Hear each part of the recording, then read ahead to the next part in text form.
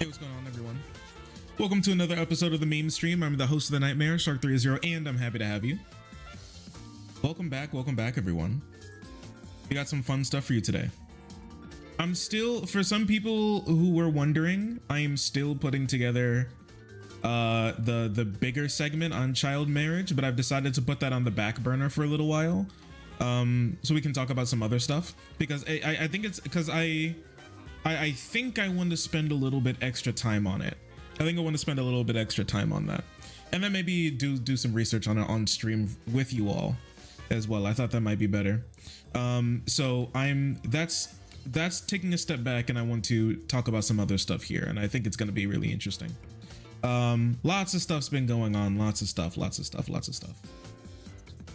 I did find this clip from his name is Andrew Anglin from the Kill Stream. Ethan Ralph, my bad. I don't know. Whatever. I barely know who these people are. Anyways, he said this a little while ago. Nick made these comments about a 16-year-old woman and 16-year-old woman and 16-year-old wife, that he wants a 16-year-old wife. And I think that's normal. That's fair enough, obviously, but we really need to shoot lower than that. Lord. I don't think you need to wait till the girl's 16. I think you should have forced child marriage is what I support. Forced child marriage. You can ask the girl if she likes a guy or whatever, and you can take that into account in your decision making, but the girl should. There is no video. I know there's nothing to watch. There's nothing to watch. It's just like a blank screen. So, well, I mean, it's his screen, but he's standing up right now. He's just walking around his room with his headphones on that have his microphone on it. So he's not sitting down. There's literally nothing to look at. So don't sweat it. Should be forcibly married. Obviously, I'm not promoting quote unquote pedophilia, which is a term that gets thrown around, which, I mean, it's really a practice of homosexuals. Yes, of course. Who's that guy? His name is Andrew Anglin, it seems. I am definitely not defending being PDF. Of course. I would never do such a thing. That's only what gay people do. He wants to love kids in a straight God-fearing way. He wants to love children in a he wants to fuck children in a straight God-fearing way, apparently. So much different guy. Not in a gay satanic way.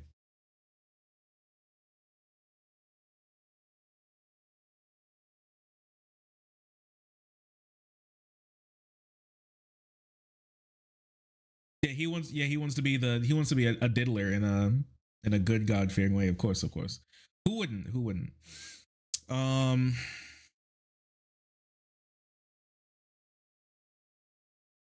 Jammies. These types of people hate children. Yeah.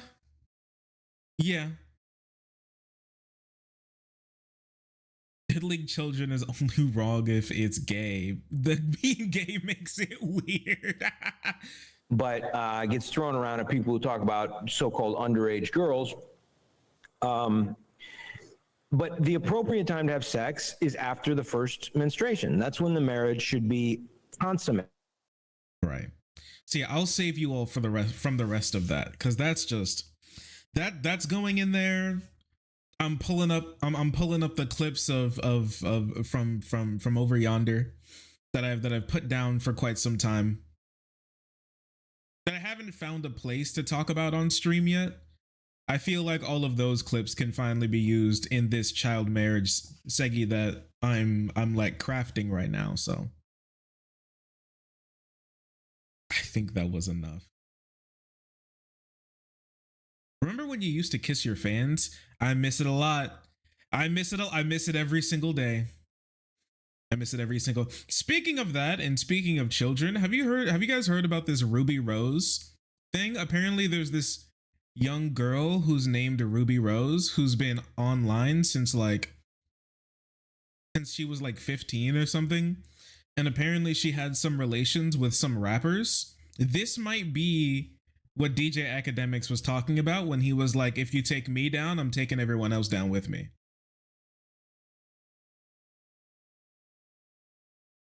That might be.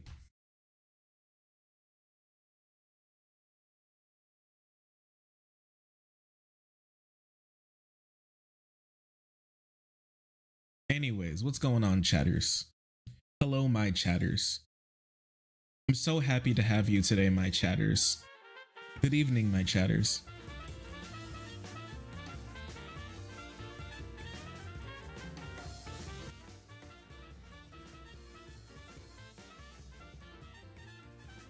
Hello, Mr. Shark. Thank you, thank you. Nice. Anything fun going on with you all? Would you like to share anything with the stream today? If you've been thinking about something that's been cool and you hadn't had anybody to tell it to, or you want to tell it to more people, now is the time to say it.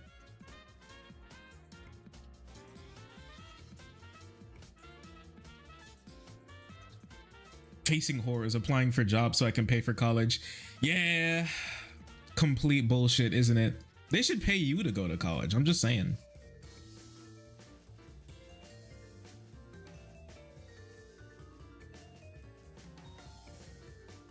High on Percocet, just had a jaw surgery yesterday. Did it go well? How'd it turn out? Still alive? I'm glad to see it, and still subscribe. That's what really matters.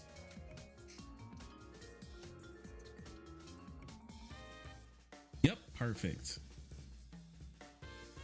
I found wild garlic for the first time and got my master's degree. Oh, crazy. Oh, super nice. How did you know it was wild garlic? You can't just be picking up a random herbs out of the forest.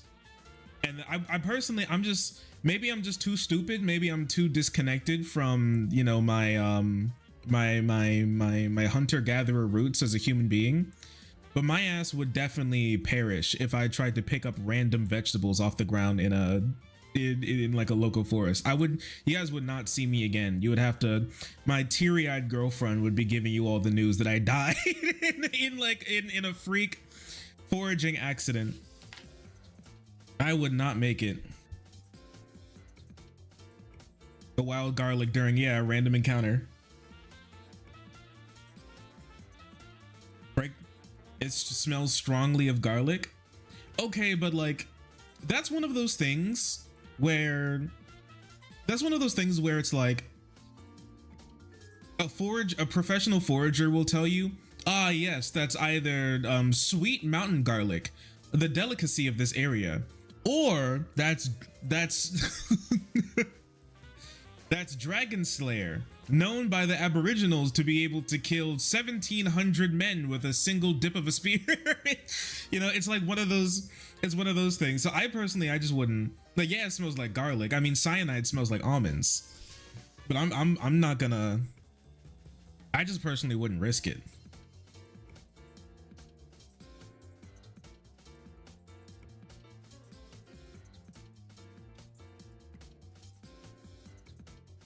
All members of the alum family are edible. Oh, yo, sick. Yeah, my dumbass would go out into the forest and be like, oh, cool, this foraging thing's super easy. I pick up a thing. Oh yeah, that's definitely edible. Take a bite. I look at it. It has a little face on the damn vegetable. It looks me dead in the eyes and says, in 4 hours, you will begin to cough. You know, we'd have to, and it would be over for me. It would be so over for me.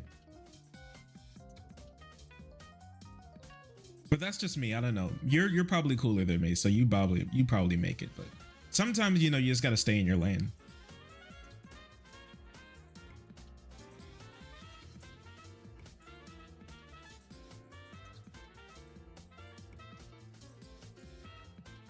Neurotoxin. In 4 hours, you will begin to cough. In 30 minutes, you will get a nosebleed.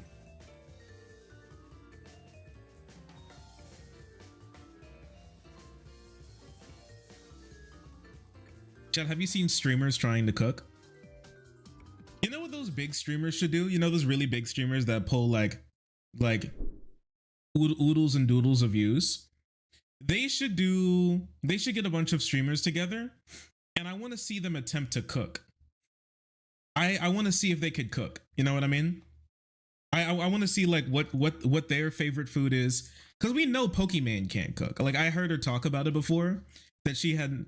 It was like a couple years ago that she hadn't even used an oven before. She just orders DoorDash because she started being a content creator when she was like 16, and then she got pretty popular pretty quick. So she never actually learned many basic house skills. She was never super house trained. Right? It was a little funny, a little hilarious. They could be like, I could, bro, be like, I can't even boil water. So I just want to see if they can cook. I want to see how normal a lot of these big streamers are. I just have to know. Make baked Alaska while covering Charlottesville. I could probably make creme brulee while covering Charlottesville. Something like that.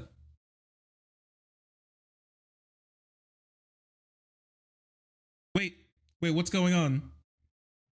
Sam Sauce, why did you get... Sam Sauce, are you okay? Please refrain from sending long messages. Okay, wait a second. I got Streamlabs working again. But I think I overtuned her. Let me tune her back. I'm so sorry, Sam.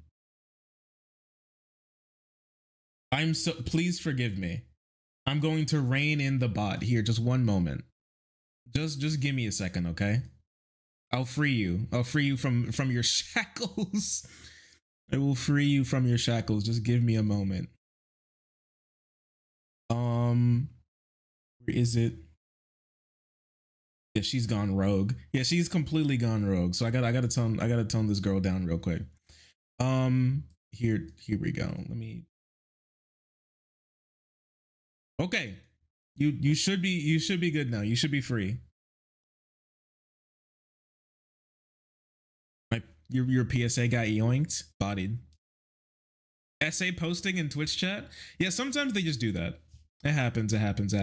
Anyways, she didn't know how to make eggs. What the hell are you doing? Making you eggs? Why are there shells in there? That's the way they're supposed to be. Certainly not. Well, I've never made eggs. I don't... My man says, certainly not. Liz, she's throwing her hands up. She's like, don't get mad at me. What do you mean you've never made eggs? I just thought it seemed like kind of, it makes sense that the kind of shelly bit that looks like it scrape your throat like a wild animal you swallowed whole shouldn't go into the food. She's like, bro, I don't care. Oh, I thought I saw shells. Yo, she put the whole eggs in there. She didn't even crack them. It seemed like she put the eggs in the pot and then started to squish them with the fork, because you can see this one. It's not even cracked yet. Certainly not. See, like the egg comes out when she does it. Certainly not. Squish. What do you mean? Crunch. You need, big boy needs their calcium.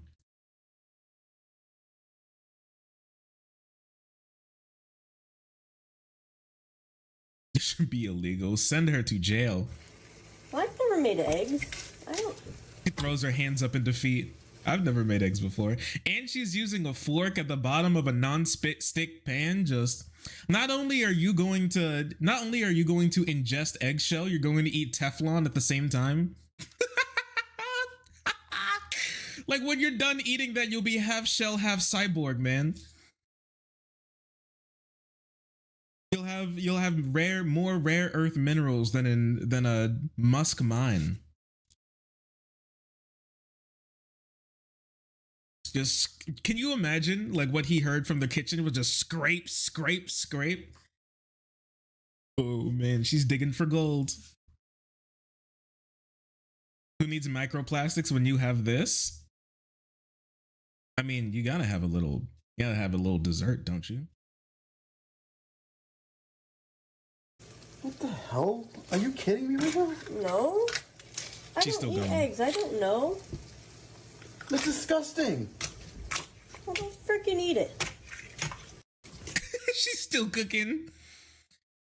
She's still.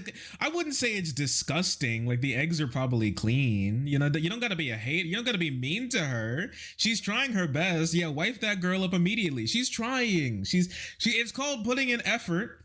Okay. I'd be like, thank you, babe. I appreciate this, but I wouldn't even feed this to my dogs.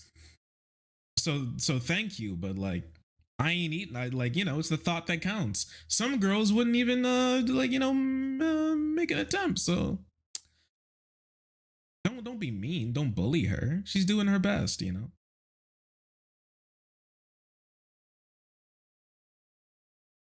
Dude, roast Melissa if you saw this. Don't lie.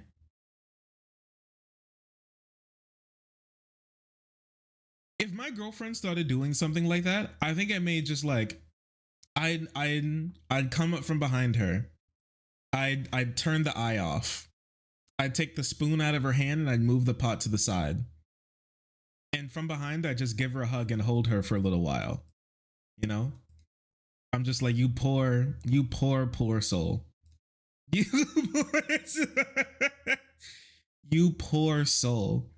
Like, I feel so bad for you. I wouldn't yell at her. I would just feel, I would just like, who did this to you?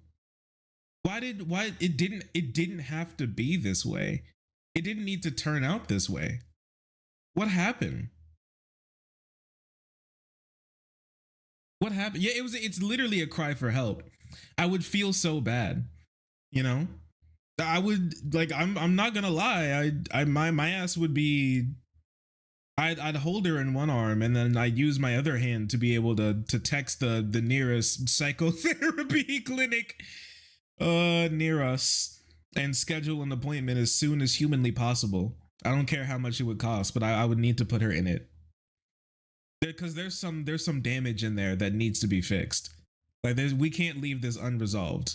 You know, if I want to have a life with you, we can't leave this unresolved. We're gonna fix this together.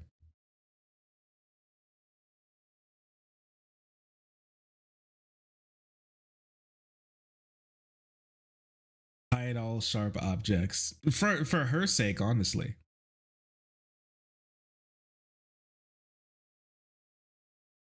I get a little piece of shell, it ruins the whole omelet. I'm gonna be real with you. If I get a little piece of shell, that shit does not ruin the whole omelet. I just, you know what I do? I go, ooh, shell. And then I put it right between my molars. And I crunch, munch, chomp, munch, crunch, munch, chomp, crunch, munch. Until it's dust. And then I swallow. I don't know, it's just, like, it's really not that hard. Like, it's okay.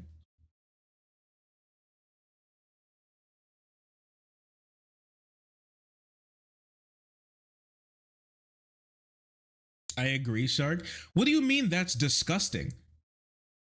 You're eating a fetus. And the shell in a 1 micron wide piece of shell is what gets you to go, that's disgusting. The shell had poop on it, usually. You're eating a fetus that came out of a bird's pussy butthole. And now you start to have some, like, thing about it? What are you talking about? You know the eggs get washed, right?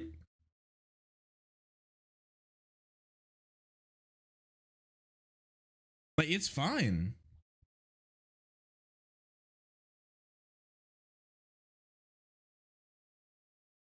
The eggs come pre-sanitized on the outside. I'm a shy napkin spitter. Like, that's fine. Like, you can do, I'm not gonna judge anyone for not crunch munching the outside of the shell. I'm just saying, not only has it been cleaned, but it's also been, like, through the eye. Like, it's like any bacteria in there has been cooked.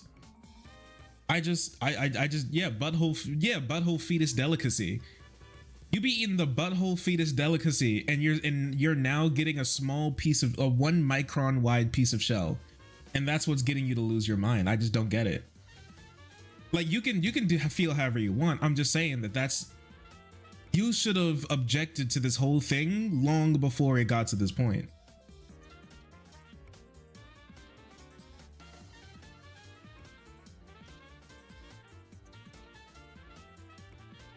In some countries, they don't come pre-washed. Oh no, boo fucking who? I don't know. I kind of don't care. Like poop isn't coming out with the egg at the same time.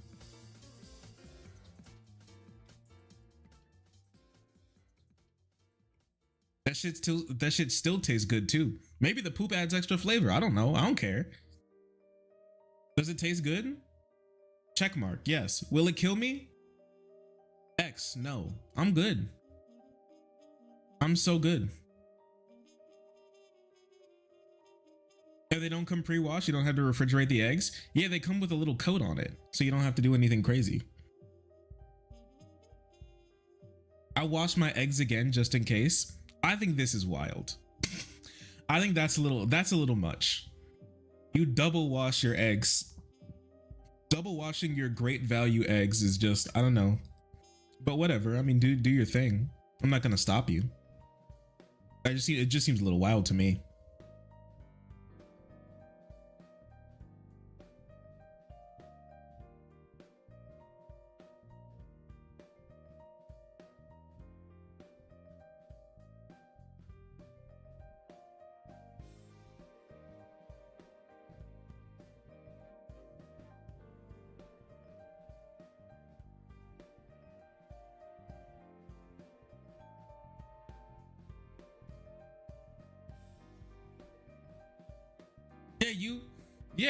You take the egg straight from the fridge and then you pop it into a freaking take the egg straight from the fridge and then you pop it into like a freaking pan. It's easy.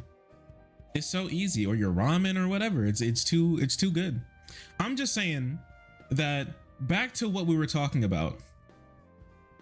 Yeah, has she never seen? Yeah, like okay. Never cooked eggs is not an excuse. I'm gonna be honest with you. Her being like, oh, I've never cooked eggs before. That's not an excuse. That's not an excuse. Okay. You know why? You know why? It's because like, what, have you never seen eggs before? Have you never experienced an egg before? Like, I don't know. It just seems kind of wild to me. Like you see the eggs, you know they don't come with shells. Unless she thinks that the professionals just crush the eggs up the shells up so small that you don't even see them anymore.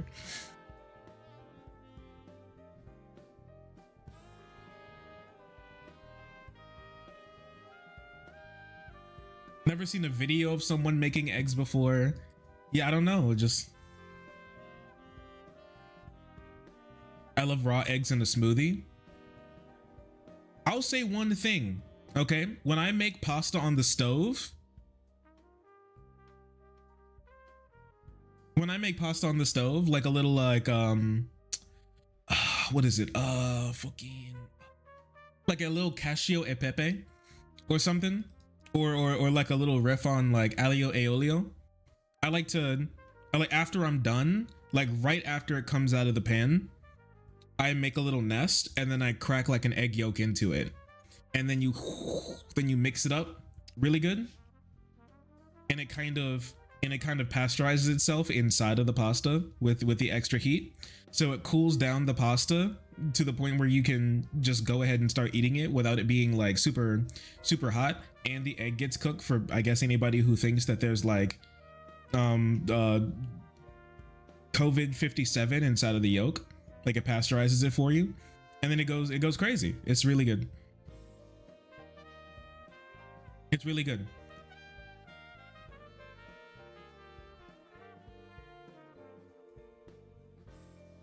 Without, that's just fancy carbonara. I mean, like me personally, I riff on Italian food, right? Like I do all sorts of types of Italian, like all sorts of types of Italian food. I change it up a lot, you know? And no Italian grandma's gonna get on my case because it doesn't really matter as long as the pasta tastes good at the end of the day. As long as it tastes good at the end of the day. That's all that really needs to happen.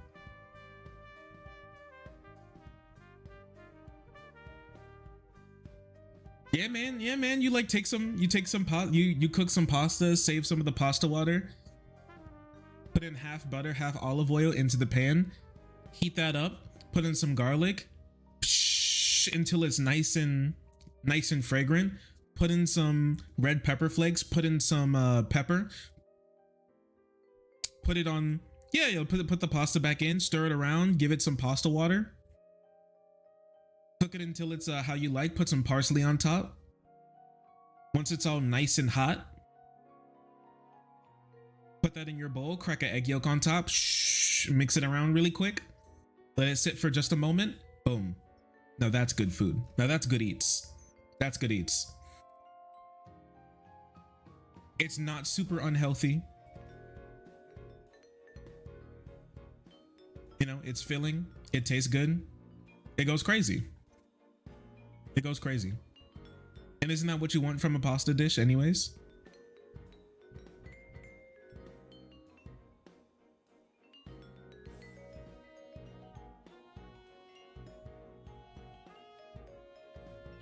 Yeah, the dishes invite you to improv. That's what's so cool about them.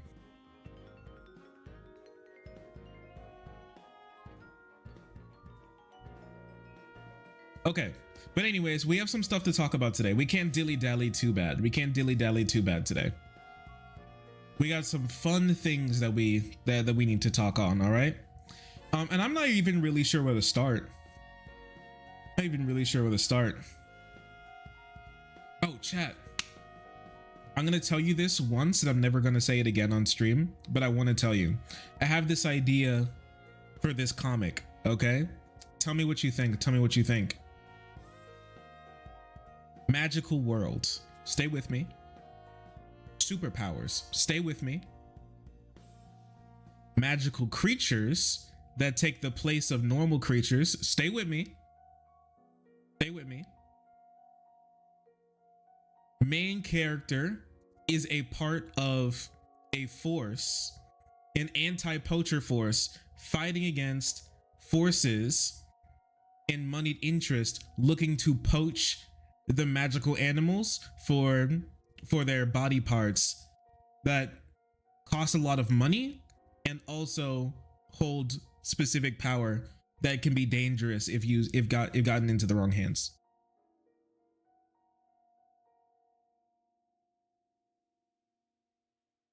Magical poacher hunters.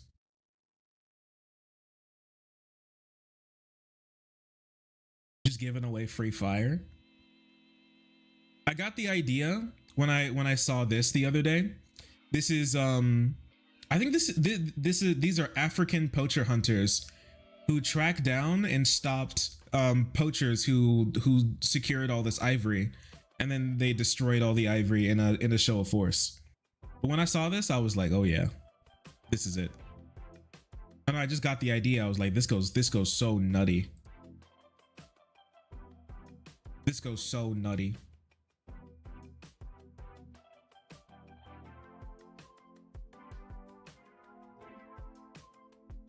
So like shark fin hunters? Yeah.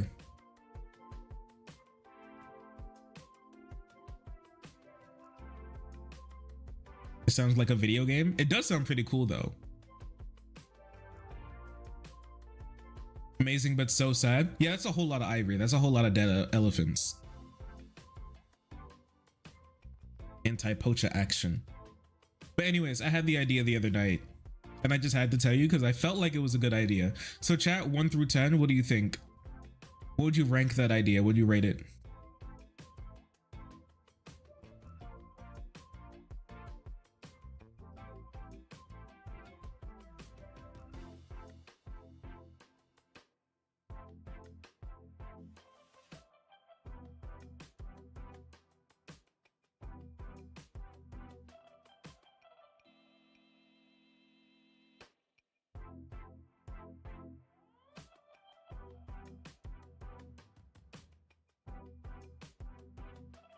Season 9? Okay.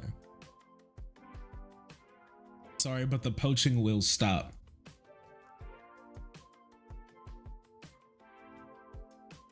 Nah, you got the captain who has like crazy cool powers. Andy's badass. Andy's kind of old. Andy has a cool beard. and he takes down an entire poacher faction all by himself as you watch, and he looks, and as the poacher boss is on his knees, he looks over him with the fire behind him, and he goes, "You're the prey now," and he blasts him, dude.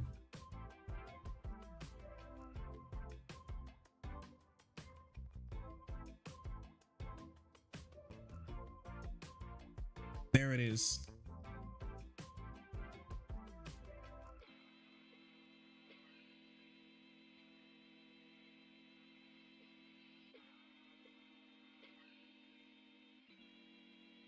Seven out of 5 IGN. That's true. That's true. Too much water. Too much water.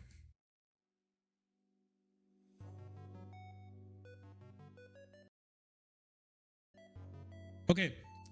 Do you guys see something? Cardi B, the Bernie Sanders supporter, has come out to talk about, in a Twitter space, has come out to talk about this current election. I want to take a little look at what she said, because I saw some stuff about what she said, but I haven't heard it herself. So you're funding a war where millions are getting killed, and you know who's getting killed? This is not a war that is soldiers fighting soldiers, because if it's soldiers fighting soldiers, all right, it's a war, that's a battle. But there's children and parents getting killed. I am a parent. I will hate that my kid get killed because they got crushed by rubble. I will hate to be a child and to see my father or my mother get killed due to a bomb. I can't support that. I just can't. My heart can't. My heart can't. I can't support that. I'm never going to be for that. And everybody's like, well, you got to pick the lesser evil. What? That's both evil. It's both evil. And I'm all for protecting America and for the better of America, but this war is not doing nothing for America. And it hurts me that it's like, okay, yes, okay, let's protect America by all costs of means, while children are dying, while families are dying. I'm not with that.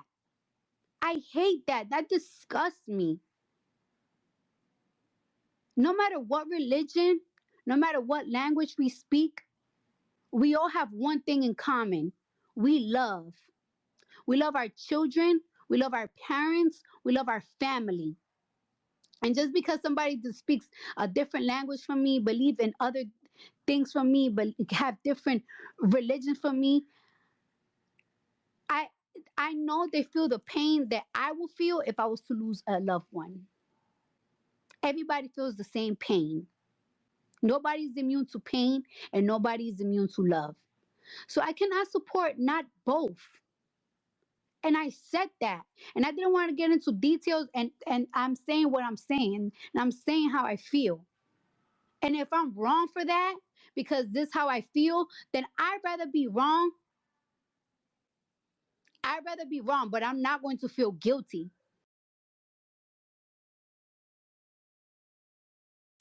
even Cardi can grasp it. I wouldn't say like even Cardi can grasp it, like she's stupid. So here's the thing: we have these types of conversations, but I feel like a lot of people are talking past each other because I think this requires two different types of conversations. All right.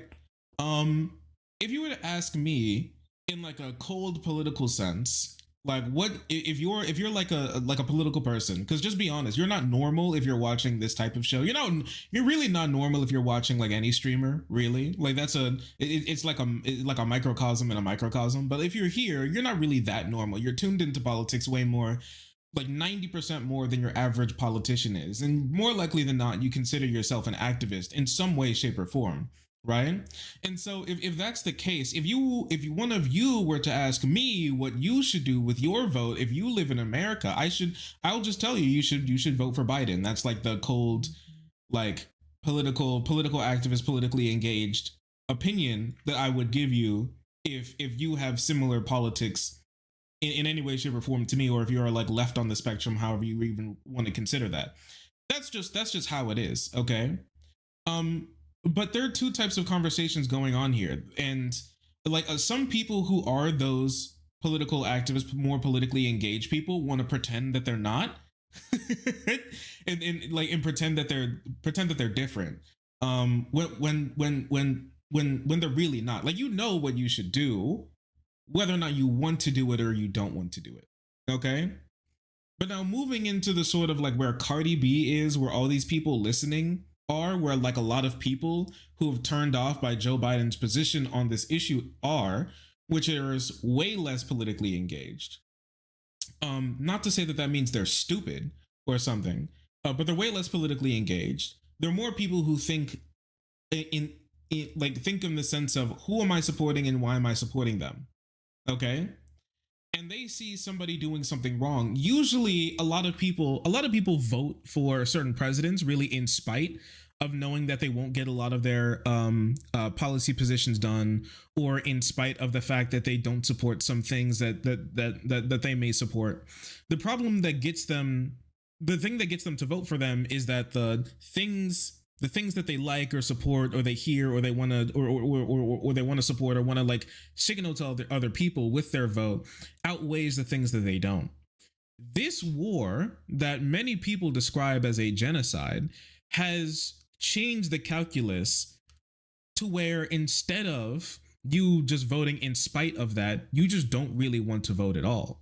Right. And the conversation that's usually, are you going to vote for Biden or Trump, misses a lot, because people are just going to, because it misses a lot because you're missing 1/3 of the calculus, which is the couch. Biden, Trump, or the couch. Right. There's a third option there that people can take, and that's simply not voting. Like, most of the country takes that option anyways. Like, most registered voters, most grown adults and voting age adults in the country choose that third option, which is an option, and you are choosing something at the end of the day, right? Because that's why I tell you that if you can choose any option, if you're like a more politically engaged person, you should vote for Biden, because you're making a vote, right? Whether it's a non-vote Trump or Biden. And so if you were to ask me, I would tell you to vote for Biden, because that would be, in my opinion, the best way that you could use your vote in this situation. But for these types of people, they don't think of it. They're not doing cold calculations. They see people dying, and they see the person who's giving people money to kill more of those people, and they go, what the fuck? I don't want to support that person, which is incredibly reasonable. And it brings up something that I've been thinking of for a while, and other people have brought up. That a lot of the people who disagree with the idea of what Israel is doing to Gaza and Palestinians, especially Netanyahu's Israel, being genocide, a lot of them don't only reject the idea of it being genocide based on like what they see and what they believe.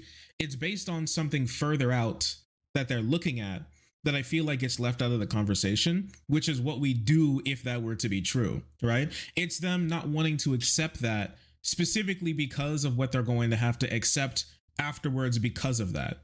So if you accept that this is genocide, then you're going to have to accept that we support genocide, right? And that's a really hard thing to want to believe, right? You don't want to believe that. I don't think anybody really wants to believe that. Nobody wants that to be true, right? And then it gets to the question of, well, what if the Rwandan genocide was happening right now, and Biden bypassed Congress to send $1 billion worth of machetes to Rwanda, right? Like, how would we feel in that type of situation? What would we do in that situation? Because when we bring up the big G word, the genocide word, it not only implores us to not do genocide, but international law calls upon us to act against it, to do something against it, not to just see it and be like, that's wrong, but to actively use our voice, use our power to do something to stop it. And then that can also get into like more dangerous territory, because then you can ask, should we invade Israel? Should we bomb Israel? Those are questions that you're going to have to ask if you accept the idea of this being genocide, which is something that a lot of people don't want to accept. So a lot of them just don't accept it, right? Which are hard questions. anybody who's going to try and tell you that that's like an easy question to answer, I think is someone who you shouldn't be listening to politically, because that person's kind of crazy. And like, I'm just, anybody who tells you that every single option, every single thing in like politics has a super easy answer that nobody just wants to do, like this will solve geopolitical crises with this one simple trick. Like, I don't listen to that person. They're fucking crazy. Okay, completely insane. They're out of their minds. But yeah, the sensible thing to do would be to stop funding anything besides the Iron Dome. Yeah, but you can say that that's just simply not participating. Just not participating, that wouldn't just be enough. You would have to actively do something against it, like take specific action against Israel in some way. What would that way be? I guess you're just going to have to figure it out, right? I don't know, but you can, but things can get dangerous there. Even saying like some humanitarian aid, you can like bring, because that's the same argument that Israelis make against, like many Israelis, that especially the ones stopping the aid from getting into Gaza are making, that you're feeding, that some of this food can go into a Hamas member's mouth, which allows them to continue fighting. So that's why you shouldn't give humanitarian aid as well, while the fighting is currently still hot on the ground. Which is something I want to tackle in full at a later date right now. But I mean, like, once again, like, imagine if the Rwandan genocide was happening right now, or imagine if the actual literal Holocaust was happening right now, and Joe Biden indefinitely halted a government study about whether or not genocide was happening in Nazi Germany or in Poland or in Austria, right? How would we feel? How would we feel about that, right? Because those are real questions that you're going to have to ask. Hopefully terrible, right? If all that true, because that is something that Joe Biden did. Joe Biden specifically indefinitely halted a study from the government about whether or not Israel's committing genocide, which I think is a little weird, because if he was so correct that Israel's not committing any genocide and there's no way that you can plausibly call it genocide, then I don't know why you would stop a study coming out from the government, your administration, about whether or not it's doing that, because I feel like that would like absolve you, right? Apparently he doesn't feel that way. Maybe the results of that wouldn't be as satisfactory as he would like. Maybe he read it and knew that it wasn't that good, so he stopped it. Who knows? But that's more like that's more like an interpretation that you can take. We don't know exactly what happened, but to say, I don't know, just to say that he just thought it'd be silly, it'd just be funny to stop it, I think it's a little ridiculous. They refuse ICC membership too. Yes, I mean, we refuse ICC membership as well here in the United States. And like, how would you feel if like the actual literal Holocaust was going on, the Rwandan genocide was going on, and a president just stood there and said nothing, did nothing, or even helped bolster a push within Congress to try to villainize and criminalize the members of the ICC for even investigating whether or not Israel is doing something wrong towards Palestinians, or towards, you know, European Jews, or towards like trans people, you know, like disabled people when it comes to Nazi Germany, or like the people who were being genocided in Rwanda, right? or in any other genocide or mass extinction project. Of course, they wouldn't vote for them, right? Probably wouldn't, right? And so this is my thing, which is why I have a lot of reasons for why I think Biden should stop doing this shit, but this is one of the big ones, is because to your average person, this isn't a number one issue. Okay, it's not a number one issue. It's not a number two issue. And in some ways, it's like a number 14 issue, right? If you were to ask them, how big is this issue to you? How bad is it? Honestly, like, how do you rank this? How does this make you feel about like the overall, if something changed here, how would it affect your overall view? People rank it usually pretty low. But the more politically engaged you get, the higher you usually rank it. And then the problem becomes those people who are more politically engaged, well, fuck, those people are more likely to vote, right?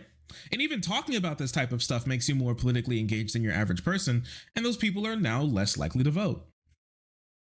And so Biden is making a Donald Trump presidency more likely to happen by engaging in this type of behavior and defending Israel so vehemently, especially as public opinion has changed so drastically on this issue.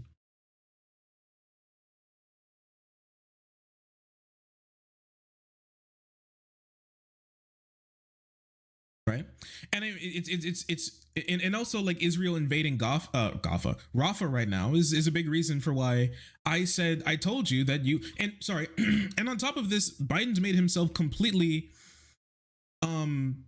his word is just garbage. It doesn't mean anything. His word is literally not even worth the air in which the vibrations travel to your ear. It means nothing. I would tell you, if you were to ask me, should I believe Biden when, like, a word out of Biden's mouth when he says anything about Israel, I would tell you no, don't believe any. And this isn't just like my personal bias. He's just been so wrong and lied so many times on so many different issues. I personally wouldn't believe him. And I've even seen a lot of pro-Israeli sources that have even said that they don't necessarily will believe Biden until they see any action. I mean, remember when he said that if Israel invades Rafah, then that's a red line for him and he would cut off aid? He then went back on that after Israel invaded Rafah and said that it's not a red line and aid can still flow. Military aid can still flow. It's just, I don't believe. That's why I wasn't for.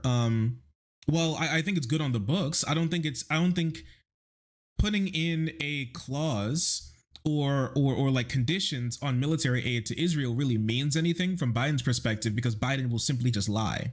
He'll just lie about it. He won't hold it to any account. He won't care. He won't treat it with any, he won't treat that conditioning with any sort of respect, because he just doesn't care. He'll just give Israel basically whatever they want anyways. So I personally never cared, that I'm proven right on that time and time again. And on top of the fact that even the government has come out to say that they're banning TikTok specifically because it's stopping Israel from being effective when it comes to their propaganda campaign against Palestinians and for themselves. It's hard to believe what these people are saying. And it's terrible because this opens up a new realm of conspiracy theory, right? When you can't believe the government when they say anything, then who are you going to turn to? Shitfart445 on fucking Twitter, who has a fucking Rumble account and a Substack where he gives off his conspiracy theories, and he hosts like Twitter spaces about his conspiracy theories about Netanyahu controlling the world and how he did 9/11, right? I was in just some random ass thread last night. I completely forget what it was. But somebody said something about 9/11, and then people in the comment section, completely randomly, this wasn't connected to anything. They were like, I can't believe we invaded all those countries after 9/11. And then somebody in the comments, it was the top comment, they said, I thought it was hashtag them who actually did that. And it was it was like somebody doing like a sort of gif, right?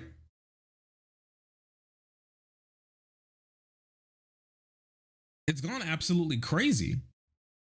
I mean, I've seen, and this is why I personally don't deny that anti-Semitism has personally gotten worse. I believe it has gotten worse. I think it's been helped out by Joe Biden when it comes to all of his massive lies that he's told about this situation and the federal government as well. I think it's helped stoke anti-Semitism in such a horrible way. Absolutely hate it. It's terrible. I mean, we've spoken out about it many times here on stream, and we're going to continue doing that. And neocons, racism, religious fundamentalism.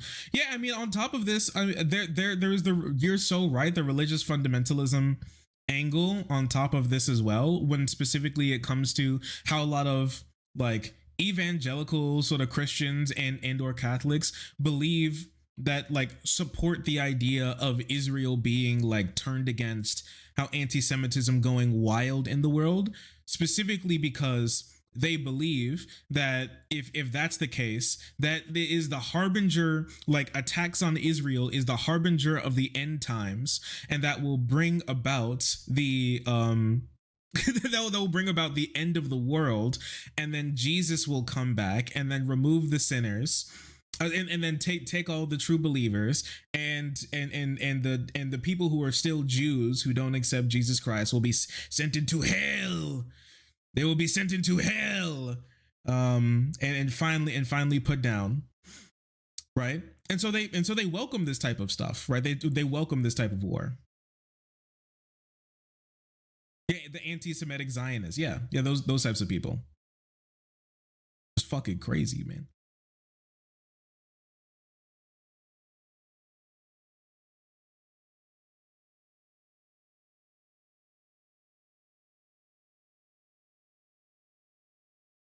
I vaguely remember you being copium about Biden revoking his support for Israel because it's a threat to his progressive vote going down the drain. Sober now? No, I still feel the same exact way. And he has been taking back some support. I mean, he actually has. I mean, in one still valuable way is specifically in the UN. How it's not gone completely, but yeah, he's absolutely taken a step back on supporting Israel.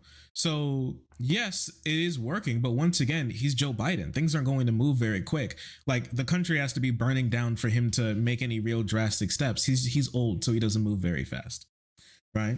So no, I feel the same exact way that I did before. If you would have asked me when I made those comments, do you think that by May Joe Biden will be wearing a keffiyeh and marching with students against Israel? I'd be like, nah, not at all. Not at all. I think his language may have changed a little bit and there'd be some movement, but it's moving in the right direction.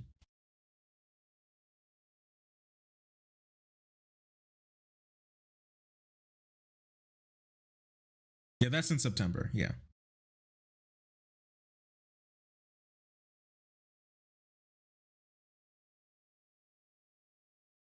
Yeah, like those. Yeah, those weirdo Christians believe like the rapture will come once Israel is besieged, and then all the Jews will be sent into hell, and all the true believers will be taken up into heaven, and then the world will restart or something. Or get the world blow up. I don't know.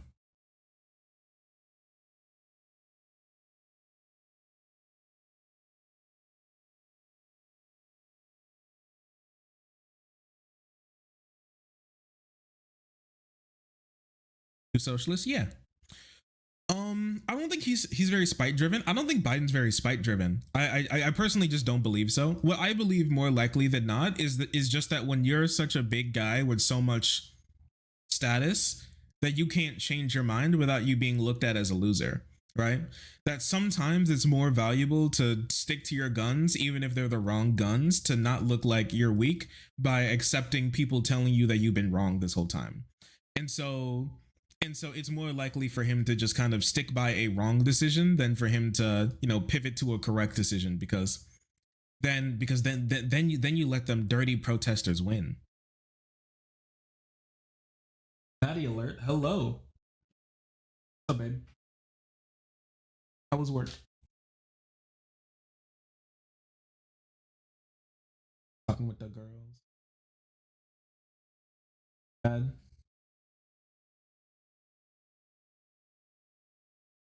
Thank you. I have concealer on. What I bought the concealer for? My face was a little irritated, but it got like super dry. So I decided it was a concealer day. I wear it every now and again. Was ever. Oh, I'm a little hungry.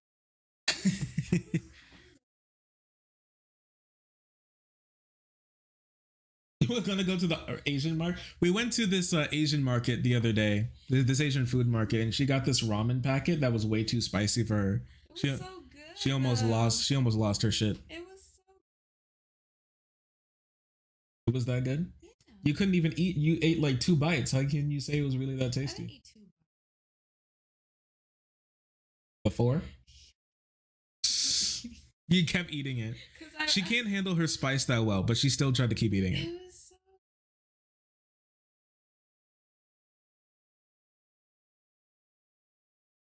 It's only $1.99, so it's you can just grab it. Well, $2. I don't think I have any money on me. I don't know. It'd probably be in there in that drawer. Well, you said if I had $1, and there you go.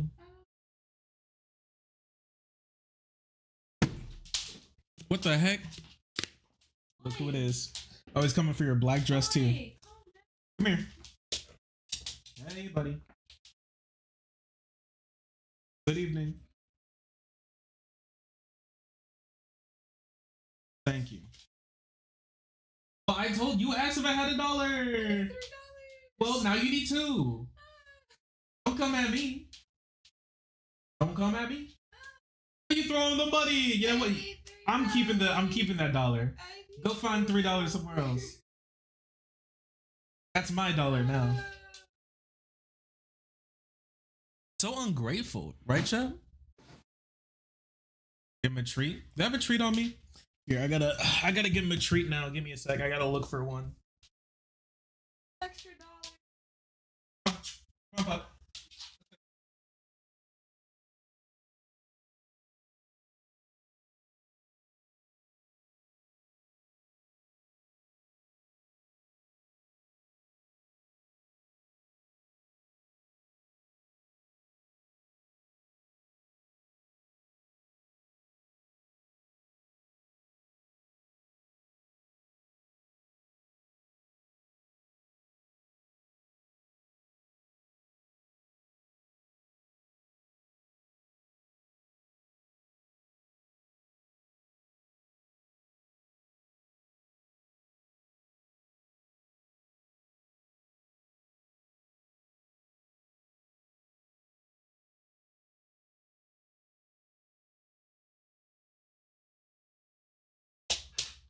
Ready? Ah.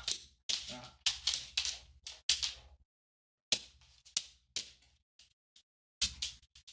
Boy. Extra chunk. Just because I'm nice.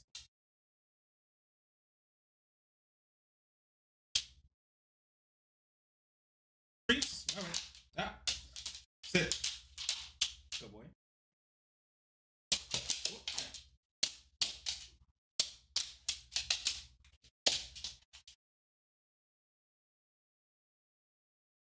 Done. Thank you.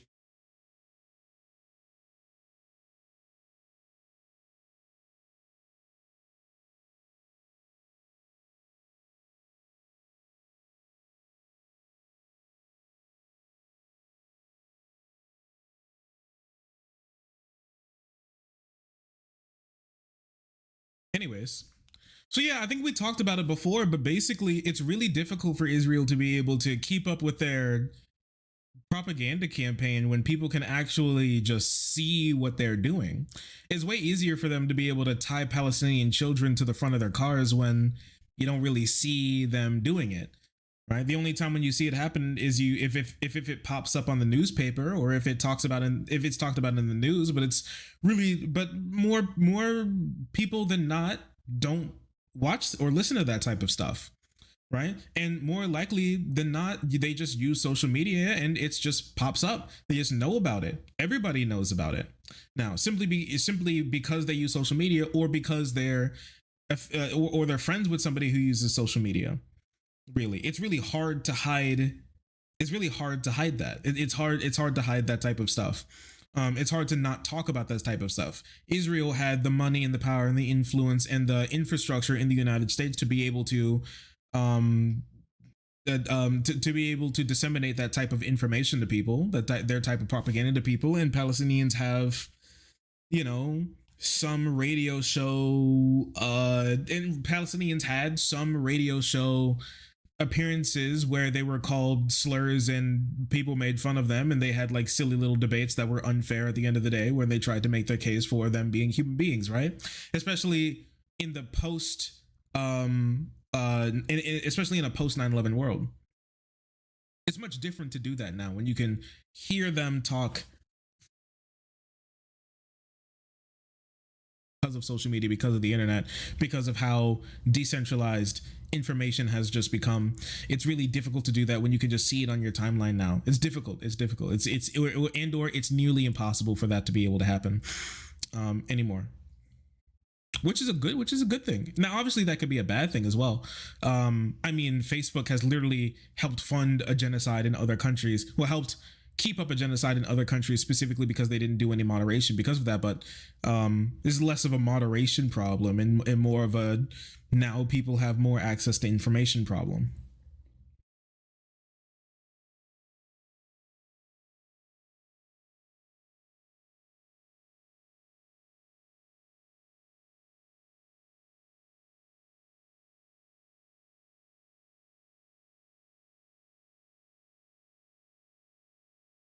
Shark feed your goddamn children. All the fish need to be fed today. So you're right. You're right. You're not wrong. You're not wrong. All the fish need to eat. It's their eating day today. Yeah. It's bloodworm day. All the babies get bloodworms. So I know they'll be excited about that. Do you think it'll be widely accepted as genocide in the future, like how MLK wasn't popular in his day, but he is now? I think it definitely can be. I don't know. We're just going to have to see, right? Because most of the times when it comes to genocides, we don't really know. There's the discussion of whether or not it's genocide doesn't mostly end until the fighting is over and the dust clears, right? I mean, we didn't know the Holocaust was. It wasn't popular knowledge that the Holocaust was happening until after like the Soviets and the Allied forces moved in, right? It wasn't super popular knowledge that the Rwandan genocide was happening until it was, or how it specifically happened until it was mostly over. But once again, that was before the age of popular media and social media and everything, right? We can see it now. There are just people on the ground. You can just go on Snapchat. If you have Snapchat, you can go on Snapchat right now and you can scroll over to the Middle East if you can pick out Gaza on a map. Now that's the difficult part, right? You can go over to the Middle East, you can go to the Mediterranean, and you can zoom in on Gaza and you can see people digging their loved ones out of rubble, right? And then you can scroll over to Israel, you can see them partying, right? And while it's not true that everybody in Israel is perfectly happy and fine, I mean, I think 60,000 Israelis have evacuated from northern Israel because of the fighting and bombardment from what's their name? Hezbollah. We had not talked about Marjorie yet. So you can see that type of stuff with your own eyes. You don't have to wait for, the New York Times to have an IDF soldier lie to you about what's going on. You don't have to do that anymore. You can just see it for yourself.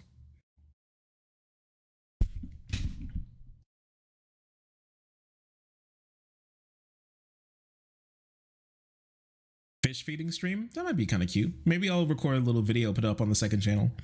I'm me feeding my fish.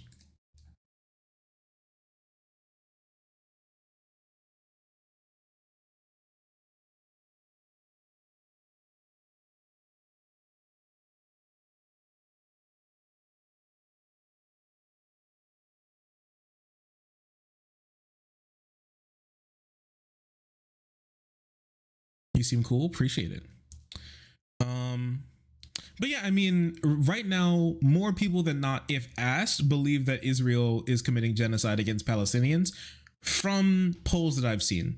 Now, I think it can go. Now, I haven't seen any polls of that not being the case, but as far as I've seen, it seems like that's it seems like that's the case. So I think that's really interesting. So things are moving in a good direction. A good direction there, which means it's way more likely for Biden to be able to change his opinion on this type of stuff. But once again, there's no guarantee of anything.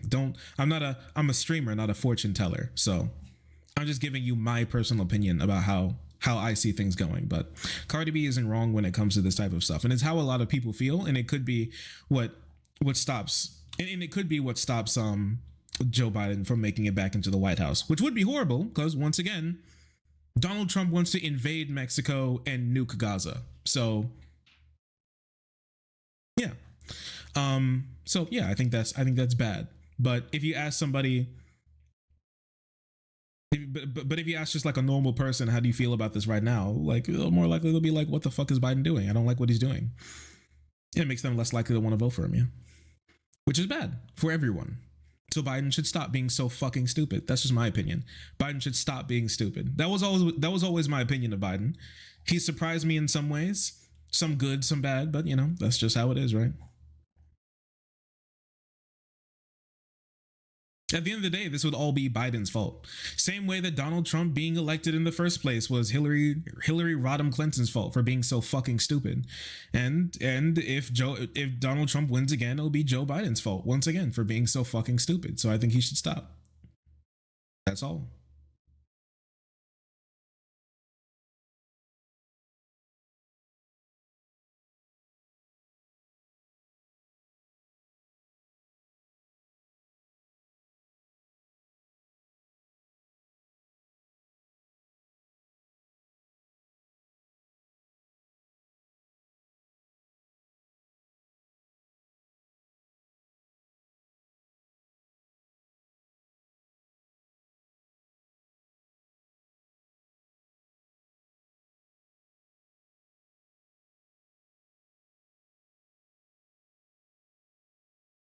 Joe Biden bypasses Congress to send $1 billion of Zyklon B to Germany.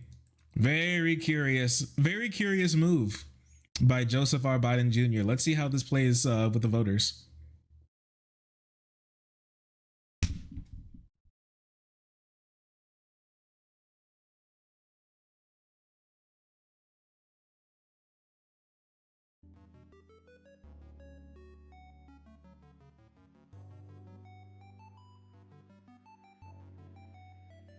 Joe Biden bypasses Congress to send $1 billion worth of machetes to Rwanda. Let's see how that plays with the voters.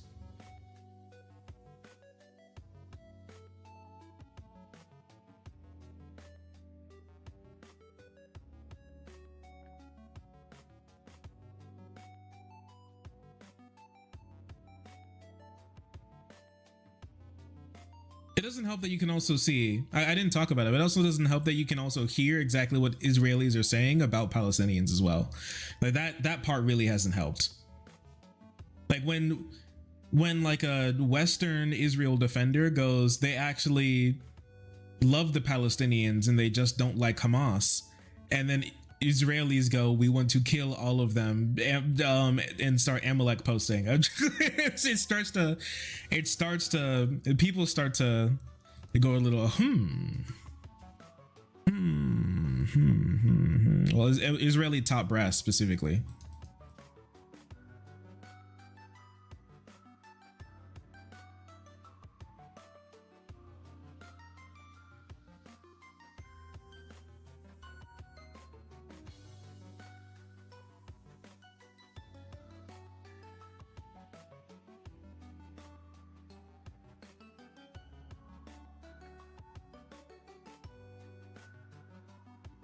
Israelis come out with the chat. Do you all remember, like, earlier in the invasion, a bunch of like Israel supporters were like had pictures specifically of Gaza's coast as a parking lot, and they'd come to protest with Gaza's coast as a parking lot,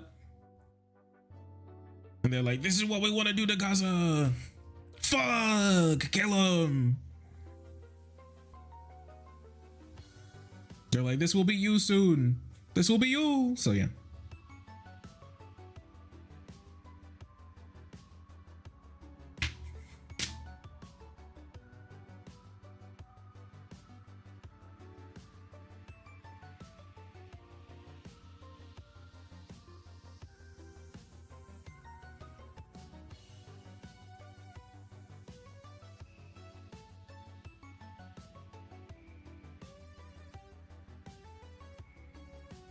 Most tolerant Israeli politician. Actually, I think this is the most tolerant Israeli politician, personally. This is my opinion. You're saying that once Hamas leaves, you'll grant the Gazan people food, shelter, fuel, electricity, hospitals, schooling. And if Hamas doesn't leave, then they'll continue to starve and die in hospitals. You're saying until Hamas acts differently, the 2 million people in Gaza are going to be treated this way. And once Hamas acts differently, these 2 million people in Gaza will be treated better. That is exactly what collective punishment is. You're holding them accountable for the actions of others. You may accept that that's what you want to do, but this is absolutely a contravention of international law. Well, I'll tell you exactly. No, if we pushed them to the wall, we're not pushing them to the wall. We want to open a humanitarian corridor so they can leave. You're saying civilians can leave, but only through the Rafah border, correct? Yes. So they can't come. Where else? Your country. They can come into Israel. Well, one more thing I want to say. I want you to address that point. Don't just smile, sir. Respectfully, you're saying you're making a corridor. They can go to Egypt. You're bombing them. You say you want to save them, but they can't come in. You're saying. Yeah. That one was chopped up a bit. I wish they had the full. I wish they had the full one. The full one was actually much better. But yeah, they can leave. They can go to Egypt.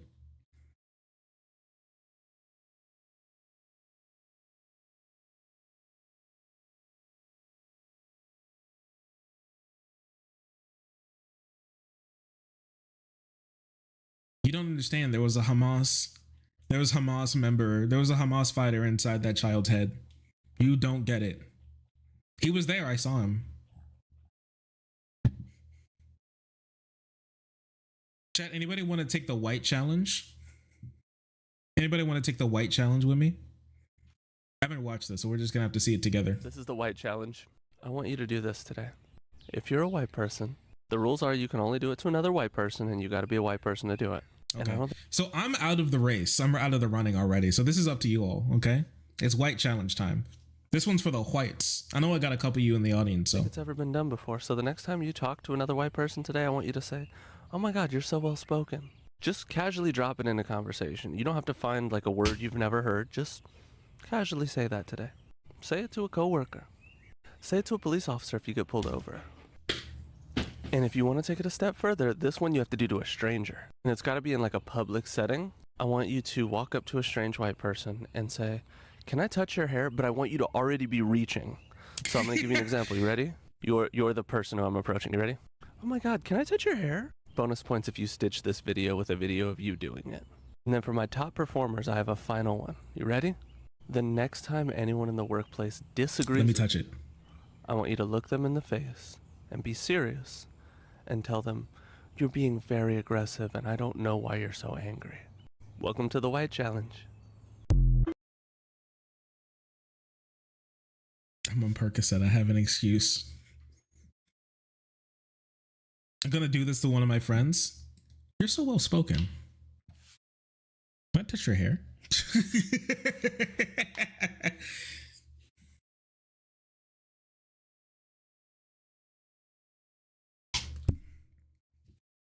Let me touch it. Let me touch it. Let me touch it. Let me touch it. Let me touch it. Let me touch it. Let me touch it. Let me touch it. Give me it. Grah.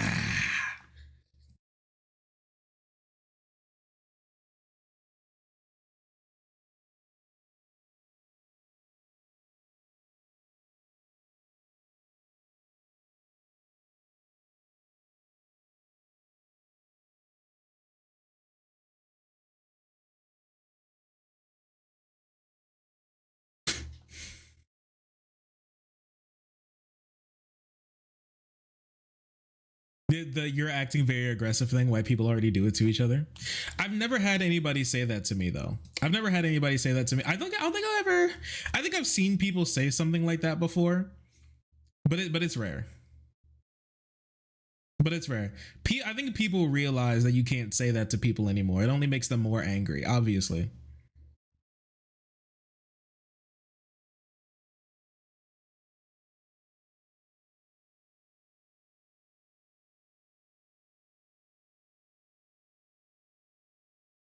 Yo, Chad, did you see this? Did you see that there was a video? There was a video going around. This lady had her RV stolen, but they couldn't, but they didn't, but they found the guy and they put him in jail and they got the RV back.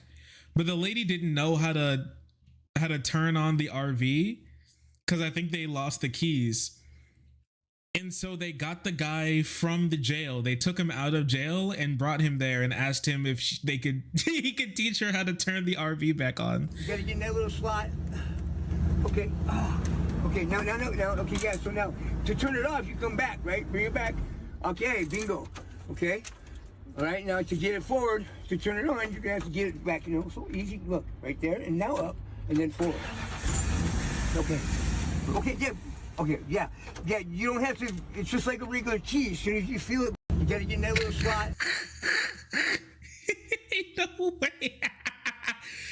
That's a real human moment right there. The best part about it is that he's wearing like the county jail. He's wearing the city jail jersey too. You know, they just pulled him right out of his cell. They were like, dog, we need you. When the people needed him the most, he vanished. Except for this time, he was there. He came back. What a hero. What a hero. He's nothing if not talent. Yeah, he's nothing if not talented.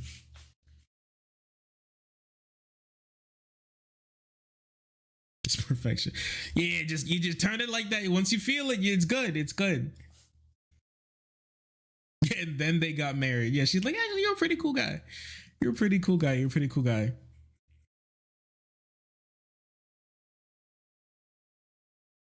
Where's Aberdeen? Does anyone know? I want to know now.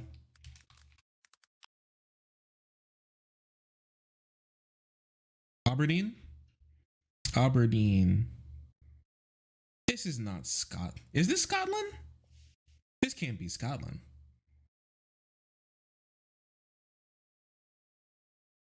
It's in Washington. Actually, that makes a lot more sense. This kind of feels like Washington, I'm going to be honest with you. Yeah. Yeah, okay, yeah. This definitely feels like Washington. It looks like the South. I'm going to tell you this right now. Some places near, like, I'm talking like Eastern Washington, Montana, like that area, it looks like the South. They want to be Southern. They want to be Southern, but they're definitely not. They're definitely not. But they like appropriate Southern culture for their own personal gain. Because they want to feel, because you're either like country, yeah, or you're blue-haired obese liberal on a lime scooter, and there's only two genders. You're either obese, yeehaw, longhorn belt buckle, button down, Chick-fil-A eating, God-fearing American, or you're blue-haired, obese, white. Once again, both of these people are white. Blue hair, obese, lime scooter riding, communist book reading, septum ring piercing, a liberal.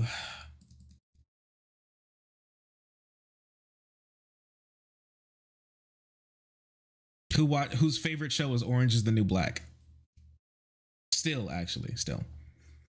But Smiling Friends is getting up there.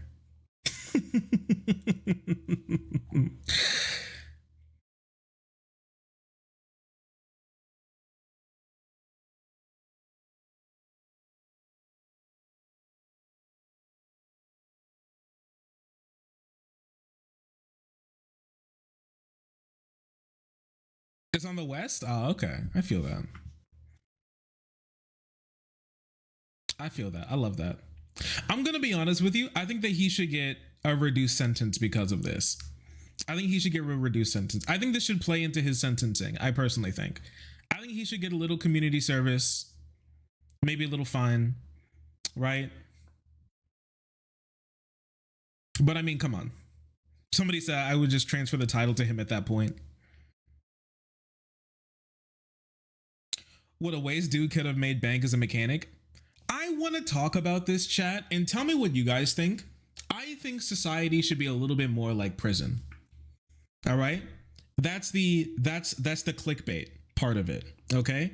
And what I mean is that you ever realize that when you go to jail, what do you get? You get all the social services that we want for people on the outside to stop them from going to jail in the first place. Like, there was a documentary and it was about what you get after you go to jail. Honestly, like, you go to jail for committing some violent crime. You know what you get? You get like free mental health checkups. You get free like anger management. You get cooperative training. You get job training. You get other social services. You get free medical care. All this type of stuff.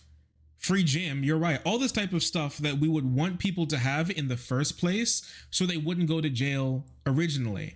Can you imagine if a lot of these people were able to get free therapy, free anger management, like cooperative skill training, all these types of things before they actually got to jail, before they had to go to prison to get that type of stuff? And some of those people who get those types of like mental health checkups, training, therapy, they're never going to see the light of day again. They're never going to leave the walls of the prison that they're in. Can you imagine if they got that beforehand? The life that they could have lived before that? Can you imagine if this, like, if there were more social services? You never know what somebody's life's going to turn out into, right? So there's no guarantee that somebody's going to turn out better if they're given the opportunities to. But more likely than not, people want to take opportunities to have a good life and not be rotting in a jail cell somewhere. So I think it would be pretty cool, you know, if there was like a free, like in the town I went to college, in the town I went to high school in, we have an early college program where if you're in high school, you can go there and you can take basically a trade school to be a mechanic, a nurse, a chef. Really, you can get food safety certified there. You can get mechanic certified to actually work on people's cars after high school out of there. One of my friends took that and now he works on semi trucks and he makes a pretty decent living, right? You can be like Microsoft certified because there was like an IT course. You could be electrical engineering, like a low level electrical engineering certified because there was an electrical engineering course in there too. There's a programming course in there. I think you could learn like C# and Python, I think, there as well. And there may even be more that I'm just completely missing. I know there's nursing. You can get a nursing certification there as well with that type of training. Can you imagine if that was just free? Can you imagine if that was just free, that you could just go in at any point in time? You're like, I want to change my life around. I would like to do this type of stuff, and you just get trained, right? And then they're connected with businesses that want to pick up new talent, and you just go to work just like that. Can you imagine you can go from, in like multiple weeks, you can like maybe 20 weeks, maybe less than 20, like 15 weeks or something, 12 weeks. You can go from not knowing where your life is going to for free trying out a passion, and then realizing that that's what you want to do, get training, get certified, and get into a job. And it doesn't cost you tens of thousands of dollars to do it. And so you don't need some like wild head start for that to be able to happen. Yeah, in that one specific way, I think the real world should be a little bit more like prison, specifically when it comes to that type of training. It's just crazy how we don't do something like that. Can you imagine how many small towns wouldn't have such a wild brain drain if people were able to fill their brain with this type of knowledge without having to worry about money to be able to earn skills? Like, it takes money to make money. What about if it just took effort to make money? Don't you think? What if it just took you trying, applying yourself, reaching out for a helping hand for you to make money, to make a life, to pursue happiness, instead of you already having money to be able to make money? I think that would be really cool. I think that'd be a great world that we live in. Honestly, I think it'd be a whole lot better than the one that we have now, where instead we just throw people in jail and then throw them out in the hope that they fix themselves, right? Or get lucky enough.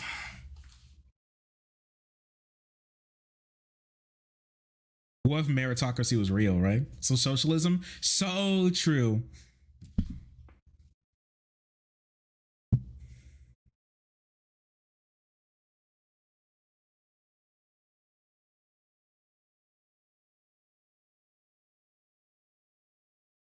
There's even like business courses.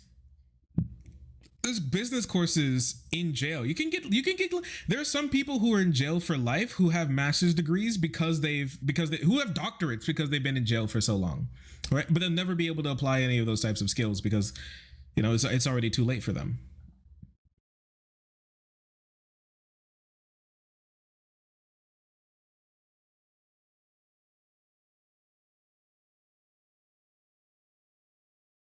And how many prisons are those courses available though?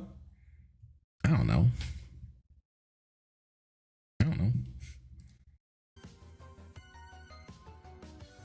Should be all of them. I was afraid of the clickbait title, but I came around. This is not a clickbait title. I'm just doing the YouTuber thing where I talk about the thing that's in the title later in the show. So now you're invested. Fuck you. How about that? We've also actually been here for an hour and a half. Like, we just started talking.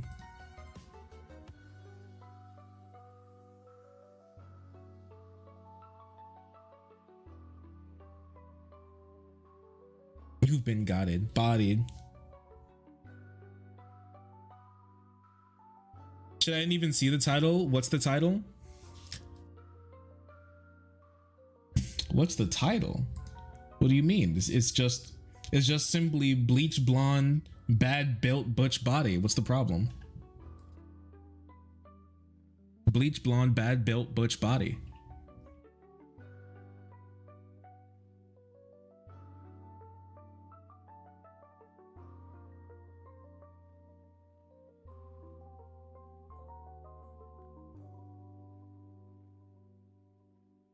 Who is she?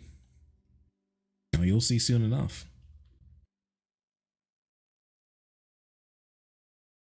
You say it 5 times fast, you get a cookie. Actually, if you say it 5 times fast, Marjorie Taylor Greene, Marjorie Taylor Greene does her weird flailing pull-ups behind you, and she slowly approaches just like that. Run. Hey, run for your life. Hey, run for your life.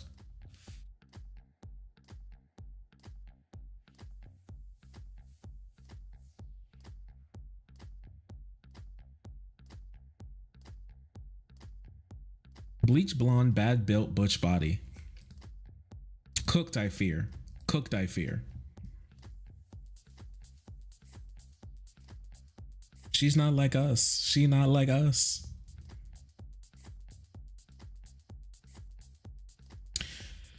I'm so happy people recognize Jasmine Crockett for the icon she is. Isn't she a huge Israel supporter?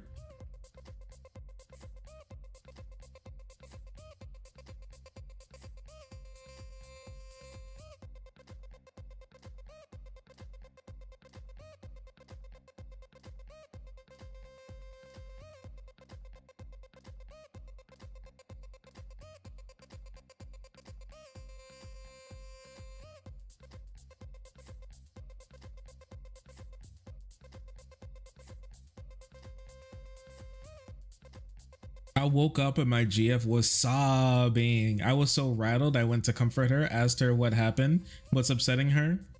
And she said, nothing. I just love you so much. Women be doing that sometimes. It's so crazy. It's so crazy how they just do that. That's happened to me a couple times, actually. They just be weeping and you're like, there's something horribly wrong happening.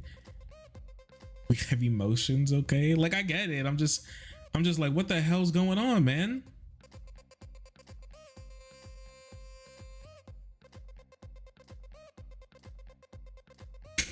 I'm so worried.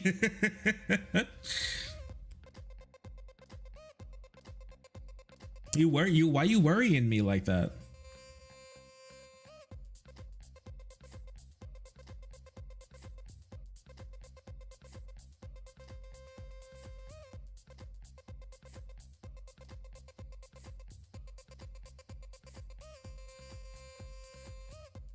I've only seen her roasting Republicans in committee. Yeah, I mean, that part's great, I will say.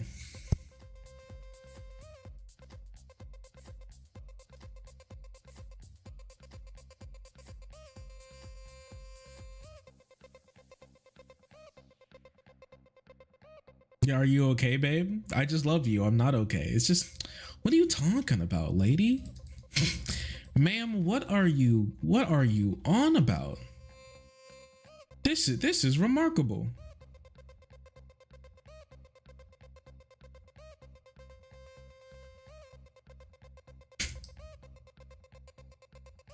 Obama. Thank you.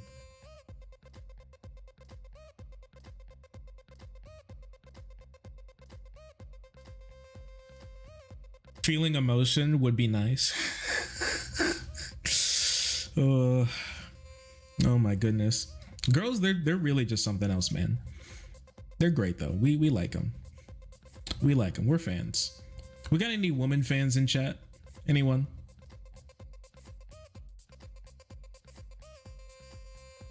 All right, chat. Okay. I think it's about time. I think we can talk about this.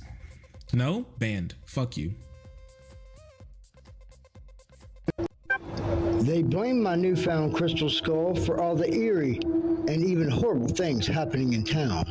Even murder, bad juju. But it's not capable of anything except being so beautiful.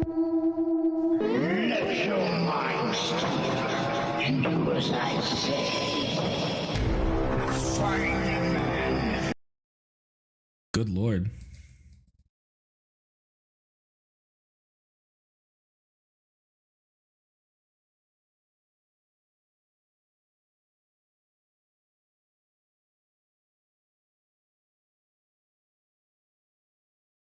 I believe the skull.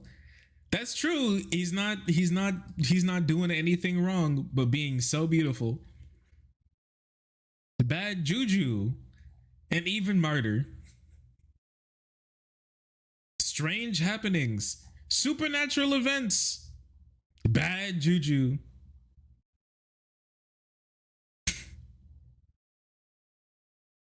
Fuck that low class bitch had to ruin that shit. There was that white girl who was jiggling her titties in front of the portal. She shouldn't have done that. She should. I don't want to be a hater or anything, but she shouldn't have done that. Chat, what do you guys think?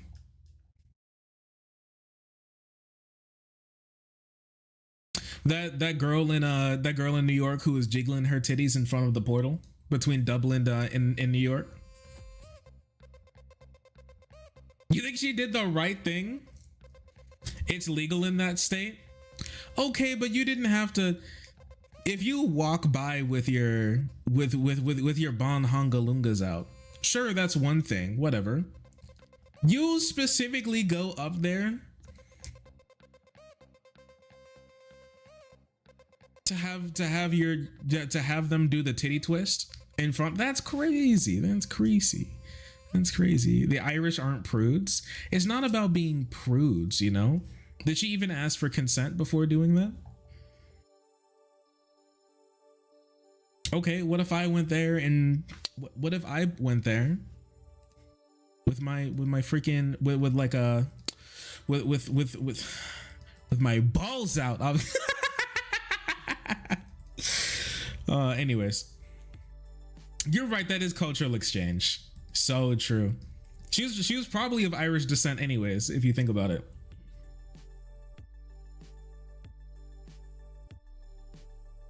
Shaking bare ass. That's so true. Cheek spread, booty hole out. That'd go crazy. That'd be insane. That'd be an insane thing to do.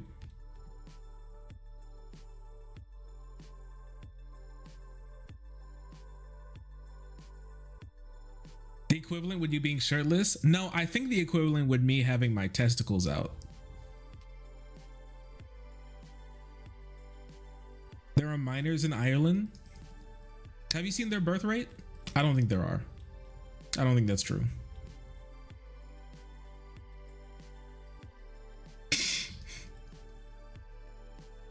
Half of humanity has them. Oh, I have balls too. Half humanity has balls too. Come on. My bon hungalungas.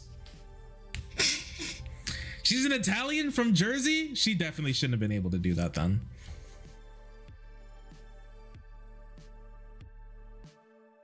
She needs a portal restraining order. If she was Irish, I would have been able to excuse it. You can't be Italian. Like, come on. Let's have some decency.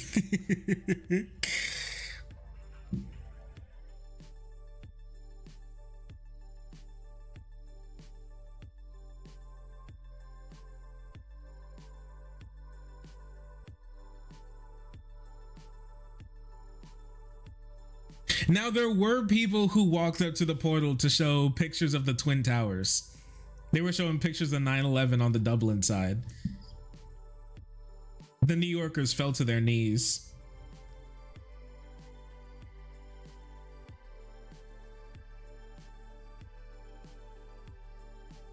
It was so funny. They were going crazy. They were losing it. They were losing in the portal. And then the portal, just so you know, the portal got shut down. They shut down the portal. They shut down the dang portal, man. You can't even use it anymore.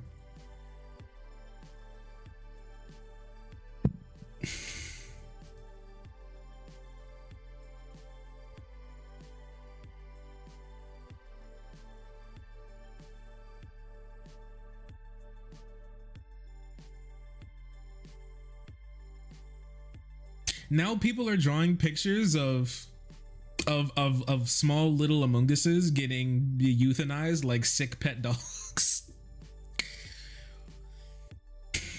That kind of goes crazy though, I'm not gonna lie.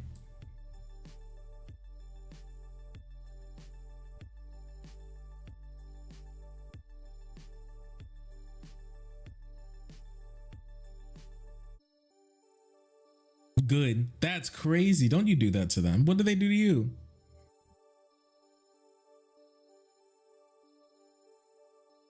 Giuliani should have said those are my tits. Yeah, the only reason she was able to get away with that is because Giuliani is being kept up in court.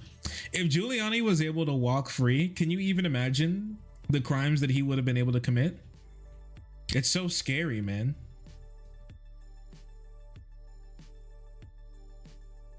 It's so scary. Come here, big tits. Come here, big tits. Your tits belong to me.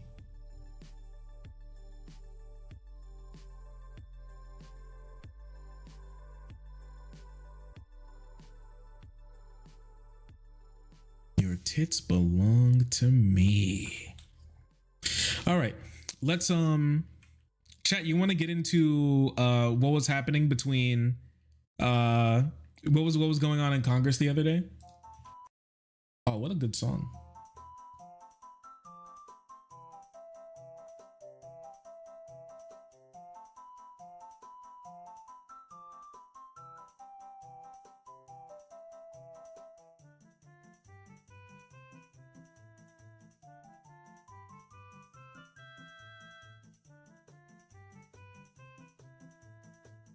Yeah, I forgot.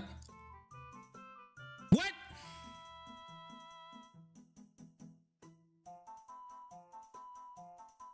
Did you say you forgot that she was the girl that licked the airplane toilet seat? That was her? It's that demon? Wait, she's still walking among us? She's not dead?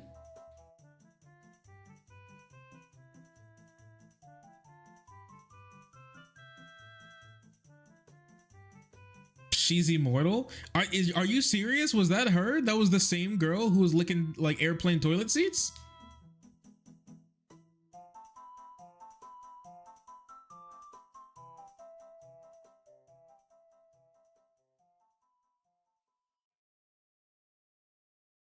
Don't even play. That's just sick. She's clearly invincible. Yeah, I don't know. I thought, yeah, she's gonna be researched or something, man.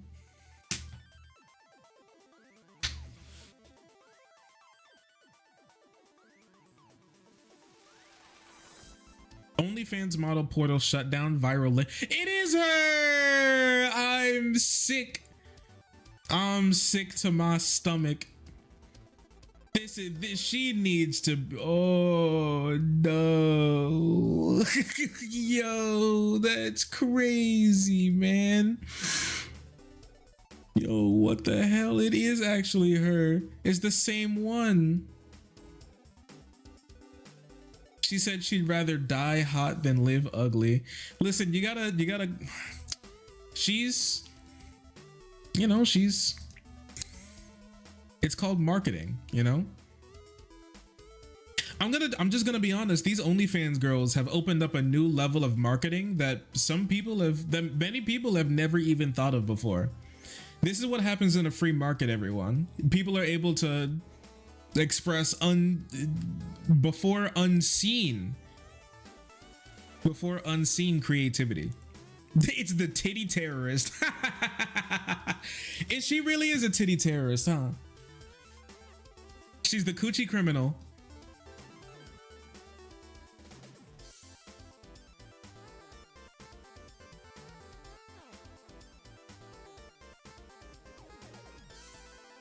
She wrote a song, not the fanny felon, the booty bandit. Now, chat, did you see that German politician? Did you see that German politician who like recorded himself slurping up? It kind of makes me sick to even like say anything about it. Did you see that about him like slobbering on like public toilet things? It was, oh Lord, man.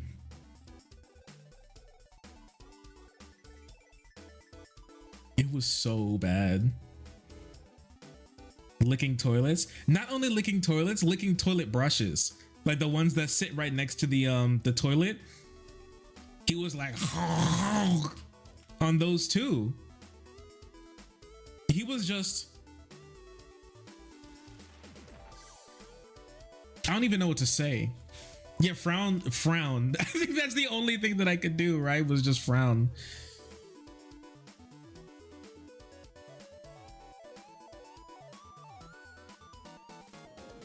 Shark, hog. Quirky Pot Pie, thank you so much for the tier 1 for joining the frenzy and being incredibly pog. I appreciate you. Thank you for that. Thank you. And if you're watching on YouTube, hit the like button. Hit the freaking like button. It helps other people find the stream. And also, you can try out !site on YouTube right now. It should be able to send you the links so you can join on the on-screen chat. This chat full of incredible goobers and goobettes and goobies. That's the gender neutral term. Who are here expressing incredible beliefs and also shooting off wild emotes. You can use this link right here, sharky.cc, to join chat. It's incredible. Glug on the toilet plug. Yeah, he was just, I don't know. Apparently all of them leaked. Apparently all those videos leaked. I don't know if he just posted them on the internet or on like his OnlyFans or something. I don't really know what happened. But what I do know is that everybody saw what he was doing in them public toilets. And it was horrible behavior. I think he had to publicly apologize. I think he had to come out and be like, I'm sorry everyone for what I've done. I'm sorry for what I've done to public trust. Because I'm just gonna be honest with you. Someone recently just had the craziest diarrhea. Somebody just had the craziest diarrhea in the toilet that I'm about to poop in. I'm gonna be real, I don't really care that much. Somebody lick the toilet that I'm just about to poop in. I'm scared. I wouldn't touch that toilet. I wouldn't even want to be in the bath. I'm just gonna be honest with you. I know it seems a little pedantic, but chat, one in chat if you're with me.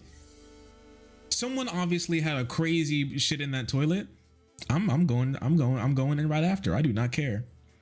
Someone lick that toilet. I don't want to. That you're gonna have to get rid of that toilet, man. You're gonna have to. You're gonna have to get rid of that toilet, man. I don't want it.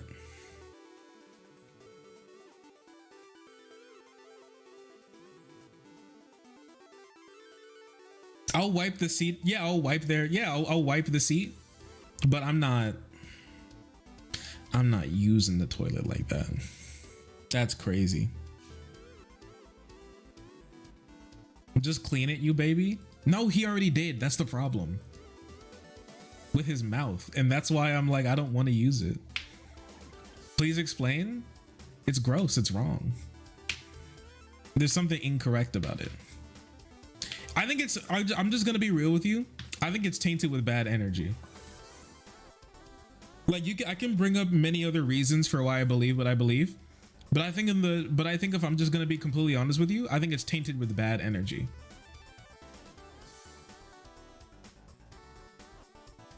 You know when you take a magnet and then you like rub it across like a non-magnetic piece of metal and then it now becomes magnetic? I think that's what his tongue does to toilets that it touches. That it just starts to, it imparts a sort of, it imbues it with a sort of evil that I don't want to be involved in. And that's my honest answer to you. Yeah, I think it was corrupted. You ever played you ever, like, we got anybody in here who's ever played the new Legend of Zelda Tears of the Kingdom? You know when Ganon, when his malice goes on something and now it becomes kind of evil like? I think that's what his tongue does to toilets, and I just think you should get rid of it. I don't think there's any saving it, honestly. Maybe an exorcism, possibly, but you know what I mean? Chat, you feel me? You know what I mean? Or am I crazy posting? What do you think?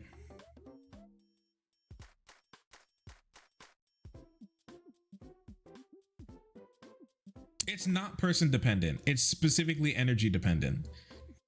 Any person can impart evil onto objects.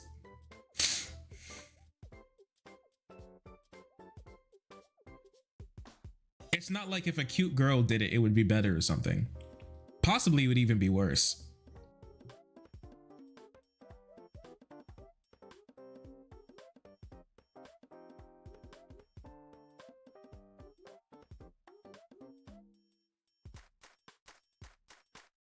What if it's contagious? I don't even care about the, you mean the malice that they impart onto it, the evil like vibes that they imbue into it? Or do you mean like their booty hole? Because I care about one and I don't care about the other really. Because you should wipe every toilet that you sit on. But I'm telling you right now that a little bit of toilet paper could save you from hepatitis C. A little toilet paper is not saving you from evil imbued into an object. It's just not.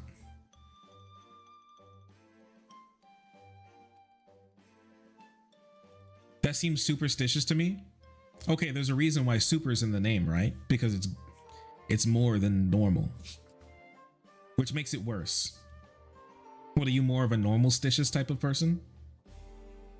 You an average stitious?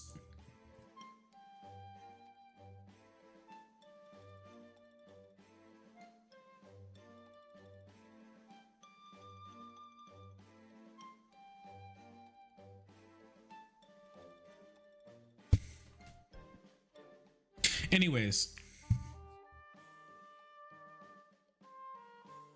there's a non-0% chance you pooped on a blighted toilet. Yeah, I know, and that probably could, like, that was probably the reason why something bad happened in my life.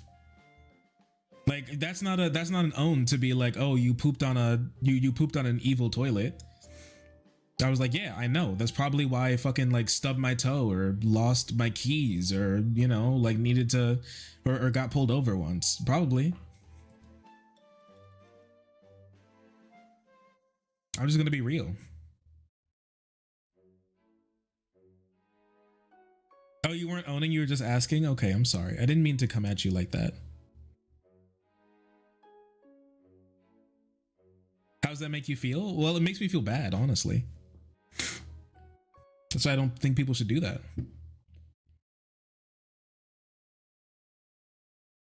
Hashtag I got a new job, so maybe I can throw $1 when I get paid. Do as you please, but I appreciate you for even thinking about it. I hope your job treats you well. How do you feel about that new JJK? Peakeroni, obviously. Goes crazy. How I feel about the new MHA, I'm just going to be honest with you. I still don't even know how to feel about it. I don't know how to feel about it. I thought that I would have an emotion after you know the final chapter dropped or whatever. But I just don't know. I really just don't know how to feel. I don't feel like really good. I don't feel really bad. But I just, you know, I'm just like, huh, you know, afterwards. Which I don't know. Maybe my opinion will change sometime soon. Who knows?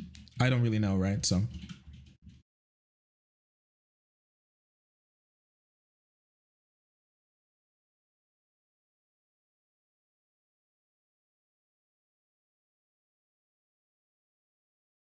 I didn't know it all dropped. Yeah, it's basically like, I'm not gonna say any spoilers or anything, but the big bad fight is over.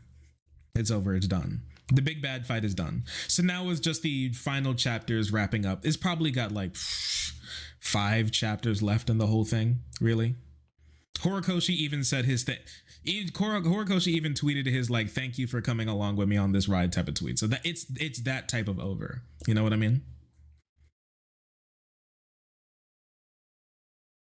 Is that type of over. And yeah, I just don't necessarily know how to feel. Just, you know.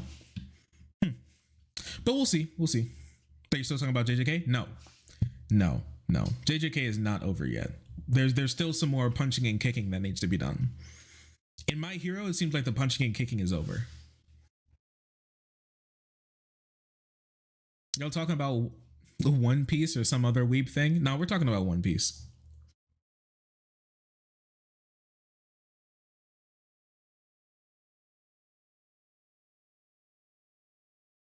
But yeah, that's my opinion. No spoilerino though.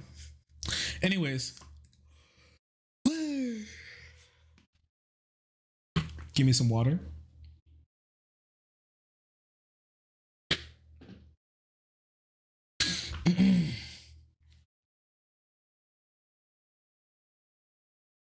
MHA fell off. I don't think it fell off. In my opinion, I don't think it fell off. I think it has some problems. But it's definitely not bad.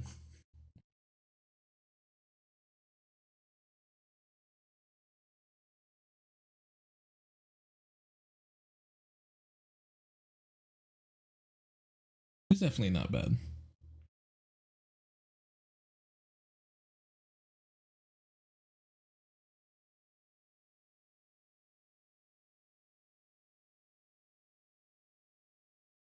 Absolutely not.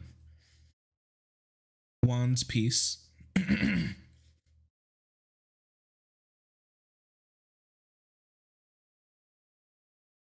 Hearing its ending feels so strange, right? It's been around for a long time. You're thinking like, if My Hero's done, what the hell they got coming up?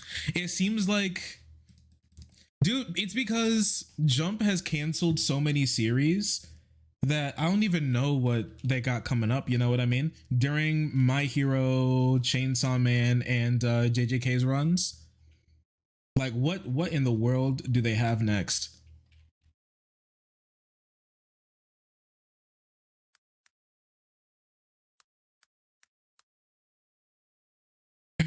Dandadan.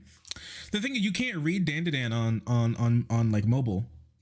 Or on the, yeah, you can't read Dandadan on mobile, which is I think how a lot of people consume it if they don't buy the books or just, you know, pirate it.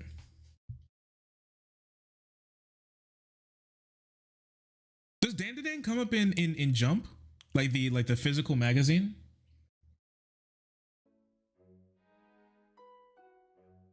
Series has been going on for like 30 years. No, it hasn't.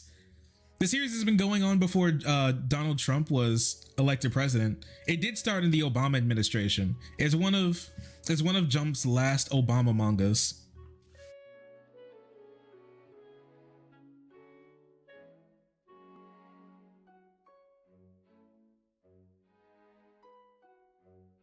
That one Detective Kid manga? Yeah, but who cares really? Obama. There's like bitches that are younger than One Piece. I think I might be technically younger than One Piece, if I'm gonna be honest with you.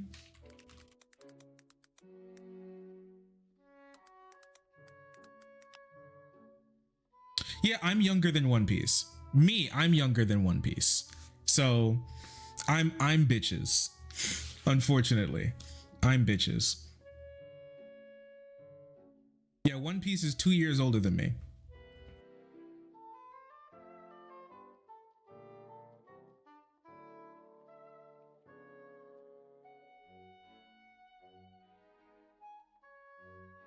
Holy shit.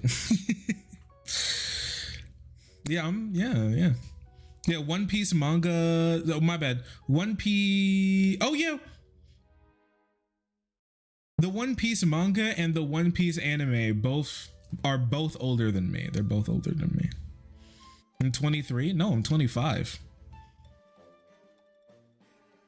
One Piece was debuted and started being serialized in December 1997. The One Piece anime started October 20th, 1999. Both of those are before I was born. Oh, my bad. Sorry. That's not true. The second one isn't true. It's the same year I was born, but it's like most of the year after I was born. So I was born in January 1999, and this came out October 99. So it's less than a year younger than me.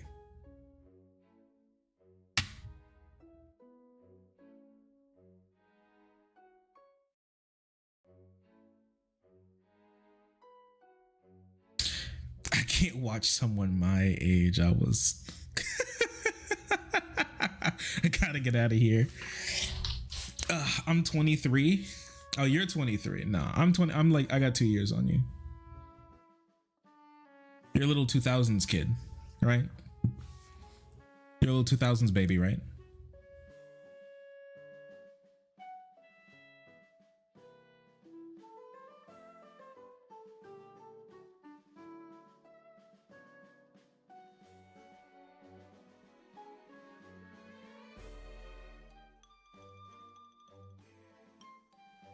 All right. With that said, let's get into what happened in Congress. Chat, how do you think I should even start this, chat?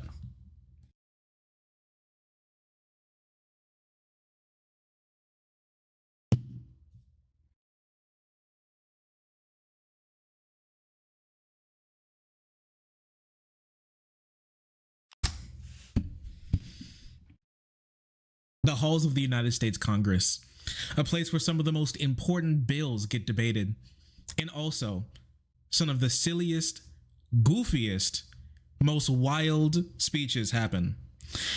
Something happened the other day that we just cannot pass up, and it's Marjorie Taylor Greene stepping out of her lane to go attack another congresswoman, a black congresswoman, about her appearance, just for no reason, possibly even a little racist too, just out of nowhere when they were in a meeting.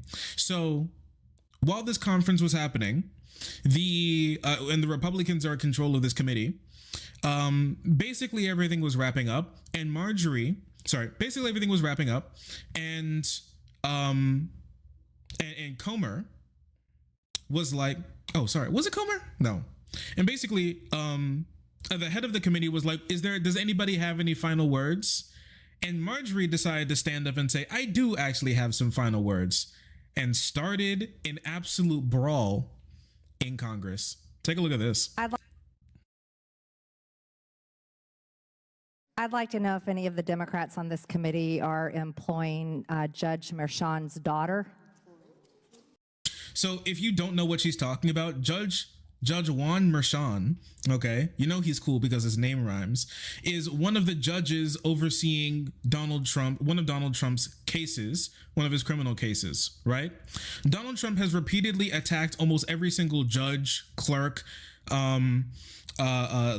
prosecutor, like even some stenographers. He's attacked everybody in court and able to specifically discredit them so he can get out scot-free and or turn the public against them and have them attacked, assaulted, harassed by his fans for the crime of holding him accountable like any normal person would.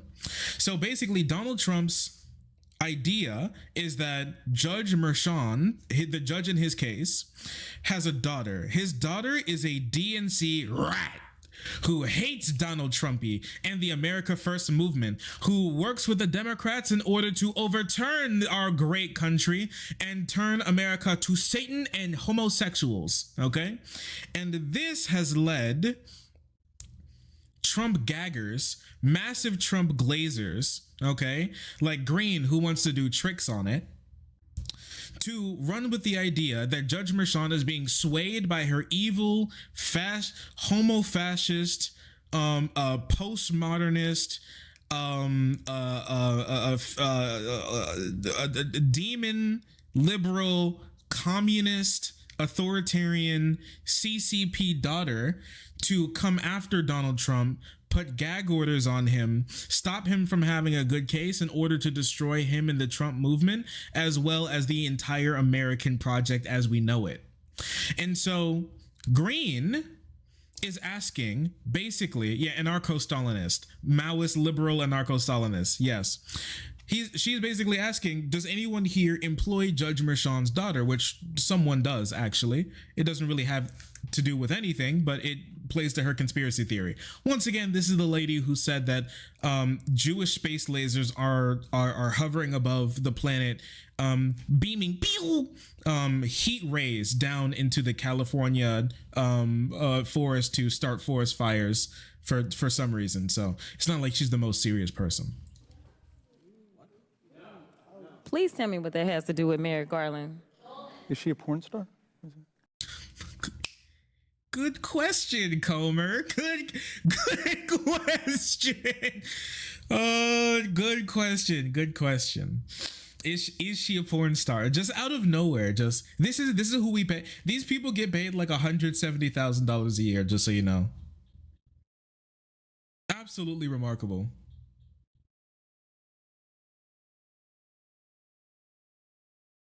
Now someone's thinking with a noodle. That has to do with Merrick Garland. Is she a porn star? Oh, Goldman. That's right. He's advising. Okay. He's advising who? What? Everybody's flabbergasted. Do you know what we're here for? You know we're here about I don't think you know what you're here for. Well, you the one talking about. I think your fake eyelashes are messing up. No, ain't nothing. Hold on. Oh no! Order, Mr. Chairman. That's beneath even. All right. This woman coming out here looking like an AOT Titan thinks that she can come to just trade barbs on looks and appearance is just why? Why would you even do? What's the point of that? What's the point of that? You couldn't keep it chill for just a moment. I'm sorry that not everybody is up to speed with your crazy conspiracy theories. You want to fight? You want to throw down? Order of your committee. Order. I do have a point of order, and I would like to move to take down Ms. Greene's words. That is absolutely unacceptable. How dare you attack the physical appearance of another person? Are your feelings hurt? Her words down. Aww. Oh, girl, baby girl. Oh, really? Don't even play. Baby girl? I don't think we are going to move, and we're going to take your words down. I second that motion. So who will have to pay? Okay. But Ms. Greene agrees to strike her words. I believe she needs to apologize. No. She needs to apologize. Okay, hold on. Then after Mr. Perry's going to be recognized, then Ms. Greene I'm not has 4 minutes and apologizing. 21 Well, seconds. then you're reserve the right to your object. words. I am not apologizing. Now let's go. Come on, guys. Why don't you debate me? Mr. Chair. So if you guys don't know what this is about, right? How she's going like streamer debate mode, okay? What's going on here is this is a little bit of a callback to when Marjorie Taylor Greene was first elected into Congress, because she was elected to be, she ran on being like the anti-AOC. She wanted to be the white anti-AOC. She's kind of like Reverse Flash.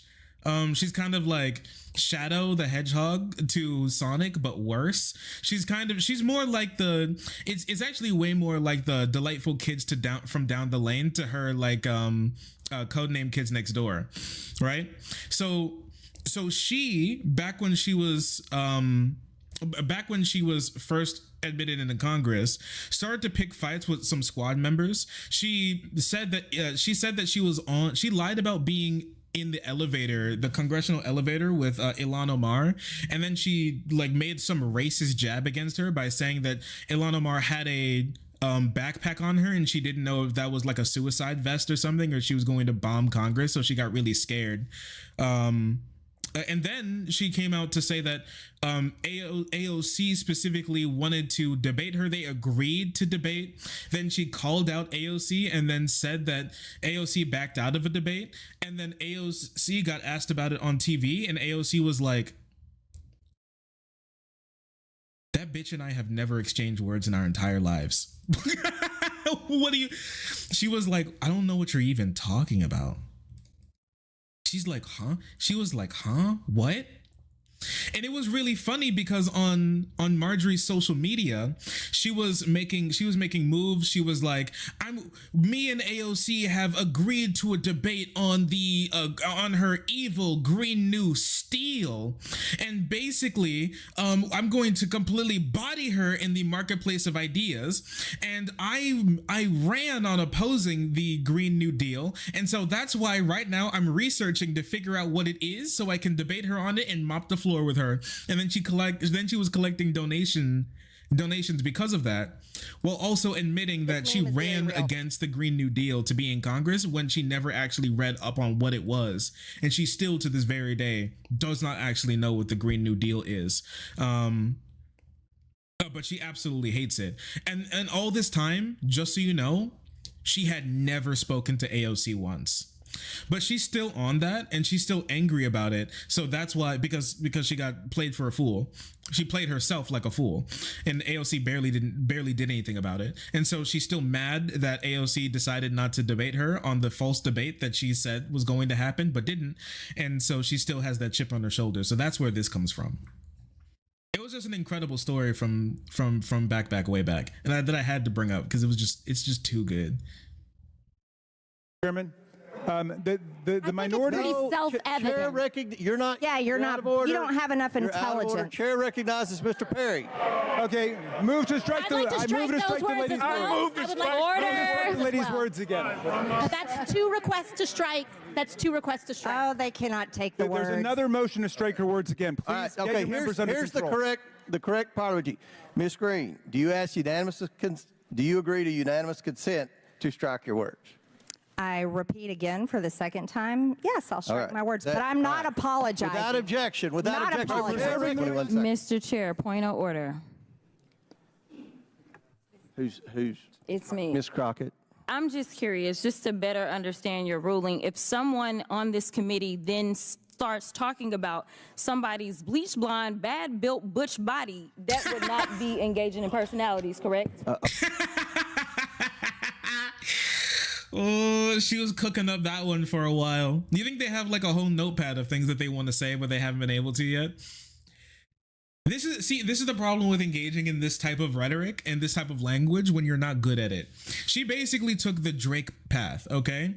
So Drake got cooked, all right, with Not Like Us, because he decided that he was going to engage in a battle of words with somebody who he's just not able to keep up with. And so Marjorie's doing the same thing with like, I bet your fake eyelashes are obstructing your view. Fuck you, bleach blonde, bad built butch body bitch. And people have just been running with it. So Raskin's like, oh shit. Oh no. Oh, let's say hypothetically, someone said something about your bleach blonde, bad built butch body. That'd be kind of crazy, wouldn't it? Don't you think? This should end up in the history books. You're so right. A what now? A what? Chairman, I make a motion to strike those words. I don't think that's a part of it. I'm trying to find clarification on what quality. Chairman, motion to strike those words. I had no idea what you just said. We're not gonna do this. Look, you guys earlier literally just you just voted to do it. Y'all did it first, so you don't want to talk about it. Voted to do it. Order. I'm trying to get clarification. Look, calm down. No, because this is what y'all do. Yo, wait a second. That's what we heard earlier. Remember that? You're acting really aggressive right now, and I'm just not sure why you're so angry, and it's kind of worrying me. Yeah, I bet. Yeah, I bet. You're kind of scaring me right now.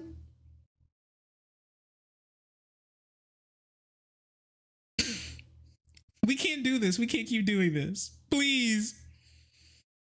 The debate pervert in me is stirring. It rumbles.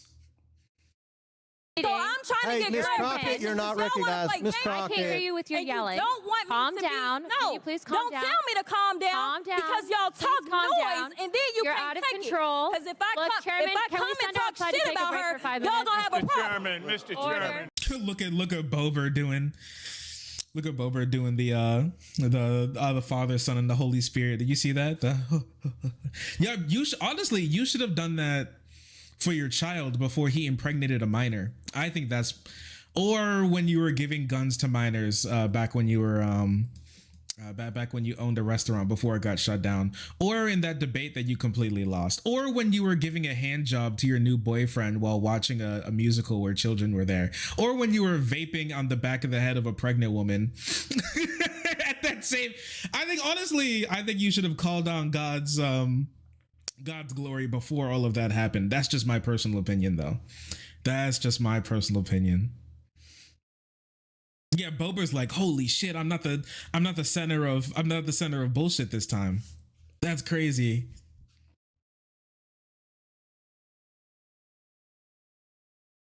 Yeah, like a lot of these people, like Marjorie, she doesn't have the capacity to understand shame.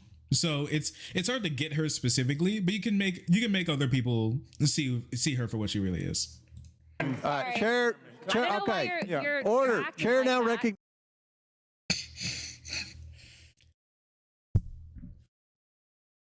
Or the restaurant got shut down. That's still wild to me how she was beating her new boyfriend's meat out of play. That's just she's completely out of her mind.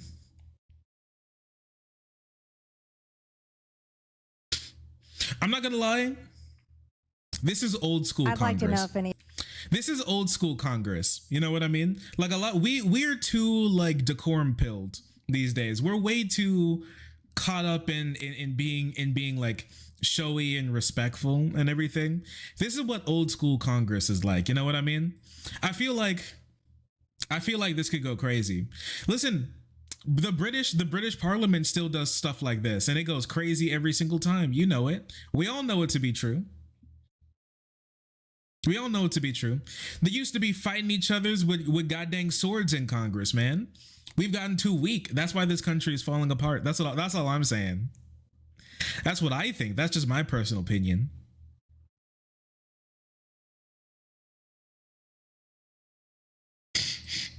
Wait a second. There's more to this. Obviously, they kept on going. They weren't done just yet. Bleach, blonde, bad built, butch bodies. You know, people started riffing on that. Wait a second. Can I pull this up?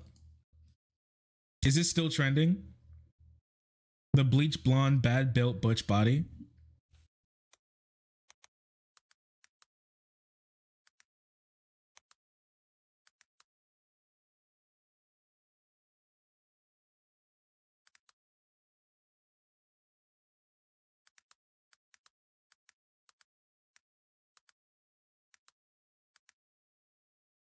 It was a hashtag. It started to go crazy. People started making songs out of it, man. I'm just curious, just to better understand your ruling. If someone on this committee then starts talking about somebody's bleach blonde, bad built butch body, bleach blonde, bad built butch body, that bleach blonde, bad built butch body, that would bleach blonde, bad built butch body, that would bleach blonde, bad built butch body, that would not bleach blonde, bad built butch body, that would not bleach blonde, bad built butch body, butch body, that would not bleach blonde, butch body. They snapped on her, dude. Like, you fool. Oh, that's actually not like us. I've heard some great insults before, but to come up with bleach blonde, bad built, butch body right off the cuff involves a mastery of language that some of us do not possess. Oh my goodness, Seasonal Secrets. Thank you so much for the 200 Bitterino cappuccinos. Thank you. Thank you so much for the love. Thank you so much. No message, just Just bits, and that's all. Thank you for the love. Thank you. She's been holding back. Yeah, you think she's got the notepad of insults against Marjorie that she just hasn't been able to say yet. She's just been holding on to it. She's like, I swear, give me just a moment. Give me one reason to let it rip, and it's all over for you. I swear. All right, so I'll do anything. I'll do anything to tear you apart. Let her cook. I can't scroll through Twitter while it's showing up, so I gotta be careful. Who knows what could come up. Oh no, they pulled up a picture of her. That really is a bleach blonde, bad built butch body. I cannot. She kind of cooked her there, I fear. she kind of cooked her there, I fear. That's why she couldn't say anything about it. She was like, "Oh, I've been got. I've been had. I've been had." Yeah, she built a little like a thwomp. I can't lie. I don't know what they doing down there, the people in Georgia, but she's kind of thwomp pilled.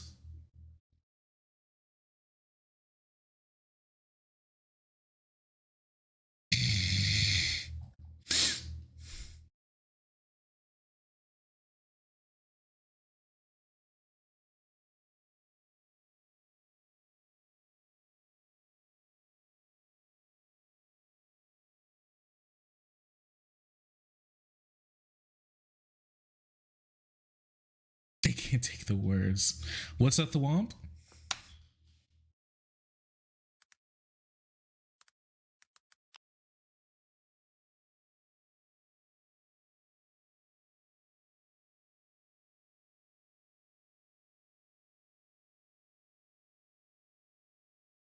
This guy.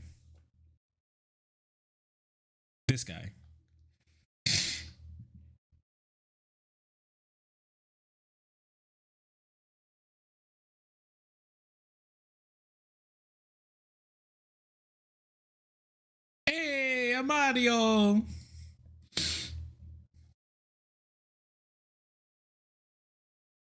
It's ridiculous, man. It's going crazy.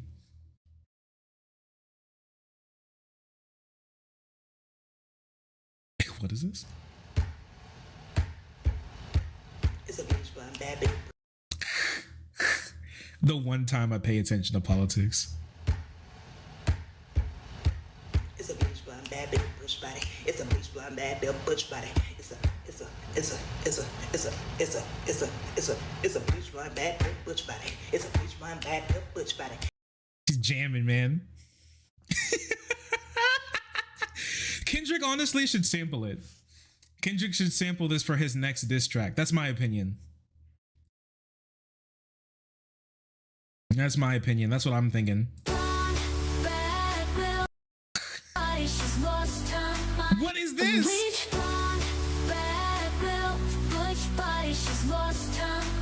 She's a troll acting naughty in the spotlight, but she don't belong here trying too hard. It's crystal clear. What is that? What, you've never seen this before? This is Marjorie's chat. Do you know what you remember what this is called? The flailing fish chin up? Like kip, it's not kipping. What's it called? She does CrossFit. It is kipping. Is it kipping? Yeah, this is the CrossFit pull-up. Yeah, the fish flop.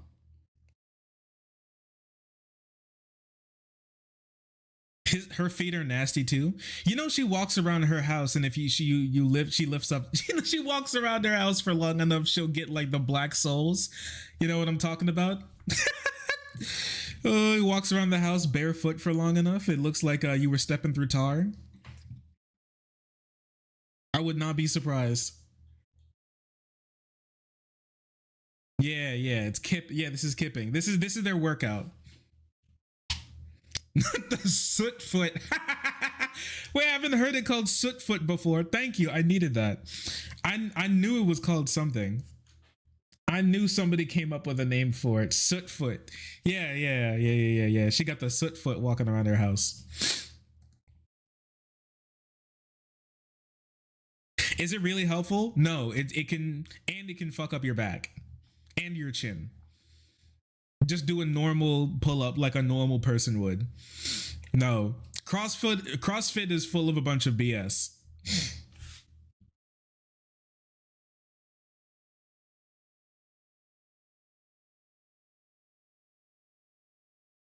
Have you ever seen CrossFit fails?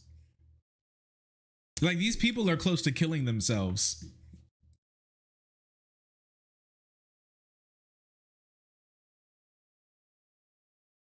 Yeah, I know it's CrossFit.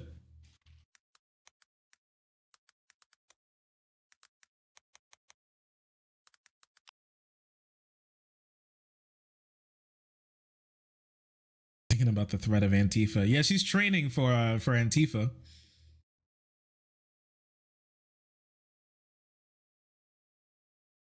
Wait, I'm not sure. This isn't specifically CrossFit.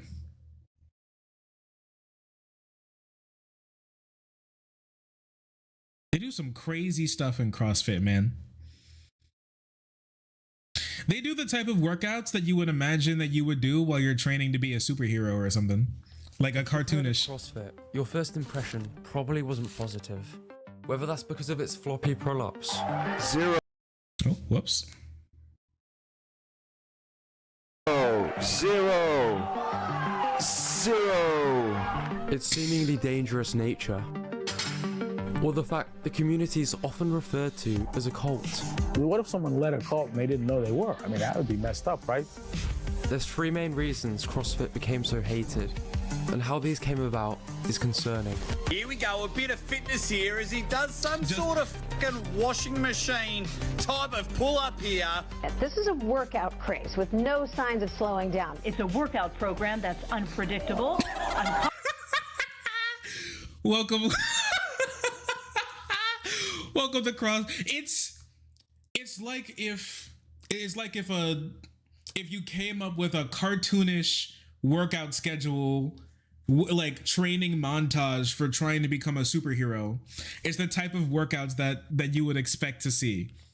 It's like workout satire was turned into a real workout, and that's what CrossFit is. That's what CrossFit is. You can't tell me throwing the barbell like a hacky sack between two people. He does some sort of fucking washing machine type of pull-up here. This is a workout craze with no signs of slowing down. It's a workout program that's unpredictable, uncompromising, and raw. He died, just so you know. But critics say CrossFit is dangerous and people are getting hurt. I can't show you anymore because I think someone bleeds. But anyways, thank you, Josh Brett. This is a Josh Brett video from 2 years ago. Great video on CrossFit if you want to watch it. High injury risk. I saw somebody jumping at a fucking pull-up bar like they were goddamn Simone Biles and then like hitting their neck on it and doing 3 twirls before hitting the ground and landing on another barbell. And that was just and that's just a CrossFit workout apparently that he failed it, but if he didn't, it would have gone crazy. It's all a part of the exercise, you see. All a part of the exercise. That's true. And she got divorced because she was sleeping behind her husband's back. She was having an affair behind her husband's back with like a communist Zangief cosplaying CrossFit gym buddy that she knew in her spare time when she wasn't at the house. So yeah, I mean, like her life is just terrible.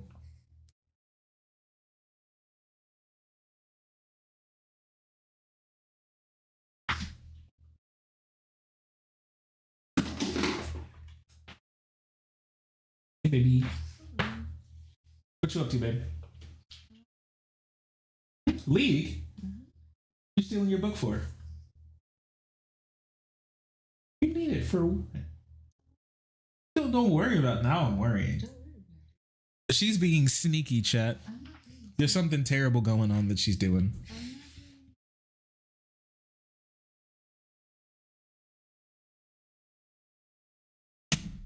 You got to keep those type. You got to keep one eye on those type of girls.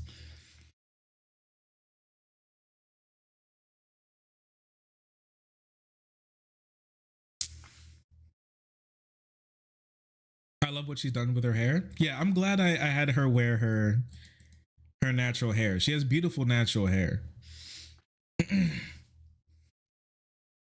I'm glad I convinced her to wear her natural hair. It's very good. She's very blessed. And it looks fantastic too, so. The shark was like, I gotta reach out and give her a little touch every time I see her. What's the point of having a GF if you don't, right?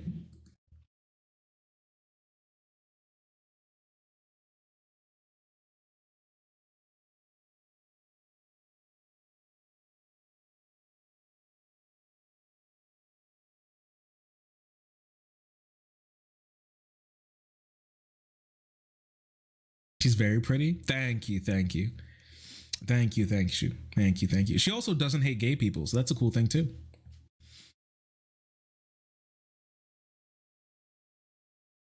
Impose your will.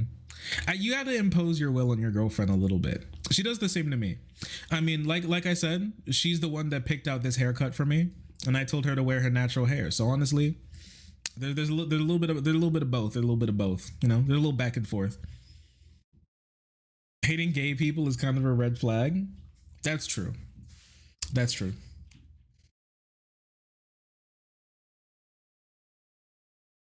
Smash Pro haircut. I'm gonna beat you. I know your IP address. I hope you know that. Watch your mouth in my chat.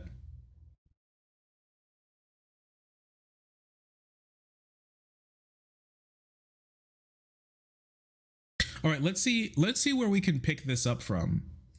Chairman, a point of order. Mr. Chairman. Mr. Chairman. Dude, Comer just got up and walked away, man. Yeah, we'll take this up again. Is that Frost? Yo, Frost didn't say a single word here, man. He was like, I can't. Mods! Mods! Mods need to do something, man. Oh, they muted the mics. Okay. Now, Mad Hat, thank you so much for the 6 months in a row remaining a part of the Friends and being incredibly pog. I appreciate you. Thank you. Which is to take them down. There's no such thing. To take them down. Which is to take them down. which is to take them down. They've been taken down. All right, then that means that Ms. Greene has to leave the committee. Mr. Goldman, you're out of order. Now, I want everyone to let's comply with decorum.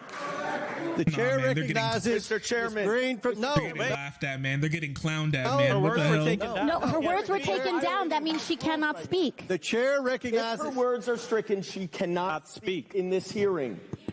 Talk to your parliamentarian. She has to get out.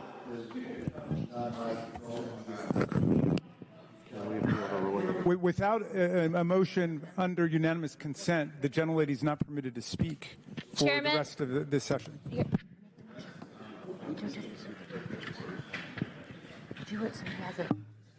And we're happy to revive our motion to adjourn, Mr. Chairman. I think these 17-hour days might not work for us. Something about working, huh? Yeah, maybe showing up for a vote. Now it's a comedy show. Oh, damn. You have a lot to say, being that you're on retainer for the judge's daughter. Sorry, trust fund kid. Mr. Chairman. Who is that? Who's saying that? Does anyone know who that is? Who's that catty weirdo? I actually don't know who that is. I don't recognize that voice. Is this another like conservative DEI hire?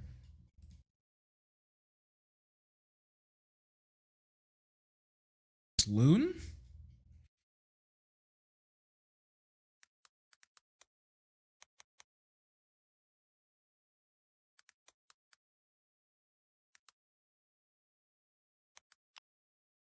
Someone named Luna?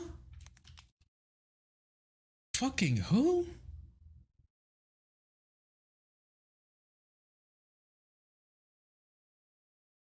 Luna leads? Who? I've never heard of this woman in my entire life. My bad. Just Luna's. No, Luna leads House GOP push to award Trump the Congressional Medal of Anna Paulina Luna.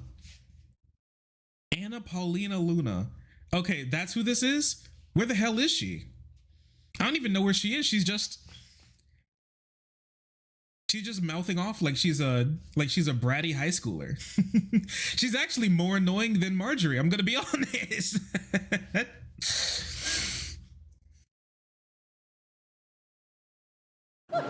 We should strike those words too. I hope you brought your popcorn. Mr. Chairman, Strike we have to those strike after those we as well. strike the Mr. fact that they Chairman. called they were making comments about Marjorie's body. So we can do Mr. this all night Chairman. long, but I have a motion. Mr. Chairman, this is out of I'd like to control. get. We should adjourn. They said something about Marjorie's body. You know, why was that? Why was that? Was the entire committee almost over and Marjorie decided to start up this bullshit for like literally no reason? So very curious. Mr. Chairman. Motion at the desk. Mr. Chairman. I think my body's pretty good. I'm going to be 50. Point of order. Good Lord, please stop. I am. I turned 50. Mr. Chairman. Don't worry, we can tell. Mr. Chairman. Thank you. Mr. Chairman, Thank you. I appreciate that. we have some members in the room who are drinking inside the hearing room who are not members of this hearing.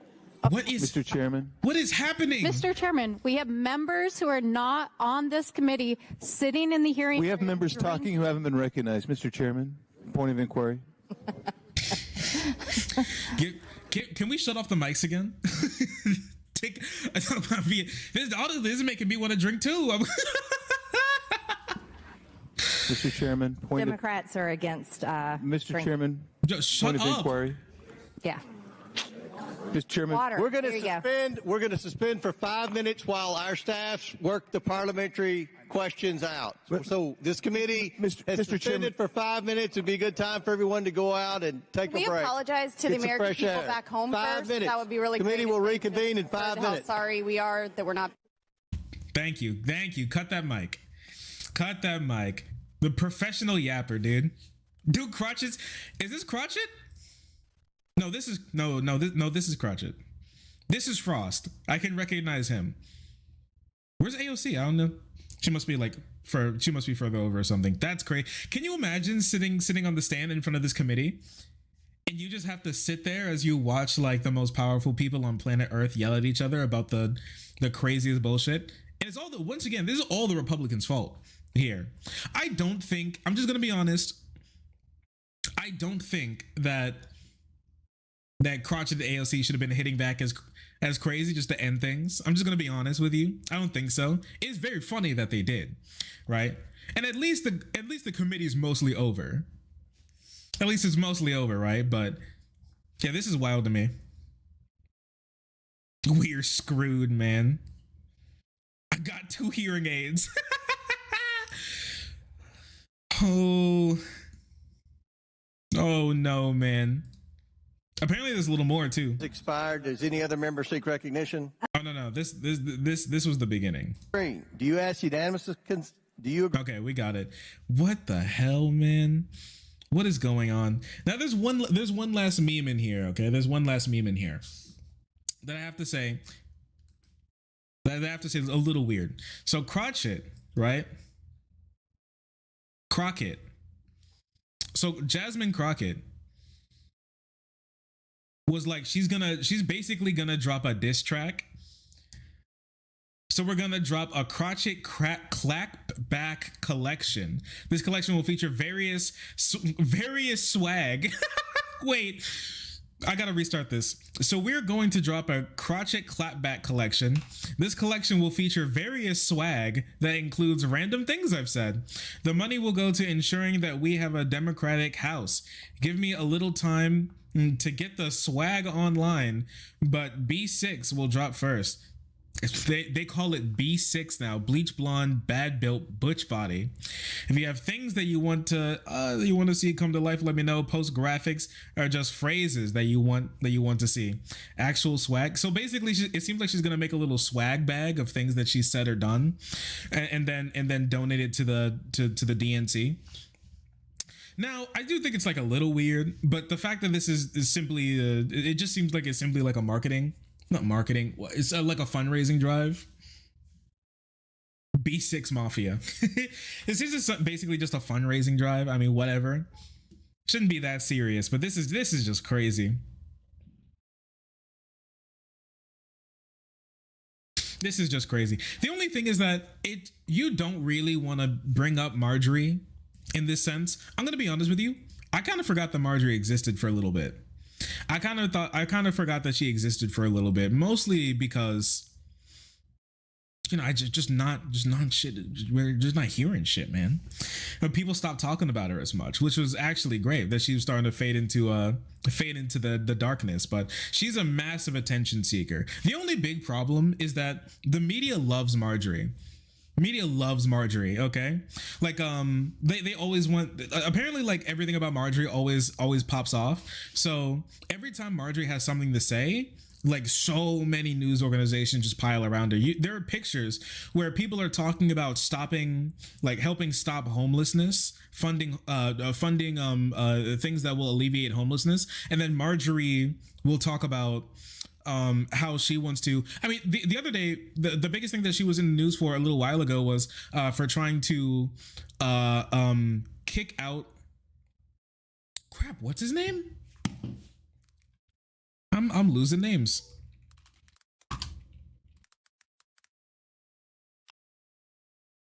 Mike Johnson. How she tried to kick out Mike Johnson, a vote to expel Mike Johnson from the speaker seat a little while ago. That completely failed. And so I guess she had to find a new way to make headlines, because apparently her doing anything for people in bumfuck northern Georgia isn't going very well. So instead, making insulting women's looks on a congressional committee seems like the better option for her. At least it gets her more clicks than whatever else she does, I guess. It's better clicks than her cheating on her husband, or, you know, anything else, I guess.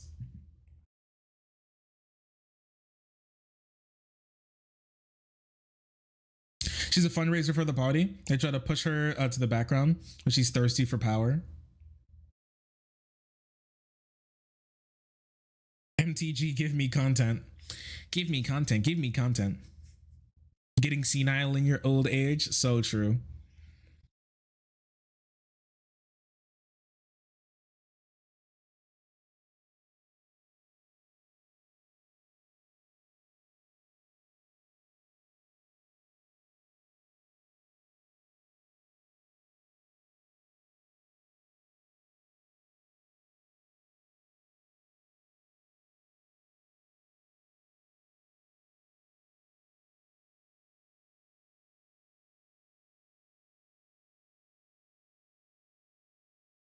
Whoopi, what did you say? Harrison Butker. You know that guy who made that speech to those college women who said that they should be barefoot and pregnant, and that will be the start of their lives, and not going to college and getting a job? Apparently Whoopi Goldberg said that he's like Colin Kaepernick. That's really funny.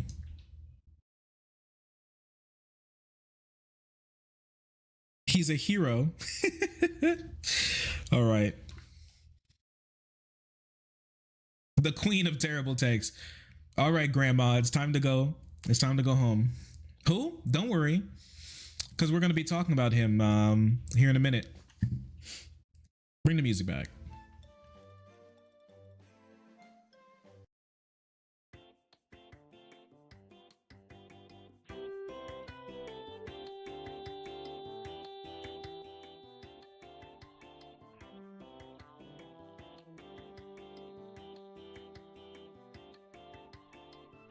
Colin Kaepernick? He was a football player during the BLM protest, and he knelt during the national anthem. He got but he wasn't ever brought back on. And a lot of people credit the reason why he wasn't brought back onto a team was because of him standing up for BLM.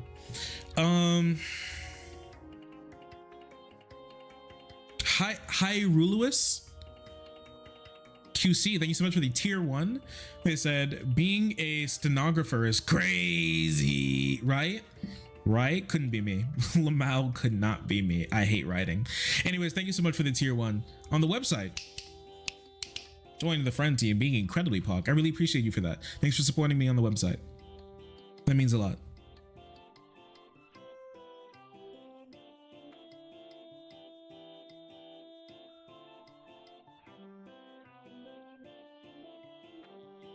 Whoopi always says stupid shit. I think she's really good at the whole stupid shit thing. That's my personal opinion.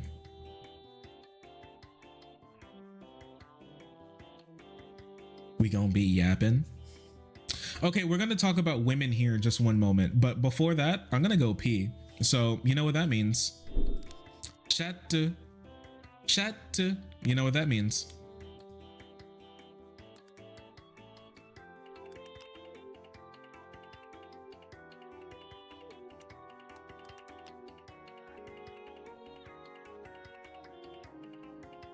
Hyrule.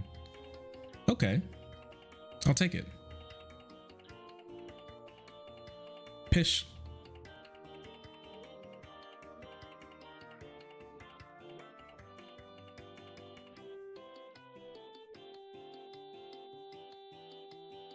Dude, there are no sharks in here, man.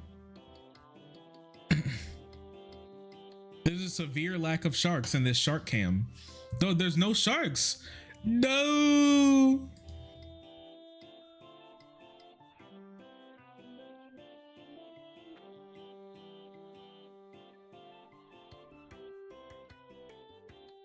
You know what? There's almost nothing here either, but at least it looks more interesting.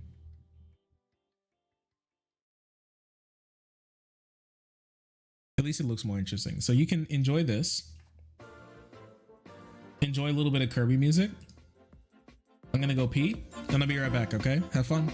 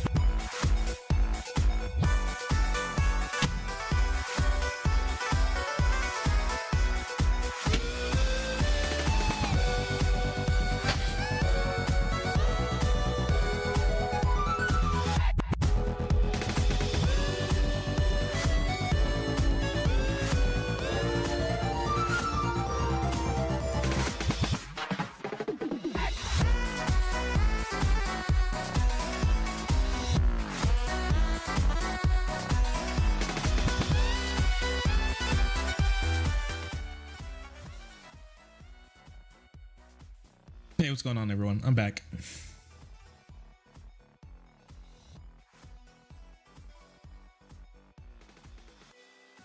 The plan so well choreographed. They've been practicing. They've been looking for it.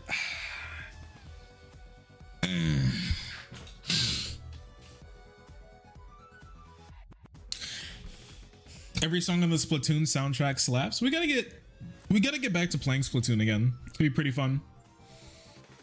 But we got some story games we gotta complete before we do that. Oh my gosh, you want to come say hello. Also, I want to finish Elden Ring. I want to finish Tears of the Kingdom. I haven't finished either, which I feel like would be good for me.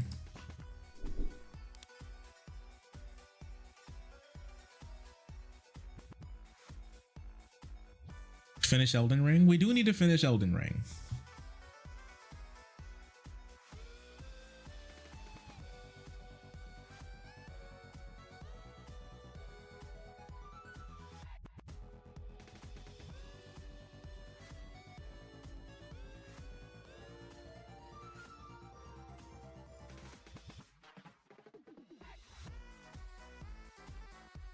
Okay. I opened the window. It's starting to get a little stuffy in here. Now let's see. What do we got? What should we talk about? What should we talk about? What should we talk about?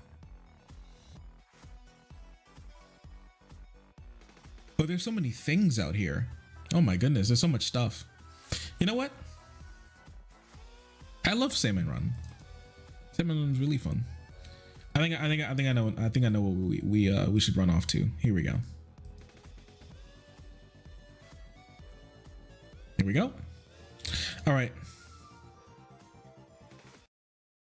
Chat, this video was getting thrown around a lot. Let's watch it and see what's going on. Now, we talk a lot about men not being able to find relationships a lot, but I mean, if men aren't in relationships, guess what that means? A whole lot of women aren't in relationships either. It's something that we don't really touch on that often. You don't hear women talk about not being in a relationship very much. At least we don't, it doesn't get as popular, but this is something that I saw and I thought it'd be interesting to talk about on stream. So let's listen to this girl's story and we can talk about it a bit. Quick question. Are you fucking kidding me? No. Like, I am so sick and tired of just everything I feel you. That's me, for real.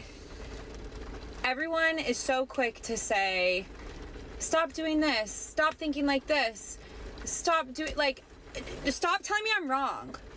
I have literally convinced myself at this point, based on everything that everyone's telling me, my therapist, my family, my friends, that I'm just doing everything wrong. I'm healing wrong. I'm thinking wrong. I'm training wrong. I'm doing relationships wrong.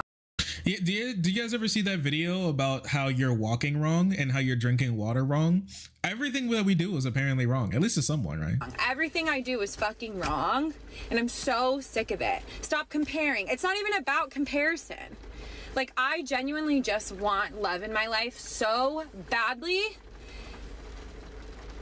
It's literally not about anyone else. It's just about me and what I want. And being fucking over the fact that I don't have it.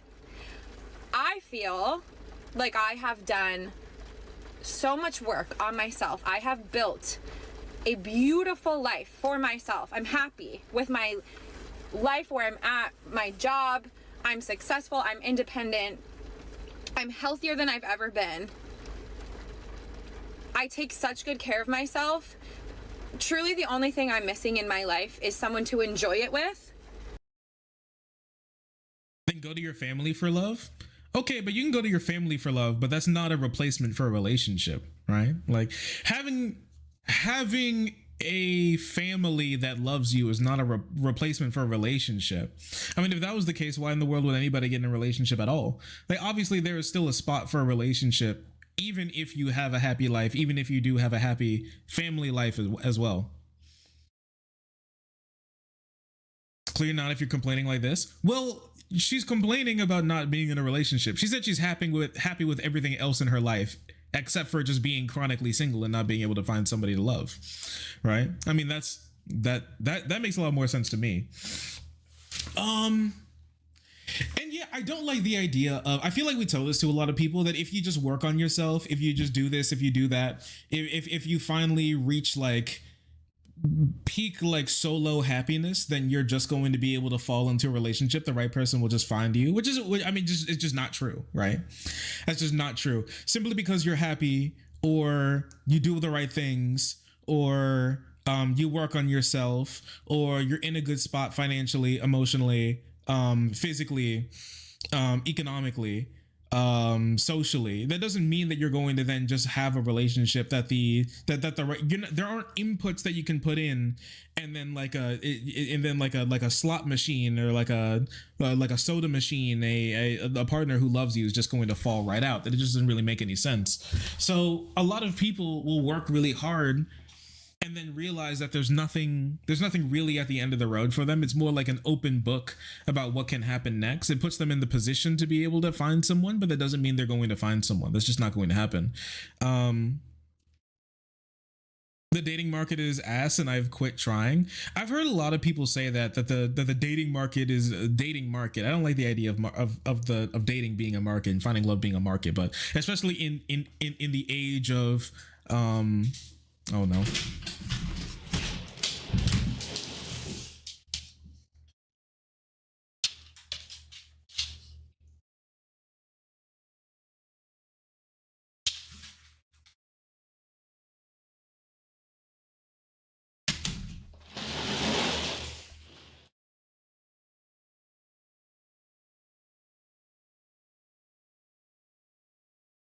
Especially in the age of dating apps, it is definitely now more of a market than it ever has been before, because people now meet on these dating apps where the first thing that you judge someone on is specifically their looks, without you even having the possibility of being able to talk to them.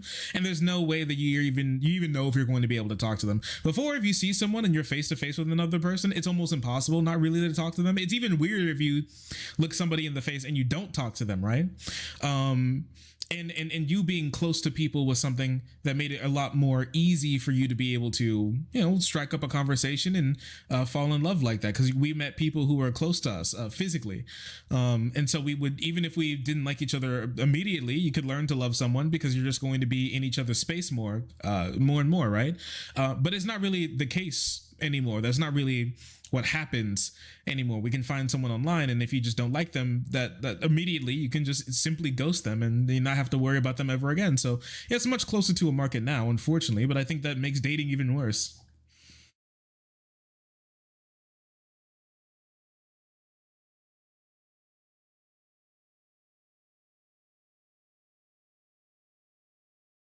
But no, I totally get where she's coming from, where, yeah, like you can get all your stuff together, but that doesn't mean that you're going to have like a relationship. And if that's something you're really looking for, it's really disheartening to just end up being like, well, screw me then, I guess. And yeah, it's got to screw you, right? Because nothing's just going to get you a partner just like that. And I'm so sick of waiting. Like, when is it going to be my turn? What more? Dear Lord, I see what you've done for other people. When's that gonna happen to me? What do I have to do to fix myself before I'm just allowed to be happy, before I'm allowed to meet this universe soulmate person that God supposedly has for me? How much harder do I have to pray and manifest and wait? I feel like I'm being punished for something I didn't do. And I'm just so tired. I'm so tired. I don't expect a lot. Now, I will say one thing is that she's kind of telling on herself a little bit. She was like, when am I ready to be happy? And now I think what she means is probably happy when it comes to a relationship, finally having exactly what you're looking for, type happy, be validated in that way, type happy. And I don't know. You never really know, right? It's the answer that a lot of people don't like to give, and it's the answer that a lot of these dating coaches or whatever, internet daddies, especially for young boys, don't like to give either. But there's no guarantee, right? I mean, you're never going to. You may die alone and sad. Who knows? I don't know. I can't tell you whether or not. But more likely than not, if you're like a decent person, and honestly, there's a lot of non-decent people out there who are in relationships right now. So the likelihood of you being able to find someone is, I think it's pretty good as long as you just apply yourself and you keep working. But you never really know. Desperation is never a good look. One thing that could be a problem is, yeah, that she's just looking too hard.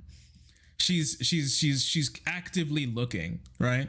And sometimes, I mean, you guys have found this out before, right? Where you lose something and you actively start looking for it. You're looking everywhere. You don't know where it could possibly be. You look on all the spaces where you think it could be, and then you never find it.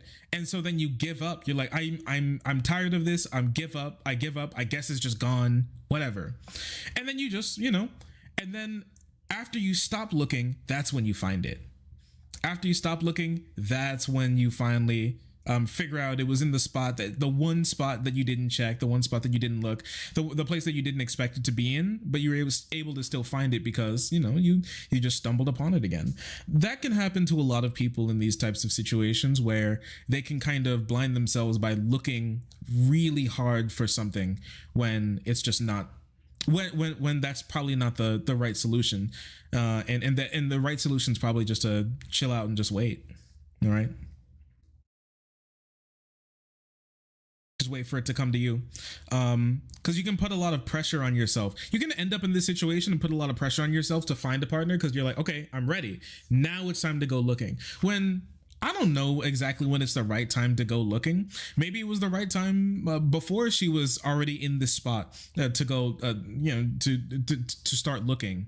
And I don't think it's necessarily anything about her, really, like her physically, and I don't know her personality. A lot of people are going to bring up a whole bunch of things from this 3-minute clip that they can extrapolate for why she's single. There's the number one thing that people love, like dudes online like to dick suck themselves and each other when it comes to this, because what they say is when a woman goes, man, it's really hard to find a date, they go, this dumb broad probably could have had a 5-6 warehouse worker, forklift certified guy who makes $40,000 a year, who would have given her the world, and he only plays 2K basketball in his spare time, and he likes collecting coins, but she would probably look him away because she's looking for tens and freaking princes to pick up her, when she could have just been fine with someone who's just so normal and has a normal amount of income and height, but who's average height, and maybe even only slightly below average with height and dick, only slightly, and that's what it's I'm like right there, but he's like right, but like just right below it. If you take a step back, it's basically not even a difference. But they don't want to date them. They want the 6 foot, 6-figure Chad instead of something real that they could get. Just like, why did you leave me? Always fighting the last battle, right? Dudes on the internet love dick sucking themselves about how, yes, the reason why this girl is single is because she won't date a dude like me, obviously. Of course. That's the real reason. When you have absolutely no clue. Who knows, man? You don't. You don't. Quit playing. But everybody loves to make up stories. Everybody's got headcanon when somebody comes up to talk about this type of stuff online. I think that's my favorite. That's my favorite. The headcanon that everybody wants to come up with.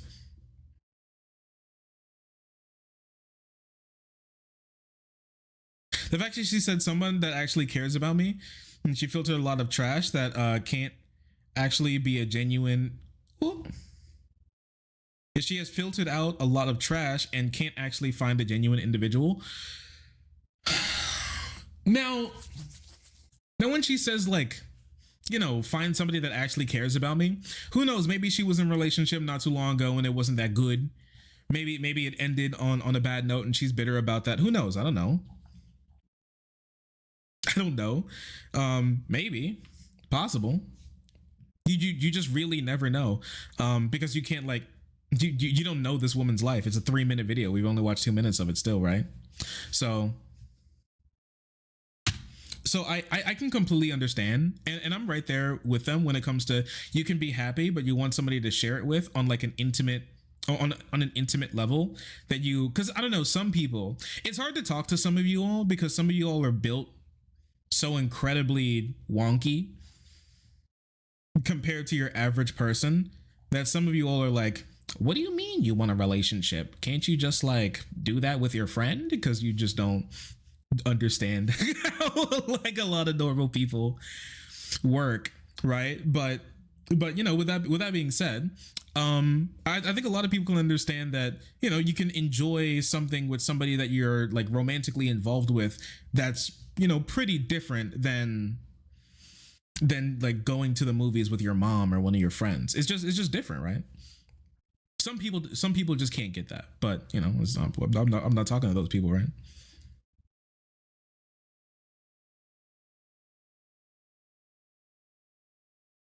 Who knows? Maybe she is looking for the top 5% of men that hate being chronically single. Yeah, like a lot of people understand that sucks.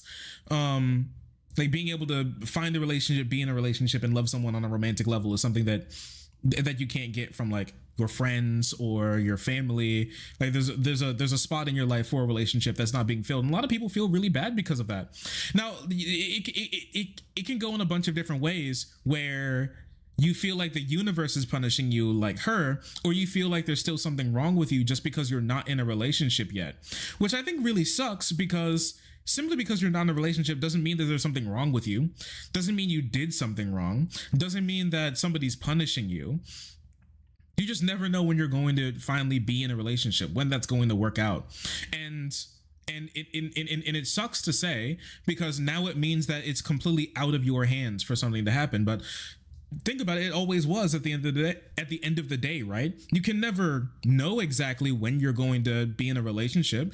You can't force somebody to start loving you.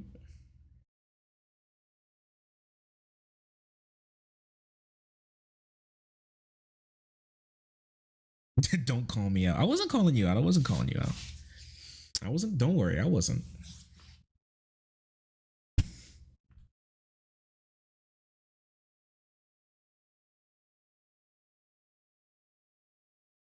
Not being in a relationship is better than being in a toxic relationship. No, that's true. But also you would rather want neither of those, right? You want to be in a not toxic relationship. I just want love in my life so bad. I want my life partner. Am I just supposed to be alone? Like, is that the message? That this beautiful life I've built for myself, like, it's just supposed to be me in it alone?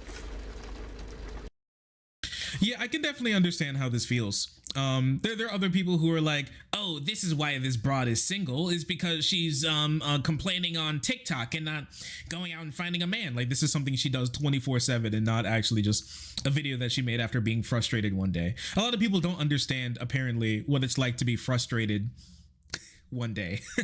I guess it's something that they haven't been able to wrap their minds around, being frustrated one day. But yeah, and then making a video about it, like, you know, hundreds of millions of people do around the world. A very normal behavior that a normal human being has, but it's something that a lot of these people just don't get for some weird reason, or don't want to get, specifically to be a hater. Oh, there are some other people who are also talking about how she was going to therapy and that's her problem, or the fact that she built a life and that was her problem. Actually, she shouldn't have built a life. She should have been looking for a person to build a life with this entire time instead. Like, so you're just supposed to put your whole life on hold, don't do anything until you find like a man. Until women shouldn't do anything in their life until they find a man. Just put their whole life on pause until they find a man, and then they can start to have a life again. Like, come on, don't be a dipshit. Like, I know I have my dog and I love him so much, but like, I need love. All of my friends have their fiancés and their boyfriends and their husbands that they prioritize. Like, as far as I'm concerned, I've been left behind. Chat, you ever feel like this when you have friends who are doing all these types of things, or you see other people who are your age? I see this a lot, especially when it comes to sometimes like the really, really popular YouTubers. How there will be, I don't know, let's say like I Show Speed recently was doing backflips on a stage with K-pop stars in South Korea the other day, and the people were like, oh, bro's completed life already at 19, he's doing so much, and they're like, bro, I haven't done anything at 19. It's, you are comparing. For one, it's a lot of the things that can make you sad are the comparisons, always comparing yourself to other people. And it's hard not to, especially when you're surrounded by those types of people. It can feel, you feel like a late bloomer, or you've done something wrong, when, you know, more likely than not, you're not in a relationship. More likely than not, you're just not in a relationship right now. It just has nothing to do with you. Comparison is the thief of joy. That is true. That is true. Or in this case, instead of being the thief of joy, it makes being upset even worse.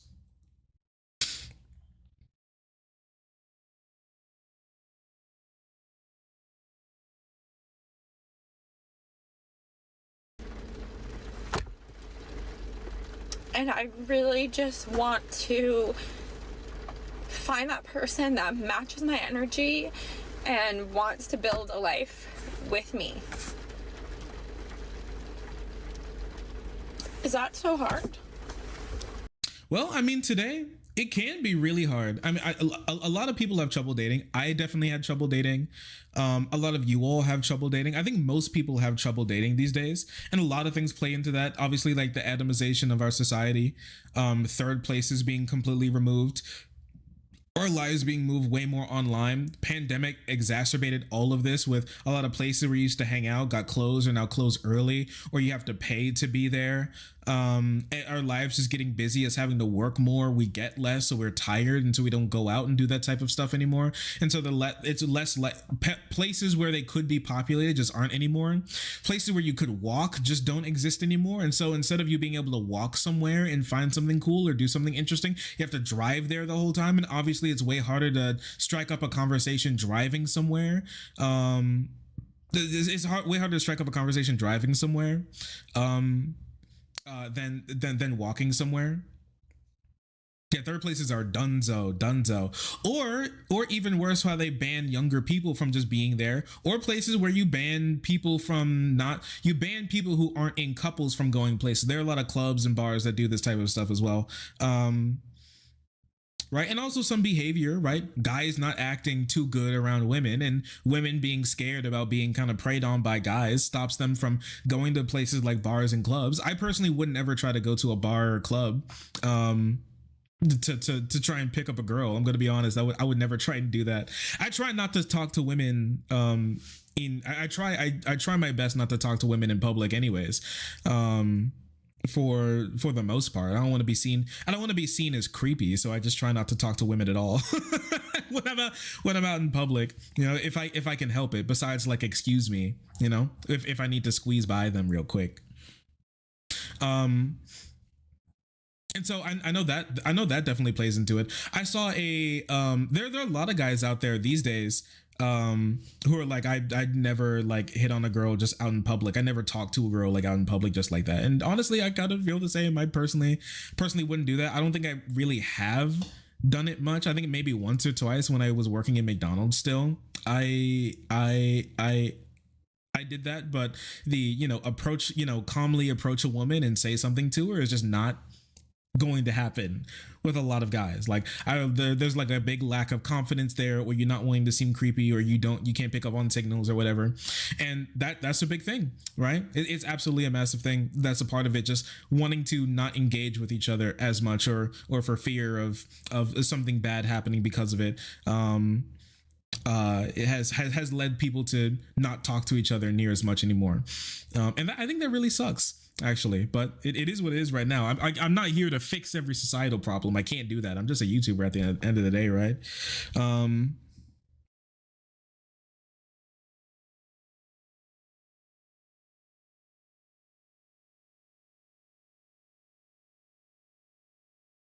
Yeah, and also a big thing is that social media plays a role in it. How a lot of people think they're being left behind because what people post on social media is kind of like just like the best of the best, right? A lot of people don't, unless they're a content creator, really, they don't post their fails on social media near as much as you think. And when they do, a lot of people get clowned on for doing it, and so it's way less likely for you to do that type of stuff. Obviously, when someone posts something on social media, they want likes, and so it's either laugh at me because I failed, or look how cool this is. Isn't this so sick? And so more people go on the other side of look how cool this is. You know, maybe I'll get praised for this. People think it's so cool. They'll think I'm awesome for doing this or that. And so they're way more likely to post that type of content. And it's just like how women have started to rag on their looks a lot more because of social media and filters, because people have started to look better simply because people have started to look better simply because of social media and trying to look a certain. Played a big role into, and I think that happens the same way when it comes to not just looks but people's lives. You see people going on trips and traveling all the time, or having like a much cooler life, or being more financially stable, when actually financially stable that looks like to you is actually financially irresponsible because they spent money that they didn't that they shouldn't have, specifically so they can show it off for social media. But yeah, talking to women, approach a lot of girls. You've seen a lot of girls talk about like approaching women.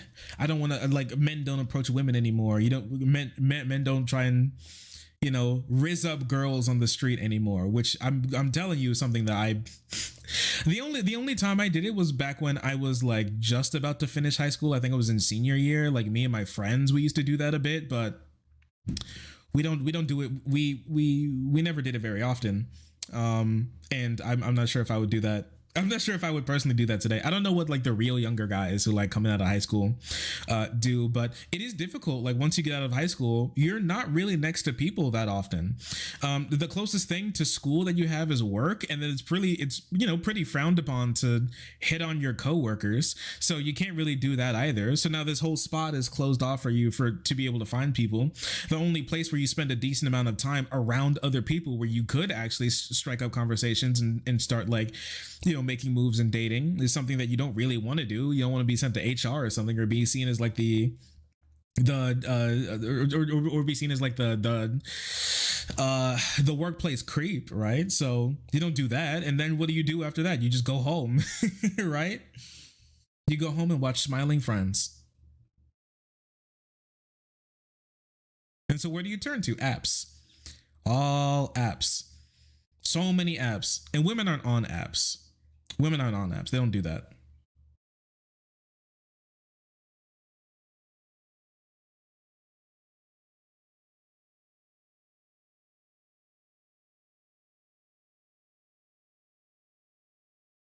Yeah, women are way less likely to be on apps. So the likelihood of you finding someone there is also much lower. I found my girlfriend on an app, but you know, it's not really indicative. Now, these days, what I will say is that the number one spot where people meet each other now are apps.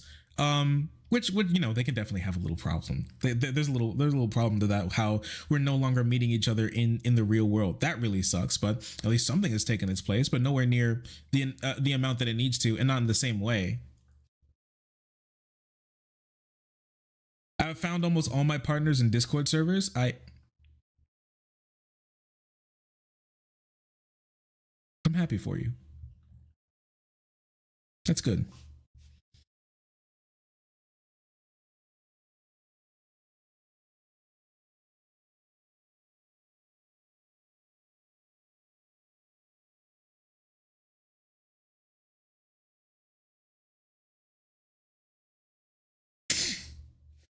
Was that sarcasm? No, it's not. It's not. I'm happy for you. If you have friends and if you have people in your life who you know care about and you're happy, no, I don't feel bad. No, I'm not. It's not sarcasm. I am happy for you. It's good. Good. It's a good thing. Yeah. Yes. Oh, my Discord kittens. The whole kitten caboodle.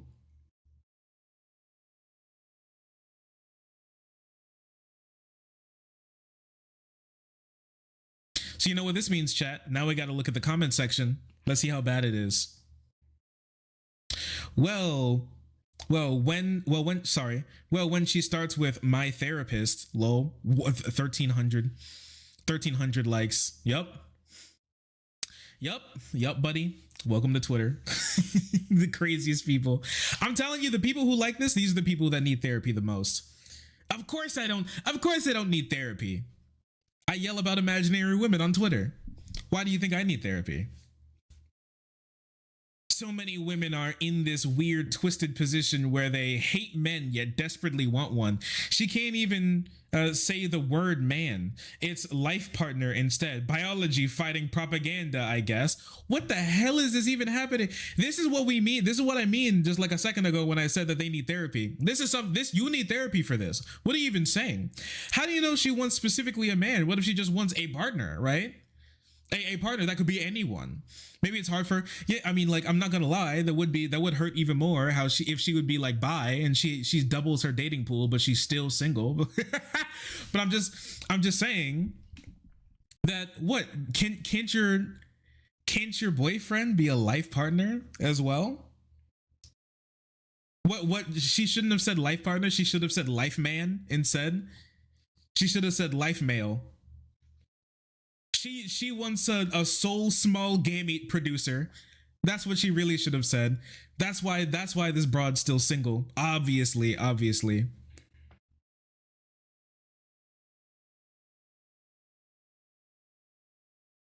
I need my small gamete partner only if.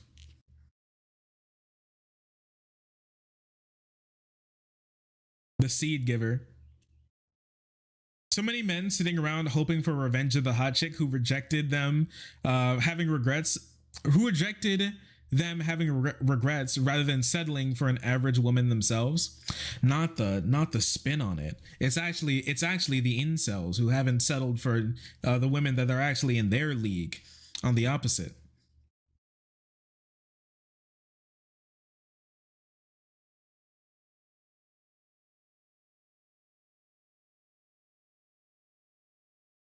Instead of building a good life with a good guy during her 20s, they thought they could wake up one day and leech off of a man's hard work and dedication and commitment he's been putting in for years. Ah, yes.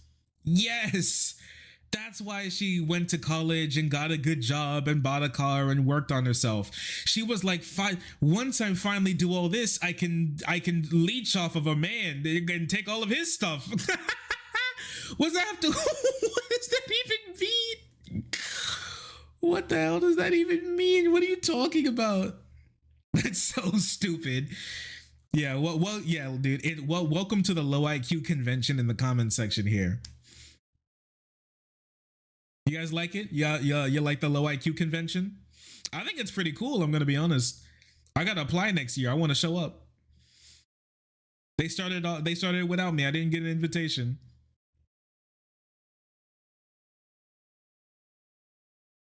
I love Elon's Twitter. Don't worry, I'm reliably informed that it's still men's fault. So true, buddy.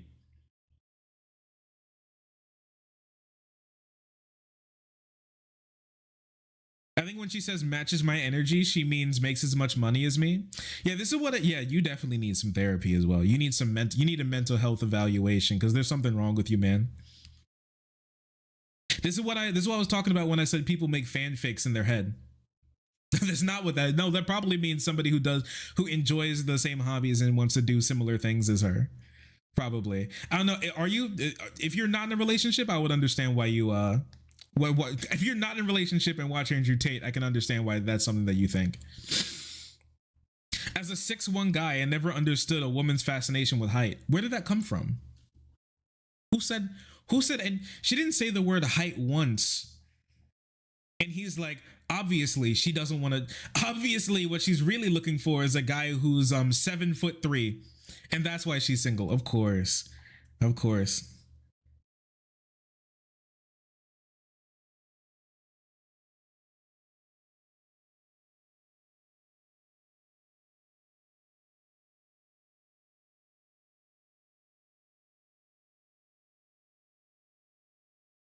I, myself, mine. Stay away from her. So true. I can't believe she uses the proper pronouns when talking about herself. Is she supposed to be saying we, like she has like an imaginary friend? I was 5'11 and a half. That's the biggest cope I've ever heard in my entire life. I've actually never heard a guy be like, I'm 5'11 and a half. Bro, let it go. You're not 6 foot. And it's perfectly fine too. Actually, it's 5'11 and a half. Well, made well over 100K and they still weren't interested. You know, I'm gonna be honest. Giggle or giggles. I'm gonna be honest. I think it's the fact that you think that you being 5'11 and a half and making over $100,000 is what's gonna get you a girlfriend is probably not getting you a girl. I'm just honest. It's probably what's going on. I'm gonna be real. That's probably it.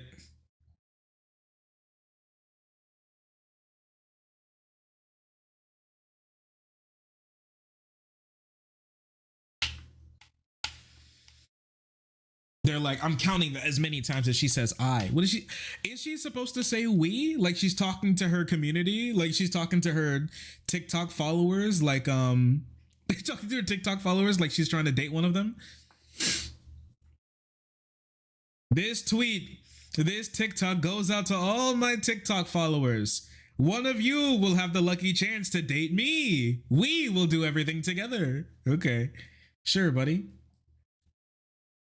He's thankfully too stupid. Yeah, I guess he's just too stupid to have a girlfriend. It saved many women's from the unfortunate situation of being trapped in a relationship with him, I guess. Come to me, my followers. Yeah, just like James Charles. Chat, you know something crazy that I learned about James Charles? You know something crazy that I learned about James Charles? He actually used to be, when he was younger, he used to be a popular Mario Kart Wii modder. He used to be under the label of J Codes. What? Really? Yes. Yes, that was his first YouTube channel, was him being a Mario Kart Wii modder. Really? I'm not joking. Yes. He used to mod Mario Kart Wii, and he was a large member of the community. I can't imagine what's more crazy. It is pretty wild.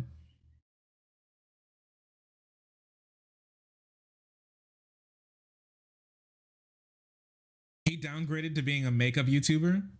Yeah. The whole coding thing was pretty cool, but I guess he wanted to be a makeup tuber instead.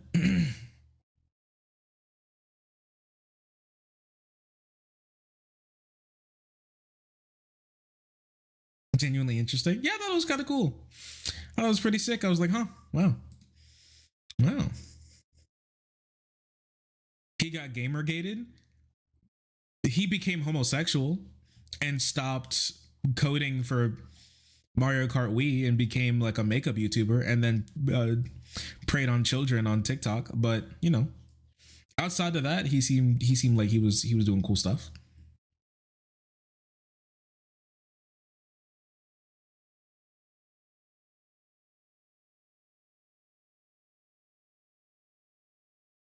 He went down the dark side of internet fame.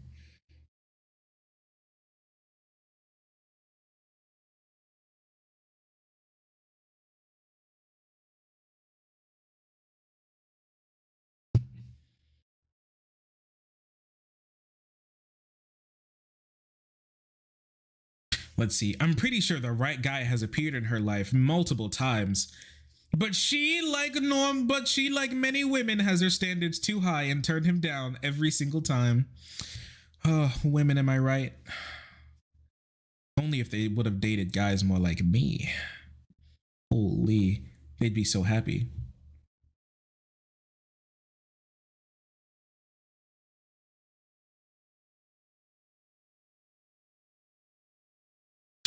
men build lives for themselves and include women in it, not the other way around. So women are supposed to be a part of your life, but you're not supposed to be a part of theirs. Is that the case? Yeah, buddy. All right, Broseph. Maybe they do think women just shouldn't have lives. They should get out of high school and then just kind of wait on the side of the street for their Prince Charming to come pick them up.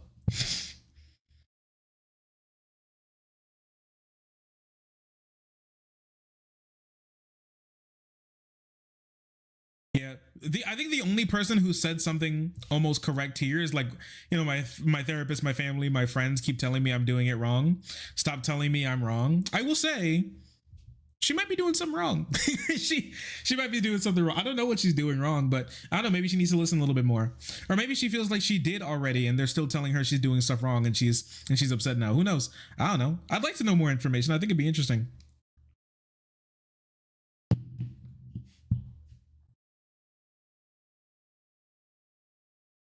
This video was posted right after. How it feels knowing I'm not responsible for anyone's dumb son with Peter Pan syndrome, and I've turned all my pain into gains. Okay. Cool.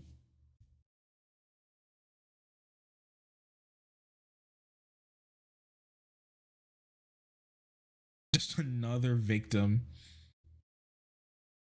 She was sold a mountain of lies, like having a job, and now she's reaping the consequences. Woke women have been bamboozled.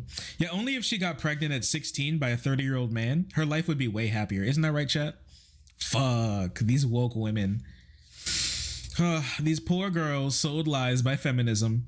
It's so sad what the radical left is doing to our girls. So true.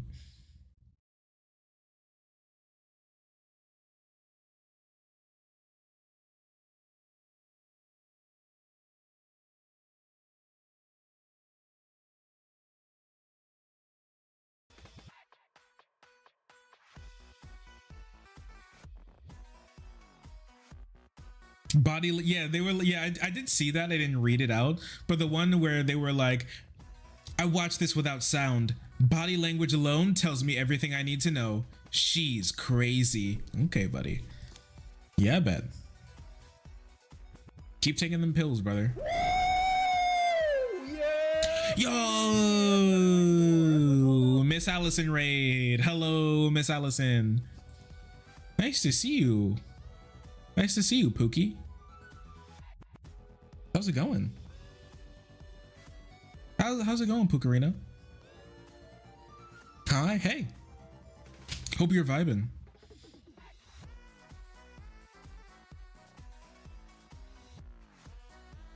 Body language experts in chat, yeah. They roll up real quick.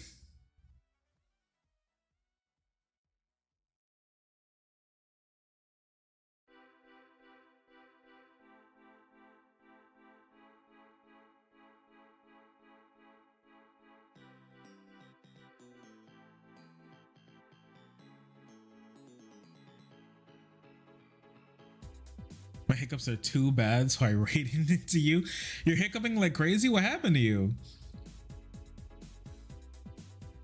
Are these hiccups bothering you, ma'am?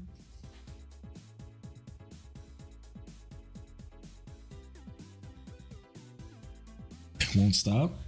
Yikes. I haven't had hiccups in a long time, and it's been really nice. A doctor needs to do something to heal hiccups. I don't know how we do it, but we've got to find some way to do it. Did you see what happened with Marjorie in Congress?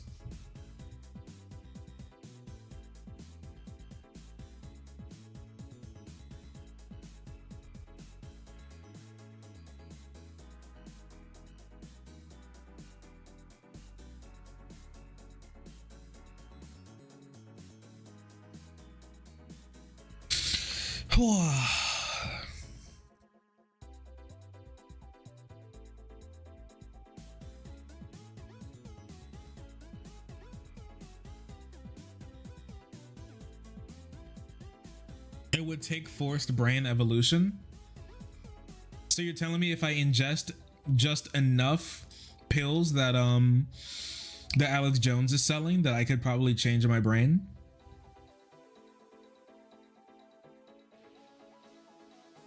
You think it's possible, chat?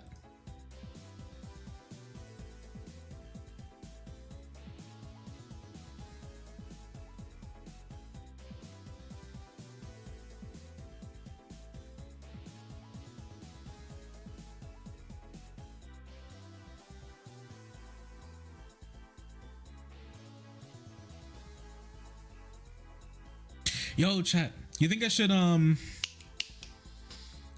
do like gym vlogs? What do you guys think? You think it'd be fun? You like to watch welcome to day one at the gym. I'm gonna wreck my shit, watch this shit. Grah! I'm gonna pick up this huge piece of metal, chat, watch this shit. Grah!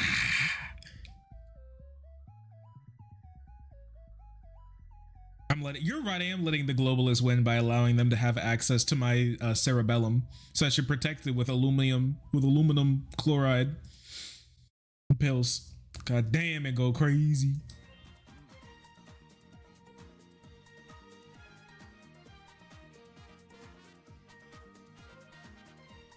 Start kipping like Marjorie. No, actually, I do normal pull-ups that a normal person should. Okay, I do. You know what? You know what's lost in today's social media climate when it comes to exercise? Okay, a nice controlled rep. I feel like I never see them anymore. A nice controlled rep where you start at a fully extended position, you see them tightening the muscle, pull all the way through, hold, pull all the way back to the start position, and then do it over again. No one ever does nice controlled sets anymore. It's about this shit, and it's about like this shit. No one ever controls the eccentric anymore. Okay, apparently it's not cool or interesting to do a correct rep for once. You know, the eccentric is actually the most important part of the exercise. The weighted stretch is more important than the compression. You compress so you can get to the eccentric part, you know.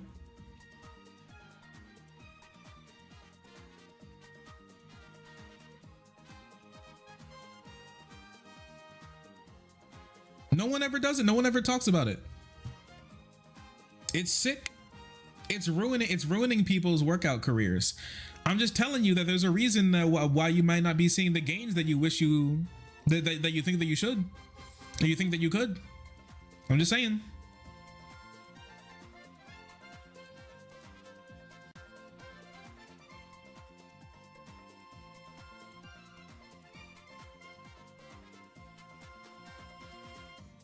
The what now?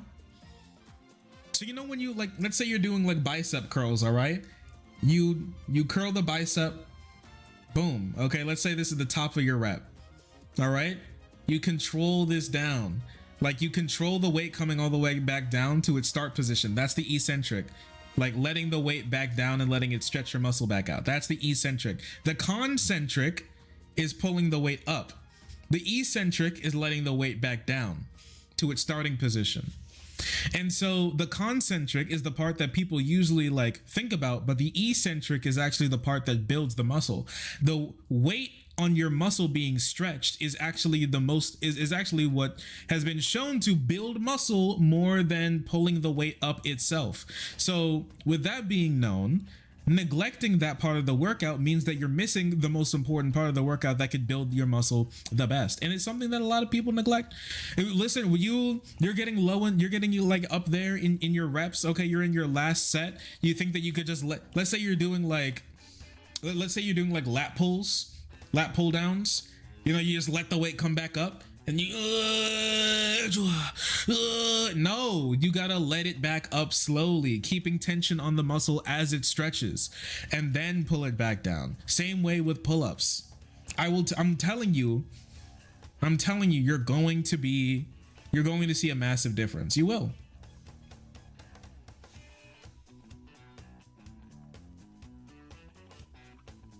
based incorrect yet again. Thank you. If you're not ripping your muscles and tendons, you're not doing it right. True and real. God damn, finally. Finally, we're cooking.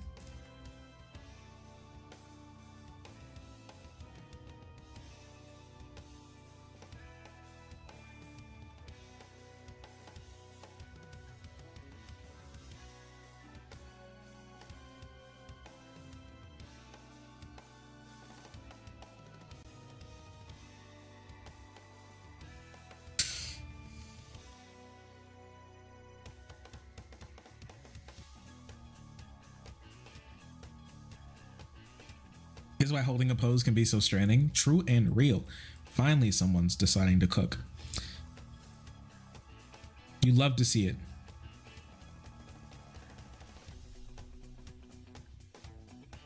There's something I was going to tell you about. What was it?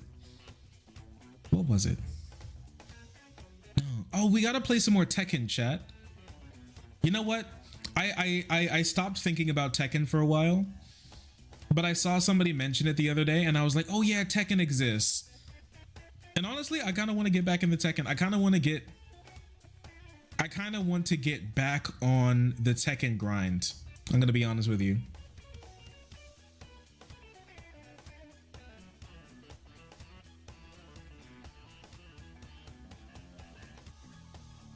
I want to get my Lily back. Can you imagine me going crazy with Lily? Oh man. Oh man. Then I can fight some of you goobers. Oh yeah, that's what I wanted to talk to you all about. Nick Fuentes accidentally streamed gay porn on his on his stream the other night. Accidentally, he says. Accidentally, he says.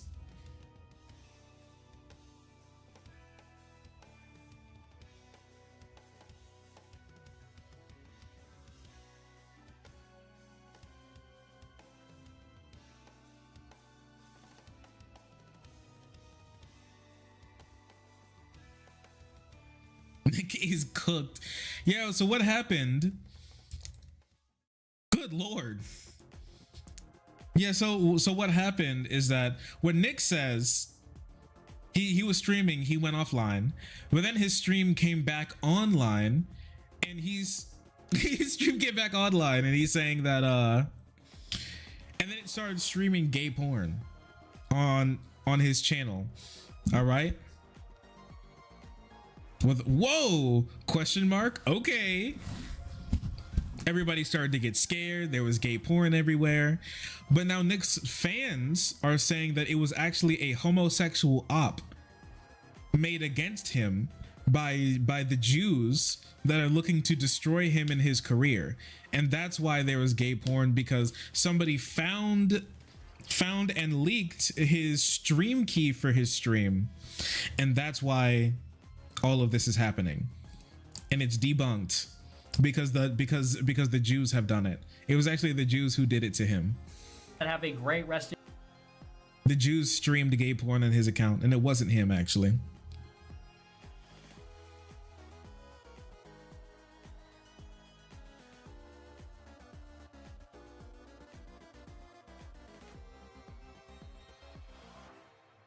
Not an unlikelier actually. It's crazy.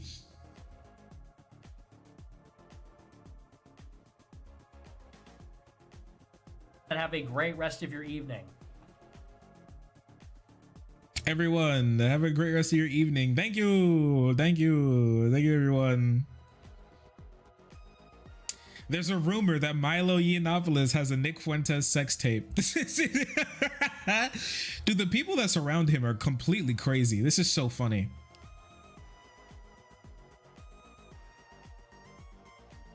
Oh, his website was hacked, actually.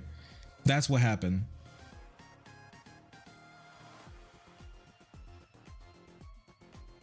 Somebody in the comments was like, sir, if you like men, you can just say that. It's 2024. That is true. That is true. Not many people are going to get on you if you say that you like boys. Like, I mean, you know, there are many people that do. Just that we don't have to lie about it or anything. You don't got to go crazy about it or nothing.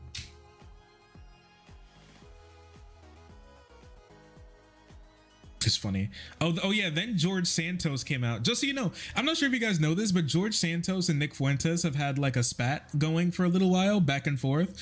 Apparently, Nick was in a group chat, and Santos came in and asked if he was a gay homosexual who loves boy dick, and then Nick got really angry and then left and then blocked him. And now George Santos, the actual George Santos, has had beef with Nick ever since. And it seems like Santos is the one that broke the story. This is so funny, man.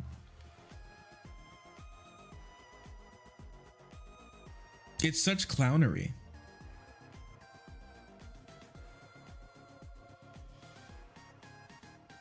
Yeah, Santos still trying to find his ways to be relevant.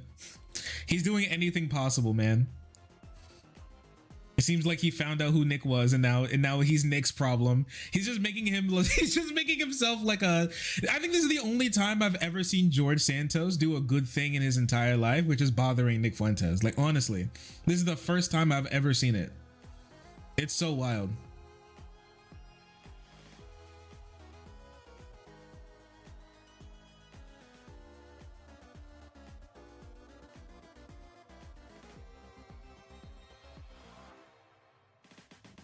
Yeah, Nicholas Cum Hunter. Yo, remember when he was? You guys remember when he was the Cum Hunter?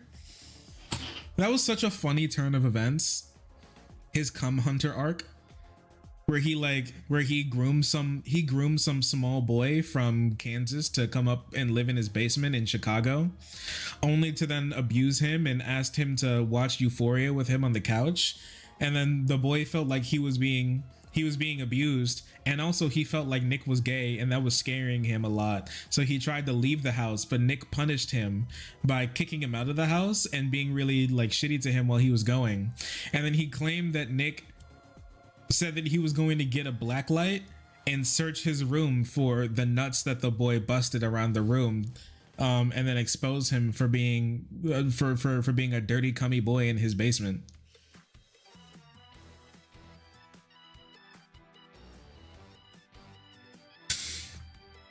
That whole thing was so wild. It was so funny, dude. Holy crap. Ironic groomer behavior. Like, but actually, like literally, but actually so true. That you actually cook with this one.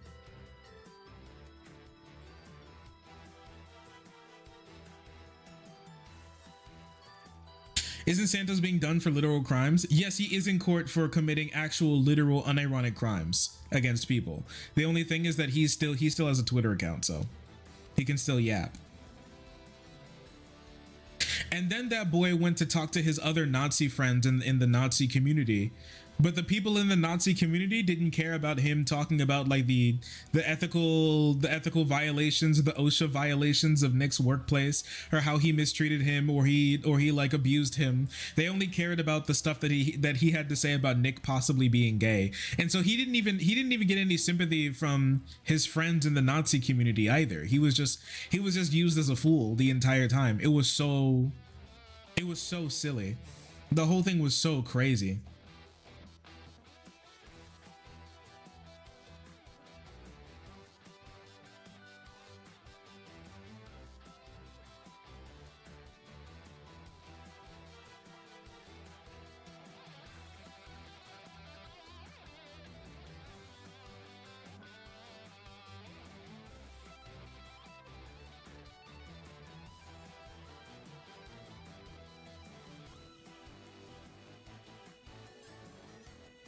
Isn't the crime spending money?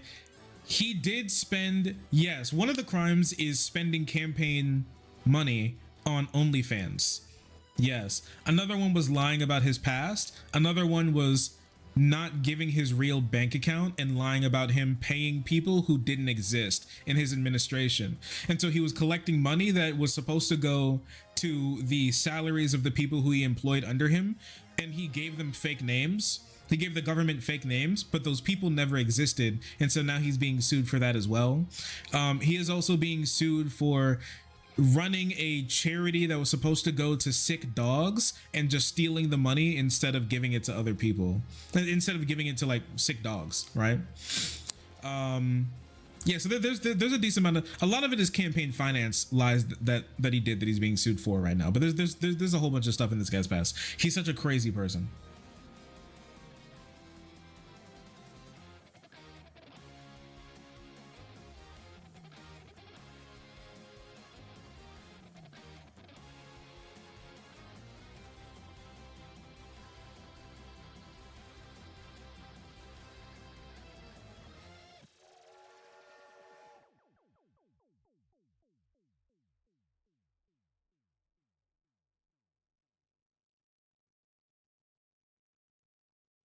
That's a crime, I think. No, it's all crimes. It's all crimes. These are all campaign finance crimes. Really, these are taken, campaign finance crimes are taken really seriously, because you can't just run for public office and say you're going to run for public office to help people and then use that money to shove it up your butthole. Like, you can't do that. Or at least if you do, you have to tell people that that's what you're doing with it. You can't just lie to them. You can't lie to people for money and while running as a public servant.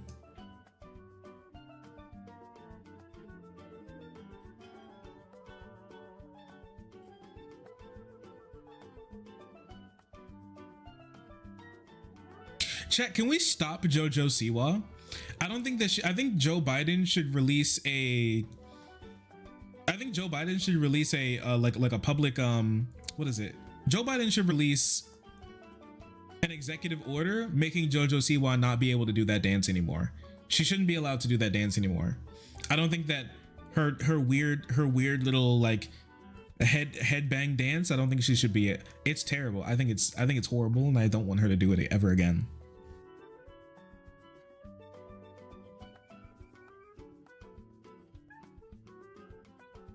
But what should I have to drink? I had small blackberry moonshine last night, and it was actually very tasty.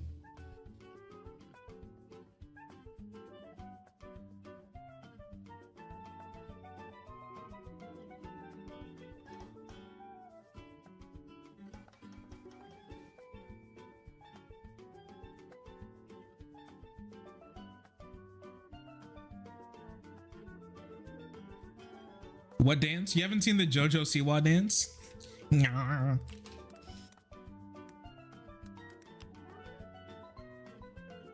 She's doing her like Miley Cyrus thing where she used to be like prim and proper little girl, but now she's a grown adult. So now she's like crazy and wearing black lipstick, and she says that she is a gay homosexual now, and she loves women, and she loves dancing, and she loves being edgy because she's big now. She's a big girl now, and she has her new wait, I gotta search through this just to make sure nothing crazy is in here. But I think this is the video that I was thinking of. Yeah, this is. And she invented a new dance move. I'm not gonna listen to this, but yeah. I'm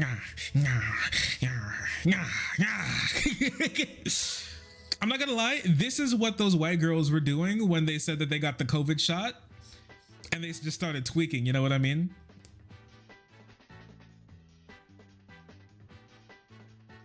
She's part of the agenda now. I don't think that she should be allowed to do this anymore. Vaxxed. Yeah. She's dancing like she's vaxxed. I don't think she should be allowed to do it. I think it's terrible. 1 in the 9 circles. This is definitely at least on the 8th.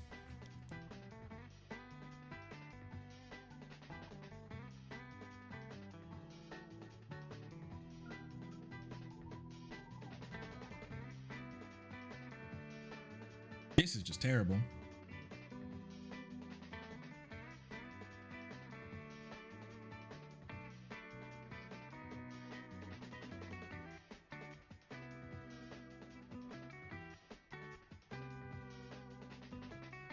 Rebranding is also helpful after a controversy. Was she in a controversy?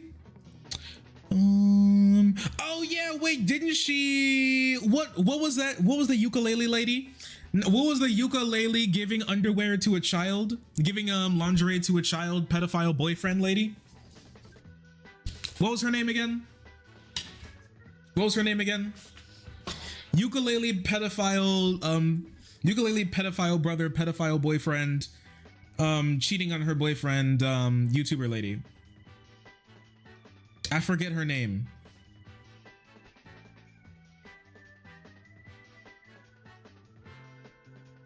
Yeah, Jojo Siwa out here doing the great googly moogly.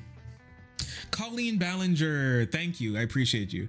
Yeah, she defended Colleen Ballinger. She was like, Colleen's actually so cool and Colleen was always nice to me.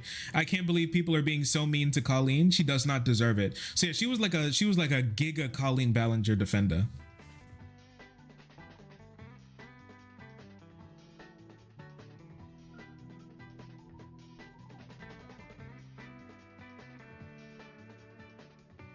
She was a huge Colleen Ballinger defender.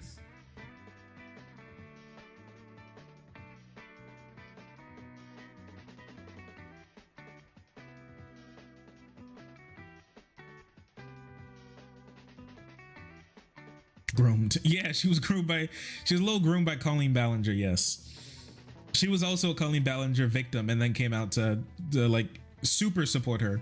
So yeah, that part was absolutely horrible, terrible, trash. And then after that she became a huge freaking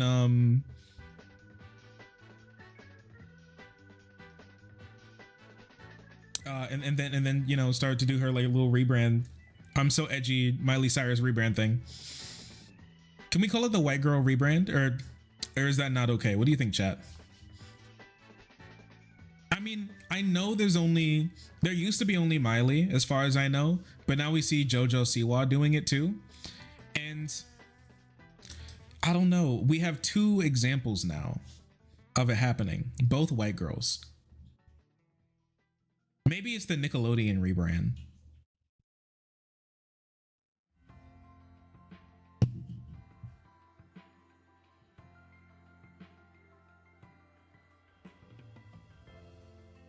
Yeah, Colleen absolutely deserves all that stuff thrown her way. She was a completely grown adult and knew that her like brother and people around her were abusing minors in her space, and she just did not care.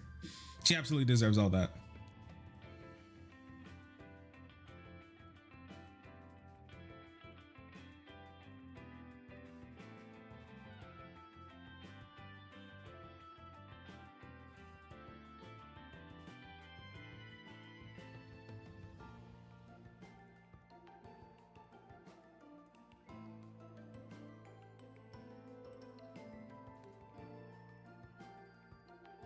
Oh yeah, and her husband too. Yeah, the Nickelodeon rebrand. She also got that uncle fetish. She needs to disappear. She needs to vanish. I hate, you know what? I don't hate. I love to be the one to say it. She needs to go and not come back. She needs to be gone. And that's just it. Okay? That's it. That's it. I'm sick of it.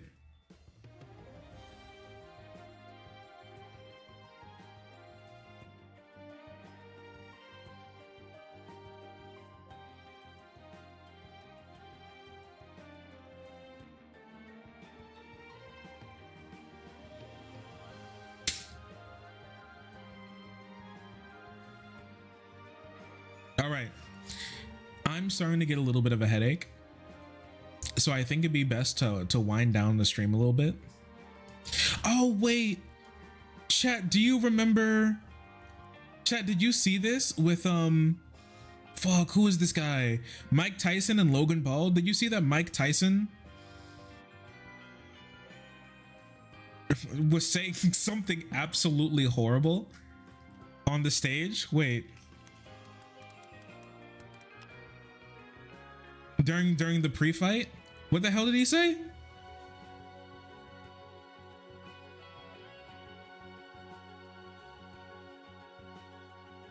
He was like, POV, gay pedophile. Oh! Oh no, not Tyson too. Nah, man, his brain injury must be catching up with him or something, because this is just... Wait a second, not this clip. Not this. I'm trying to find the clip for you. It's just a horrific thing that I saw. That a real.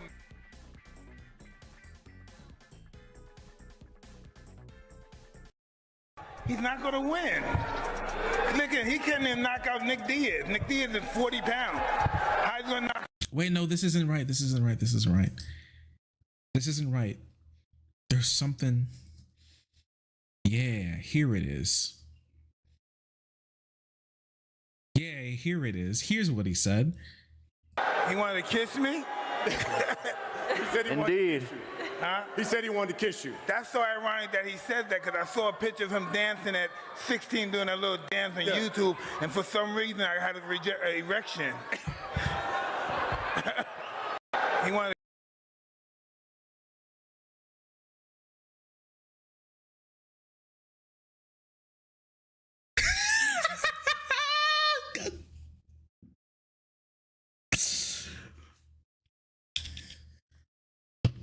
Mike? Because what? Why would you say that? Why would you say that? Why would that come out of your mouth? How many pre-fights has he been? How many like pre-fight shows have he been in? And he's just like, yeah, so I saw you at 16 and I came in my bench. What? Did you see? He was flabbergasted. Look at him. He didn't even know what to say. Like the guy who's always, he actually silenced the guy who was always running his mouth. Mr. Suicide Forest. He actually shut up Mr. Suicide Forest with something so crazy. For some reason I had an erection.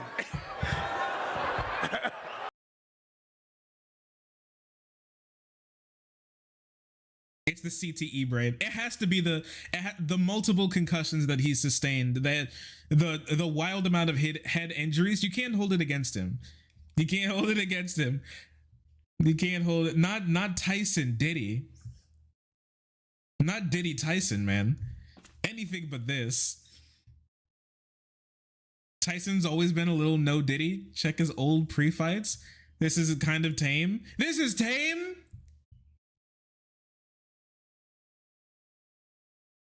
T Diddy. This is tame. This is a normal thing that they do. That he does. Flabbergasted, man.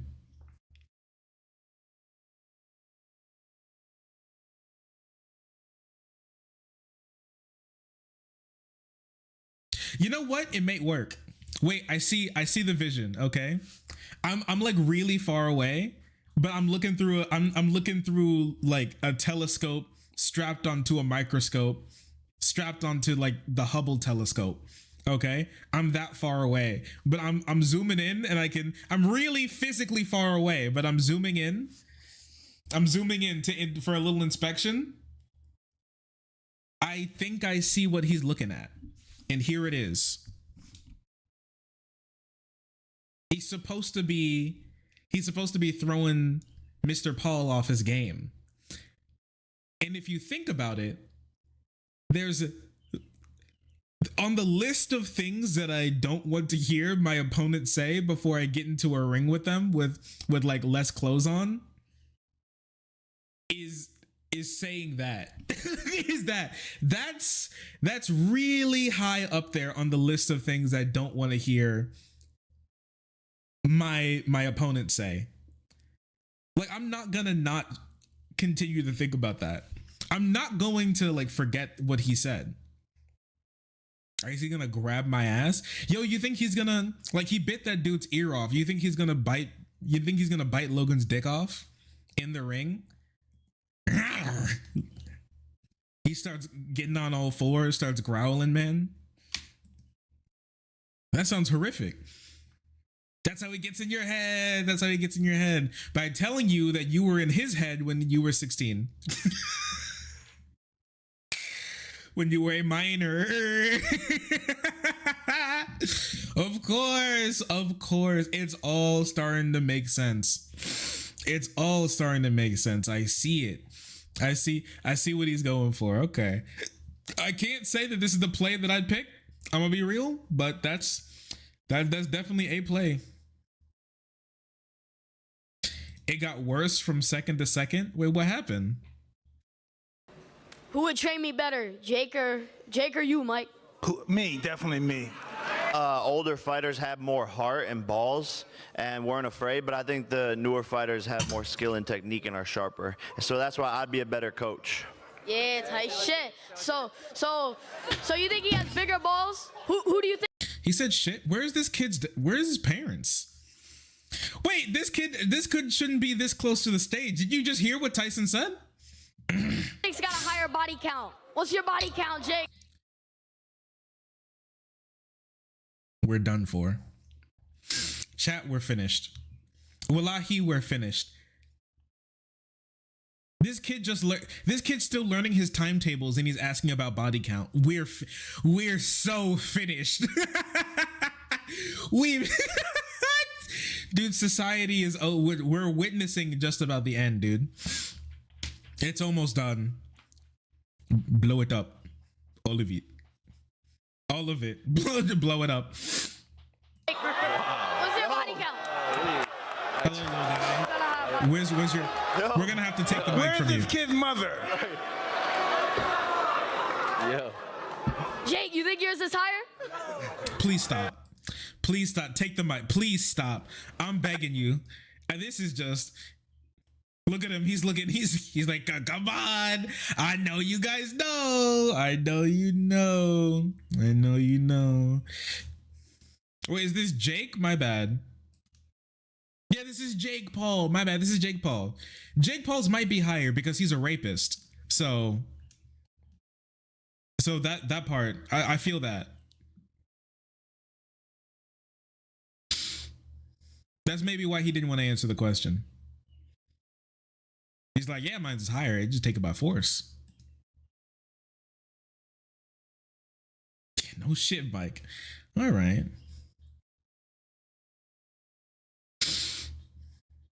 Okay.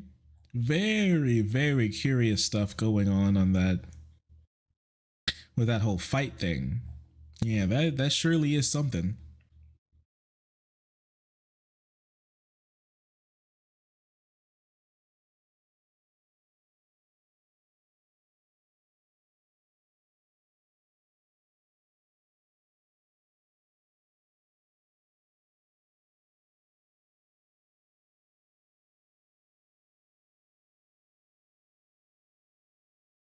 All right then. The kid honestly stole the show. Okay, but someone stole that kid's childhood, and I think it was the iPad.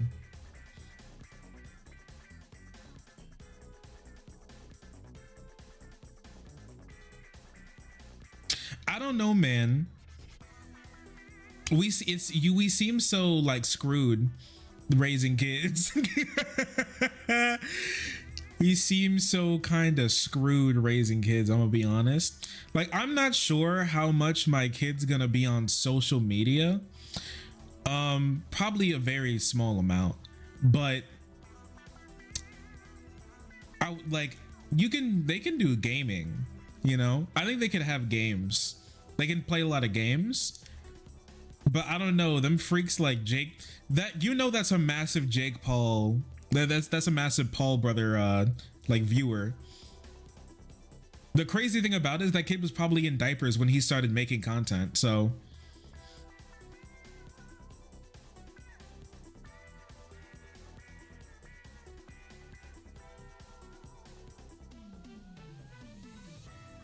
I don't know, man. Like, the more I see what some of these like little kids be up to, the more I'm actually sympathetic to those. I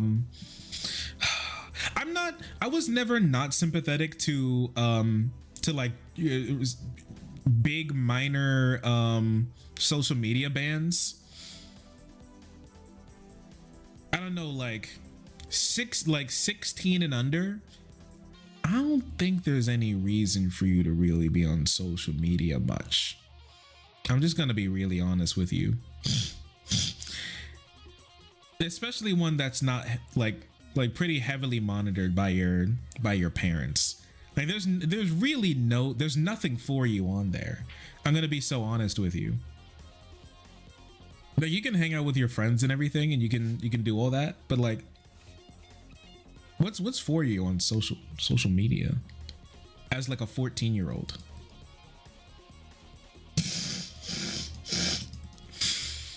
Right?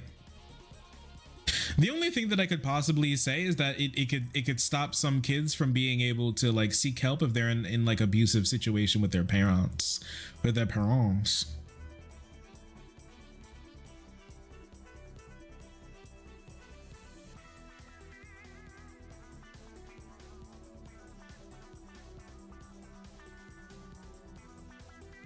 So I think there's really like a fine line, and and the only problem is that usually when these laws get put up, it's by fucking crazy people who believe in conspiracy theories about how like the Jews are turning our children gay through Snapchat, and that's why we need to ban TikTok, right? It's only like crazy people who are like pushing a lot of these types of laws. I feel like if we had like if conservatives weren't so crazy and we could have like normie conversations about this type of stuff, that it would make a little bit more sense, and people wouldn't be so like, I don't want to give in to you people, you're all crazy.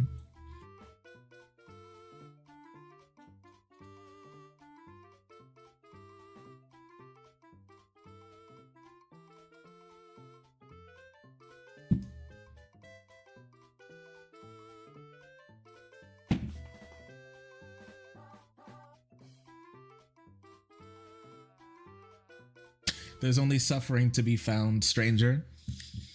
I think my kid will love gaming. I think my kid will love gaming, if I'm going to be honest with you.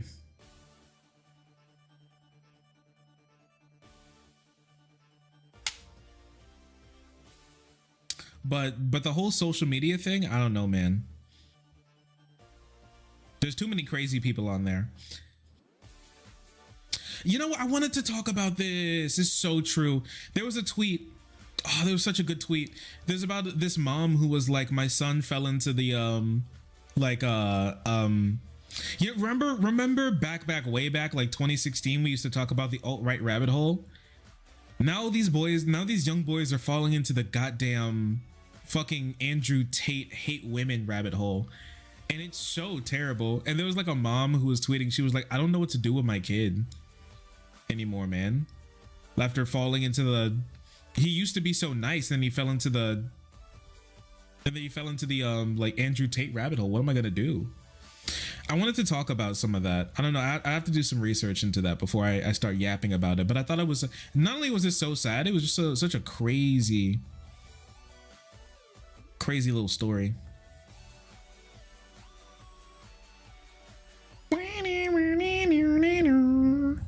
Okay.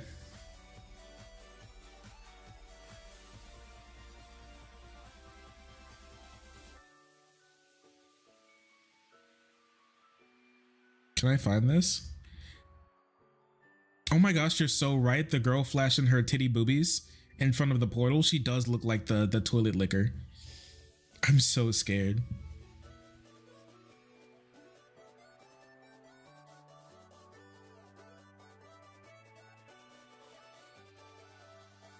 I'm so scared.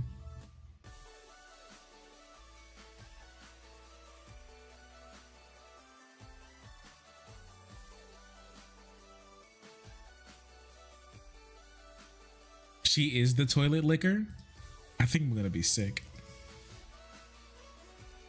You know what? That nails my decision for tonight. Moonshine's back on the menu. Thanks for watching, everyone.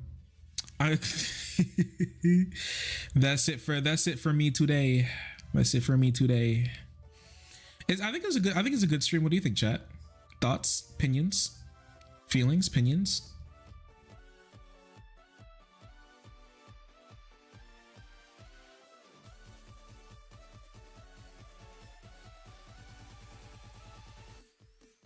Happy for 2 streams this week, sir. I'm sick of people saying that. So that's why I'm gonna fix it by streaming more. My mental health has been in the doo-doo garbo recently. It's been so bad. Not to It's a compliment. No. Listen, bestie. I 100% know. I don't want people to ever say that again because I shouldn't be taking such a big hiatuses, but my mental health has been so terrible recently. It hurts when you all say that because I want to stream more for you all. I love streaming. It's really fun, actually. It's my favorite part of my job. Genuinely. So not being able to do it that much because of the way that I feel, or not being able to keep up with time hurts a lot. It really hurts. Genuinely. And so I don't want you all to be able to say that anymore. So I want to be able to be here for you all more. Play games, take it easier. It's not even that. It's just like the way it's not like the politics like angle of it. It's not like what I'm talking about like hurts my heart or something, or it's just literally it's just my head, right? So I was watching Dr. K talk about ADHD the other day, right? And that's what really cemented me being like, I'm like, this month I'm fixing all of this, right? I'm not leaving out this month, because he said something that I was like, fuck. I can't let that be me. I've been dealing with ADHD my entire life, and he said that people with ADHD, sometimes they're like, tomorrow, ADHD tells them to say that tomorrow I'm going to fix all of this and it's going to be so much better. And then they say that every single day, and tomorrow never comes, and one day they wake up and they're 30, and I'm like, holy shit, I'm 25. I can't let that be me. That can't be me. That can't be, because it's only started to become like a really big problem pretty recently. And I was like, I can't let that be me. This can't be me. I'm not gonna let my life get eaten by ADHD. So I am fixing it. It's too bad at 35 with ADHD, Shark.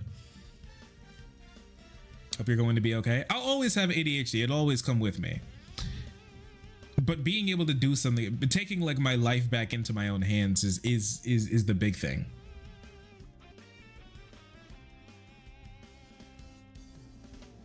Oh, it's not. You said it's not too bad. Yeah. I just want to take my life back into my own hands. I don't want like ADHD to run my life anymore, because ADHD has been running my life for a while, and I just can't allow myself to have that happen to me anymore. So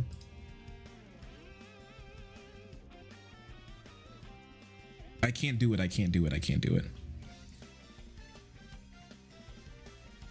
So Light, I'm glad that you said that, and I want to be here enough that you'll never have to say it again. That's basically what I'm saying. HDB shit. It's so bad. It's very insidious, honestly. So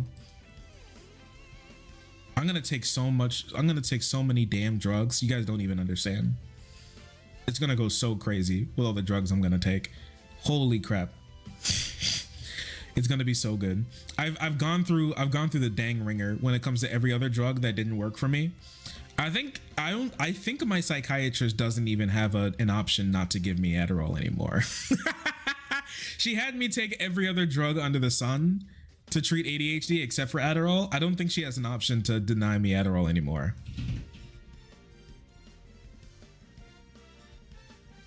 I feel like if it works the way I hear a lot of people who take Adderall say it works with their ADHD, I might start crying, honestly. I might start crying live. I might start crying in the club. All right. Tomorrow, we're going to be talking about the Harrison Buckler situation. We're going to be talking about this debate that a guy had with Mike Lindell, the My Pillow guy. I want to talk a little bit about abortion and how the Republicans are navigating that. And then soon I want to go over child marriage in the United States, why it's still legal, the challenges to making it illegal, and what we're going to do about it. And I feel like that's going to be really cool. So stick around for that. I'm super excited for all of that. And we got more streams this week. And your streamer is going to be doing much better things. He's going to be doing a lot better, okay? So thank you all for being so kind. Thank you all for being so so understanding. I do really appreciate it. And you know what I hope the most? I hope that I have you back again for another meme stream. So before we get out of here, don't leave just yet, because we had, babe, you're gonna have to unlock it. What happened to you? I tried opening it and it wouldn't open. Oh, you ran into the door? I didn't run into the door. I just tried opening it. Shh. Well, I was giving my outro. I heard her from behind the door go, ah! You locked me out. I locked Boo out. You just happened to be out there too, because you didn't want to be, because you didn't want to be here. I did not lock you out, Stinky. Okay. I love you. I love you. I want some more moonshine. You know what? We're gonna, I follow this person. They're playing Street Fighter. I like this person's videos. He makes really good,